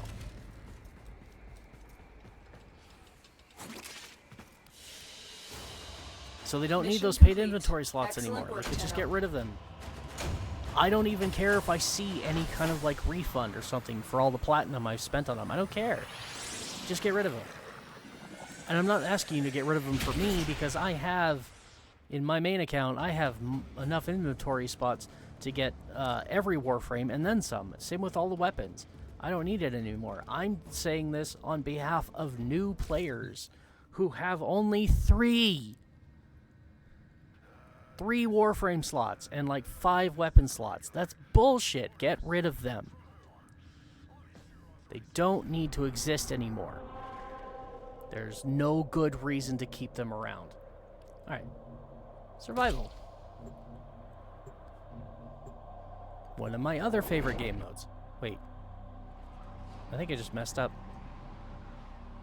Yeah, I think I'm doing the wrong side of the map. Oh well. You must provide cover for a lone Tenno operative. And I still haven't swapped out my weapons. Keep the infested busy. That's okay. I really want to get the map opened up. The infested are releasing toxic spores into the so area. that we can get onto Uranus. And hopefully for our next stream, we will just focus on opening Uranus and getting them to... I'm hoping that the next stream we can open Uranus and we can find those weird drones that the quest thing was talking about, and we can do the Natah quest. That's my hope for the next stream. So this stream is getting us to that point. So I want to finish Saturn today. And we're close. It's not going to take long. Most of these missions are really fast. Like this one, 5 minutes, and we're done. But I'm also running out of time. I'm over my allotted 4 hours that my family has decided that I'm allowed to have is only 4 hours to do my job. Get ready if I had my way about it, if I had the ability, I would stream for anywhere between 12 and 24 hours a day. For the 24 hours, I would I had this plan, like, for when I need to stop and I need to go do something, or I need to go to bed, is I would pull up my YouTube channel and just play videos from my YouTube playlist while I was sleeping for people to watch on my stream. To the area. But it would always be on. Activating it will buy you more time.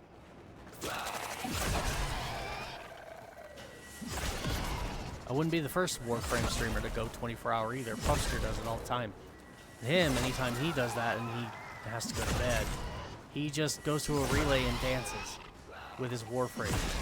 It's kind of boring. I thought I'd at least give you guys something to entertaining by playing some YouTube videos. Because I have a bunch of Let's Plays, some role-play style Let's Plays as well.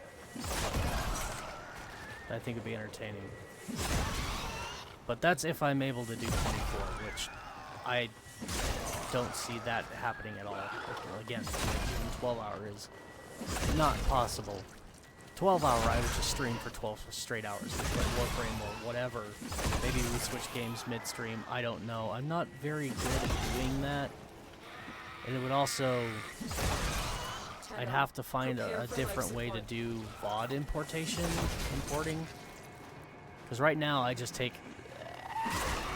like, getting all of my content from Twitch to YouTube. It would change how I do that.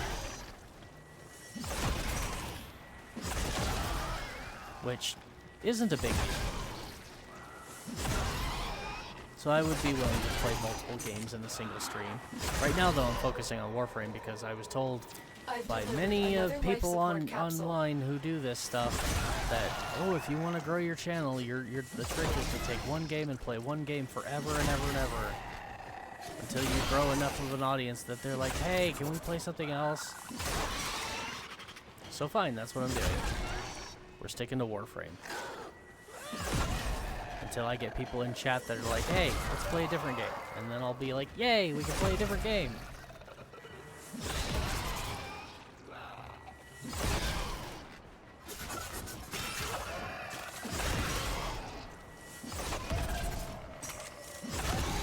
I might add to the repertoire a couple of other games, and maybe we'll just stick to like 2 or 3. I don't know, we'll see. I want to be a Let's Player, like full on. I want to play like, just do like blind Let's Plays. I find that fun. I am going to be doing one here very soon for my YouTube channel, when the new Dying Light game comes out, because I've already got it. I got a copy for free. So when the new Dying Light game comes out, I'm going to be doing a complete start to finish, blind, no commentary Let's Play on my YouTube channel.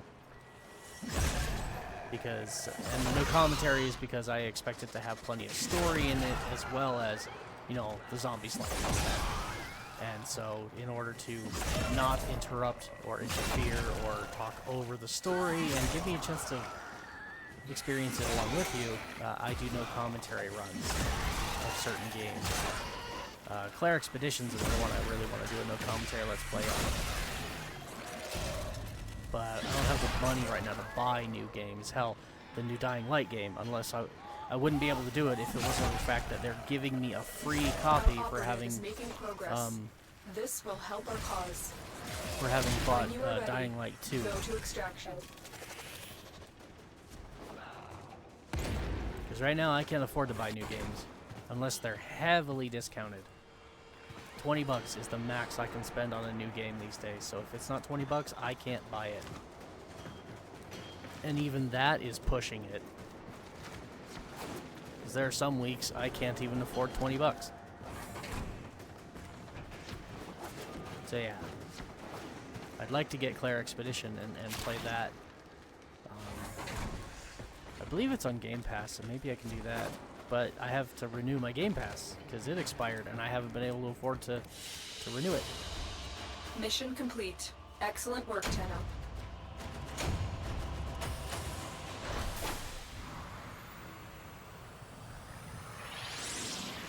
Suddenly, I don't remember how I got on that tangent.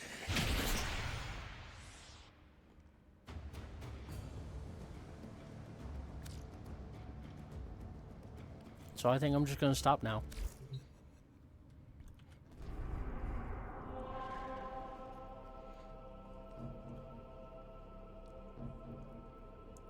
Yeah, I think I Fubarden did the wrong one. Doesn't matter, because we're still kind of there.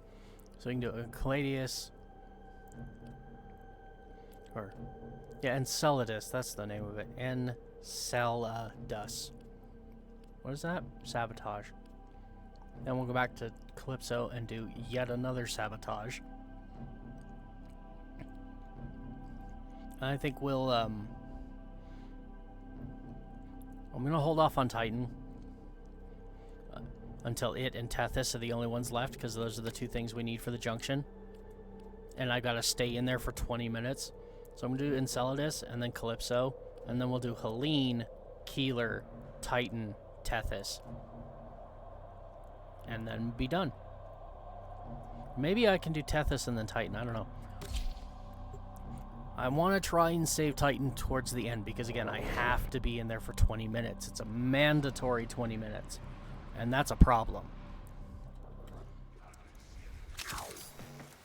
The Grineer have been harvesting a nearby planetoid for weapons-grade material.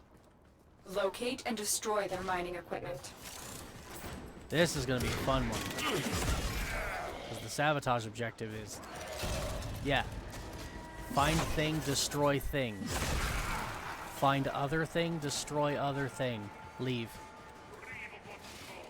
Although it actually looks like it's only 1. Normally when I come in here it's 2. And I've had it go as high as 3. The mining equipment is nearby. It must be destroyed to prevent the Grineer from developing energy weapons.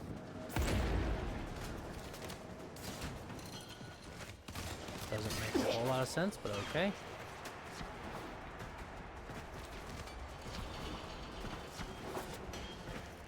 destroy mining equipment where they're digging up rocks to stop them from making energy weapons.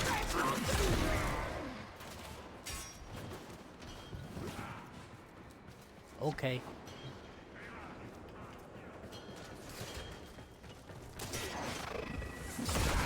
Hey, they've started teleporting. This is when that becomes a mechanic. Stay focused. There's a heavy unit approaching. There it is. There's the Target mining found. equipment. Destroy it. It's gonna go boom and it's done. No? Really? I can't go boom and it's done. There we go. You have managed to thwart potentially dangerous discoveries from being fully realized. If you say For so. now. Oh, there's something in here. This room has a secret. I don't remember how high up I have to go to find it, though.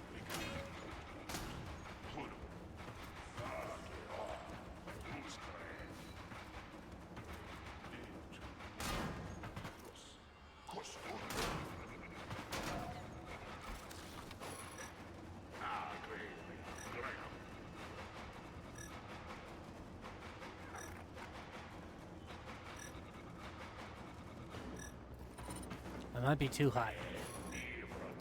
Or they could have moved it.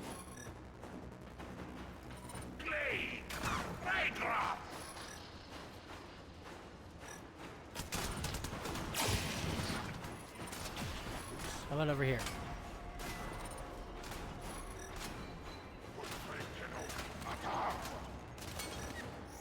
Alright, fine, I'll scan that. I mean, I do need more Samari standing.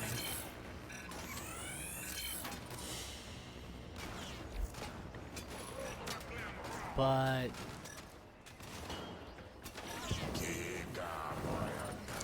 pretty sure that somewhere in this room is a curia, but it's up high and kind of hidden. I don't remember where though.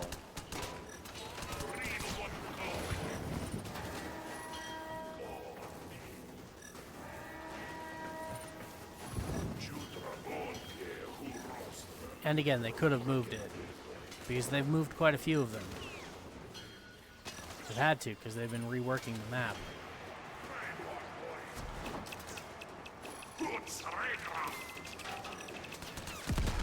It's not on any of the light fixtures, and I didn't see it on any of the pipes.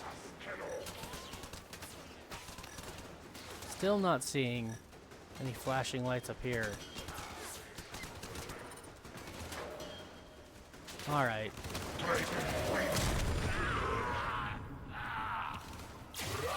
They'll lock the doors.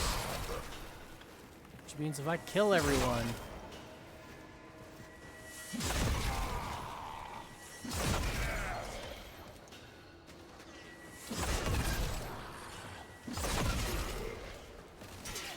there should be no one left. Come inside and interrupt me.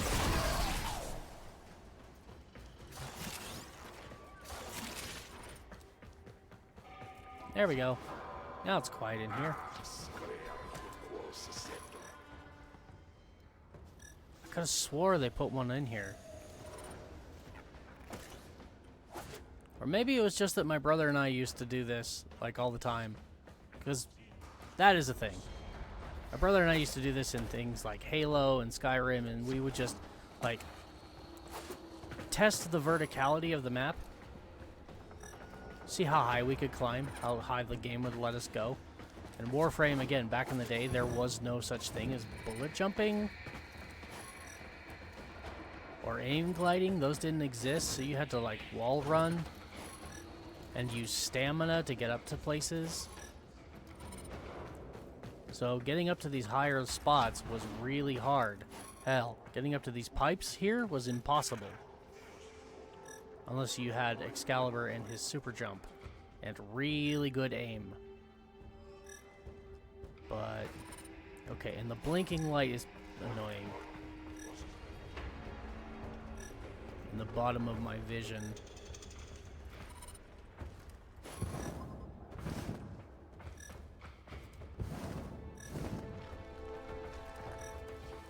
could have swore there was a Curia up here once upon a time.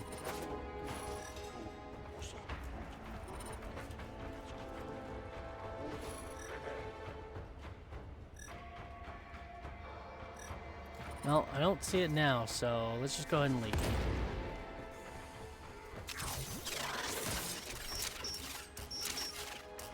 Oh, good grief. There we go.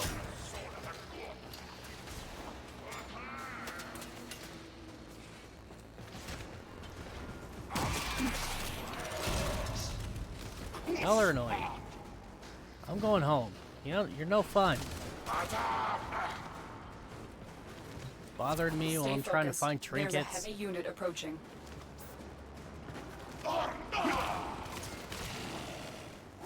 I'm going home. Provided I can get through the damn vent. Alright. Oh, I don't think they put one here.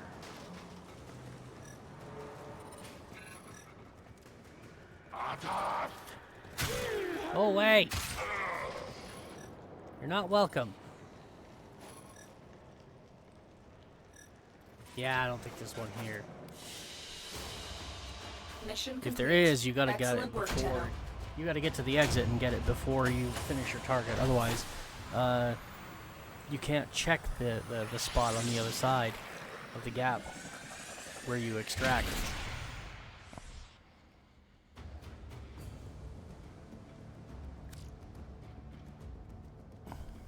Alright. That one's done. What did I say next? It was Calypso, right? Yeah. What is Helene again? Defense. Ooh, that's my favorite defense because it's a small map. Really easy to defend the target. Alright, let's do Calypso. This is a ship sabotage. We've done a number of these, so nothing new here. We'll just get in, we'll blow the ship up, and we'll leave. Yeah, we're gonna blow the shit up. I need you to sabotage this ship's reactor. Had a Freudian slip, and yet it still managed to be accurate. Start by removing the coolant cells.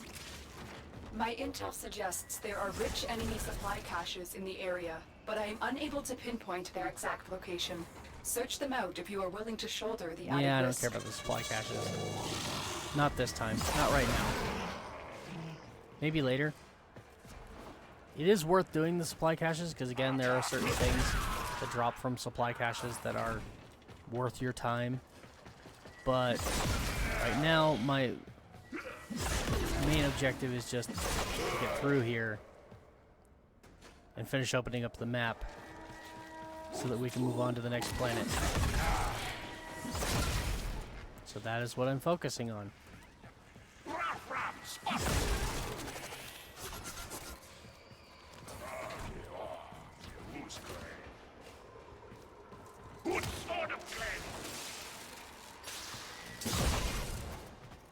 Oh. Did I forget to turn that on again? My bad.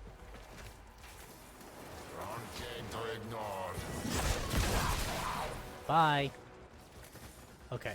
Don't need to go under there yet. Lots of Eximus in here. That's cool. And again, we're not going to worry about the mechanics. Okay, again, yeah. I could blow that up. There's one on either side. It drops this little force field. And then we can get in there and get out the coolant cell. But we're not going to worry about that. We're just going to Security has locked down the coolant cells. blow it up. We have no choice but to destroy them. Because it's faster. Coolant cell destroyed. And we're going to do that to both sides. Both coolant cells. We're just going to blow them up. If we can. Oh, this one maybe not. Oh, yes we can. Duh. I've already done it before. We're just going to walk out here. Security measures have locked the coolant cells in place. There we go. Destroy them. Problem solved. The reactor is going into stasis. Now is your chance to complete this sabotage. Use whatever you can to make sure it never works again. Pick up the fire one. Put it in Coolant cell place. destroyed. Come back up. Hack the terminal. Fuel cell reinserted. When the reactor is restarted, this will trigger a meltdown. Destroy the fuel injectors. All done. Blast door. A blast door has blocked your evacuation route. Find a way to open it.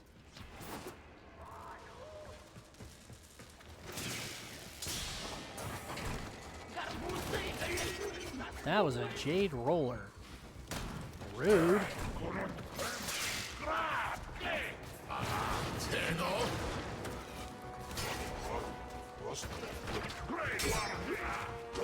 Man, y'all are annoying.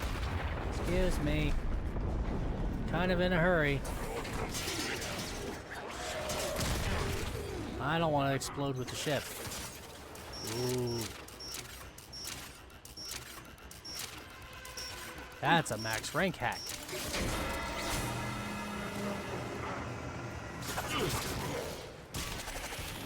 Coming through. Oh good, I don't have to go back downstairs.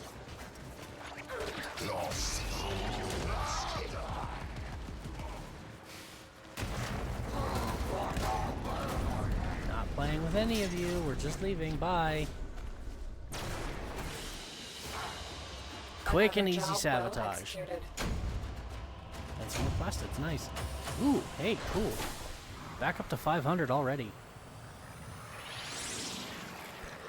We're definitely going to hit enough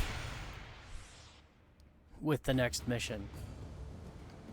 Or, not the next mission. Once we do Titan, the plastids, we will have more than enough to build the other gun that we're trying to build once we get to Titan. Also, I should do a thing about this, because wrong gun. Oh, yeah. I gotta do those. I don't want to do those. I don't want to do this one either. The Kraken sucks just as much as the Accolado. In fact, just so that doesn't happen again, let's go in here and guns. We are gonna sell the Seer and the Gorgon. Wait, do I need the... if I need it for something else, I'll just build it again. Same with the Seer. I can always go back and farm another one and build it again. At least I don't have to level it again. That's the big difference. Right, so we've got the Kraken, the Higasa. Do we have any new primary weapons? Have I leveled the Bratton yet? I have not. Same with the no, I leveled the Burstin. I know I've leveled the Burstin. See? Mastered. Why is that not showing there as being leveled? Same with the Boltor, although I do need another Boltor. But not right now. But there's a, again, it's a the Boltor gun is a component for another weapon. So I do need the Boltor. But not right now. Let's see, Mark 1 Bratton. I've mastered that one. Okay. And the Mark 1 Paris. I've not mastered the Mark 1 Paris. And the Mark 1 Strun. I have not mastered the Mark 1 Strun. I should buy both of those. Otis finds it Let's go odd ahead and that do humans that. only get a few years to live. Yet We're going to buy the Mark 1 Paris, but then I'm also going to buy the Mark 1 Strun.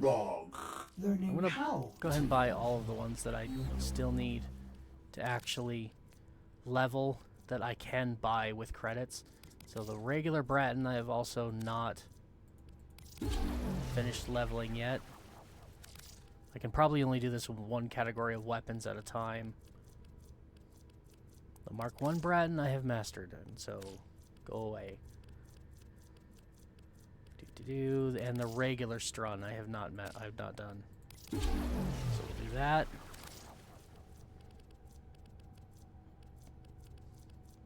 And the rest of these are, I have to get the blueprints and build them. Okay. Except for that one. Which I keep going back to. Alright, so that gives me a few extra weapons that I can go ahead and work on. So we've got, I'm going to start with the Mark 1s. In fact, we'll start with the Mark 1 Paris. Because I've already done the regular Paris. So we'll start there. Dash polarity. What should I put in that slot? How about infected clip? And then we can put cryo rounds here. And I have some viral damage on this. And that should get us started pretty well. And then the Kraken we have... okay. I'm going to try and buy as many as I can. That I know I still need to level up. Yaxani, Furus is done. Kunai. I've mastered the Kunai. Did I do the Mark 1 Kunai? I did, so I don't need those. And I did the Mark 1 Furus. I have not done the Mark 1 Furus. So let's grab that. Nucor, Plink, Sicarus, Sonicor. I can buy the Sicarus. I know I haven't leveled that.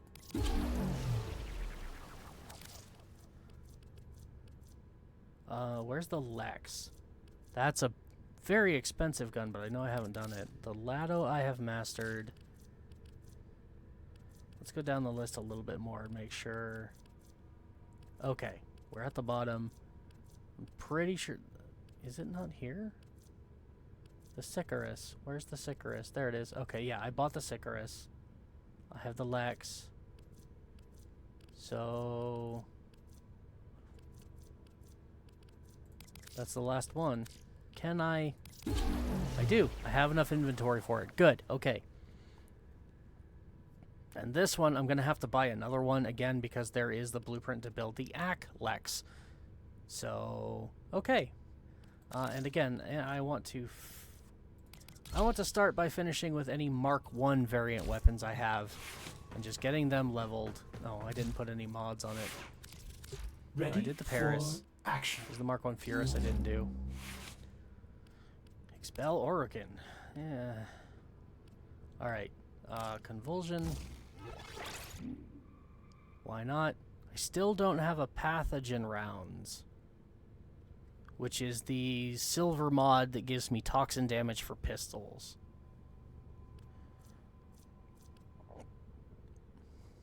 So let's throw Heated Charge up there. That'll give us some radiation damage, but it just overall it'll give me some decent bare bones damage to start. Honestly, if I did this, that's actually higher damage. Okay, well then I want heat damage here. Heat and multi-shot. Can I do something similar with the Paris? Shred. Fire rate. 30% fire rate, 2 times for bows. Really, really good. Punch through. Split chamber. Split chamber is the multi-shot mod here. And I have it, but 11 and 3 is 14. I don't have enough mod space. Also, I just spent all of my credits, I think. I don't know if yep. I don't have enough credits to max rank it. But then 90% multi-shot, and it's a 15 cost mod. It's so expensive. Alright, we'll deal with this for now. I am keeping the Zorus. Okay, we have a capture mission. Oh, that's Syndicate. What's the basic? Mobile defense? I guess, I don't know. How is my Syndicate rep doing for today for New Loka? Oh, maxed out. 1. I have 1 point remaining. Okay, so we are going to do the Syndicate mission because it's going to give us bonus Syndicate standing.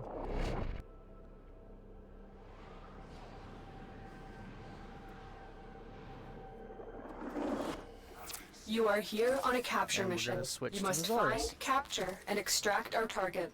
Zorus on the Mark 1. Will you help us, Stay Teddy? put. And Stay our put. cause? This is going to be real fast. I'm not going to worry about hunting medallions.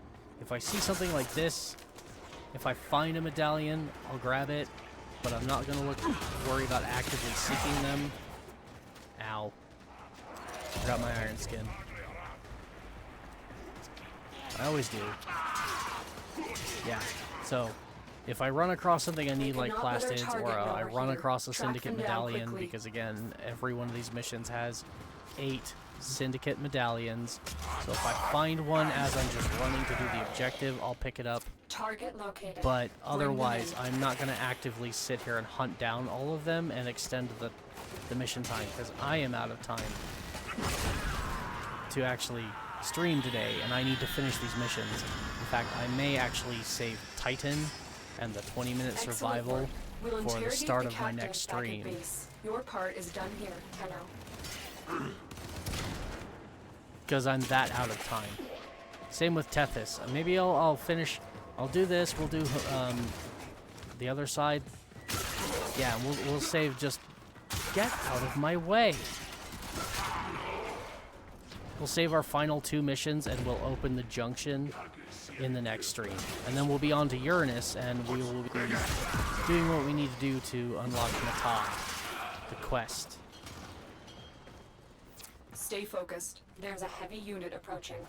Don't care about your heavy unit. I am headed to the exit.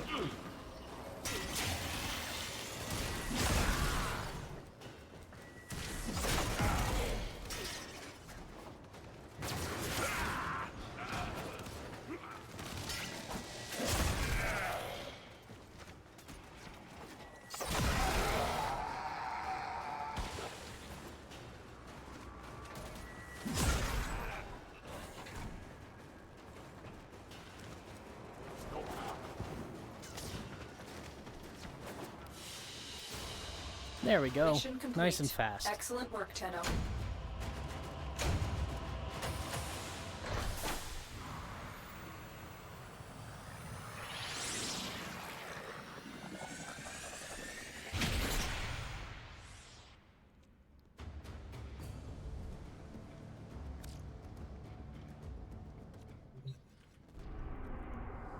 So yeah, I think that's the plan. Well, I'm going to do Helene, which is what? Defense? Yeah, 3 waves. No big deal there.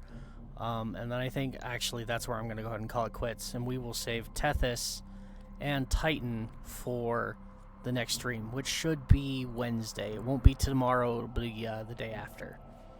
So, let's get this over with. But yeah. Effectively, we're done with Saturn. We just need to finish those couple of missions and our junction requirements. Now we're on to Uranus. The enemy is at our doorstep. You must defend our equipment until reinforcements arrive. There we go. Just break every crate at once. Why not? I'll put these 2. Apparently they were too far away.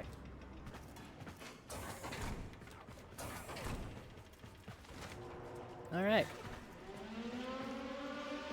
Yeah, I love this map. This is probably my favorite map for like defenses. Interception is really easy here too, because it's just a very small map. Everything is very tight and close together. And yeah, there is an interception mission on this map. I don't remember where it is. We might have already done it. But yeah, this is by far, for interception, for defense, one of my favorite maps, because it's just so small. It makes it really easy to defend it, to kill everyone. You don't have to go hunt them down. Just stay put. Run around your defense target. If you want, you can go collect some loot. But more or less, you don't have to go anywhere. And it's got that rising platform, which is kind of fun. But it doesn't matter whether it's up or down, it's really easy to defend.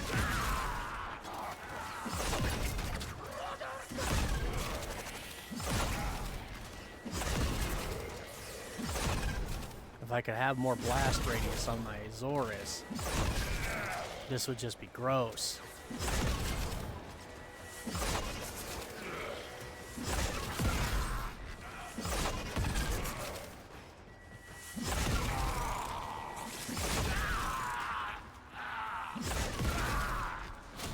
There we go, there's wave 2 already. Let's grab that endo.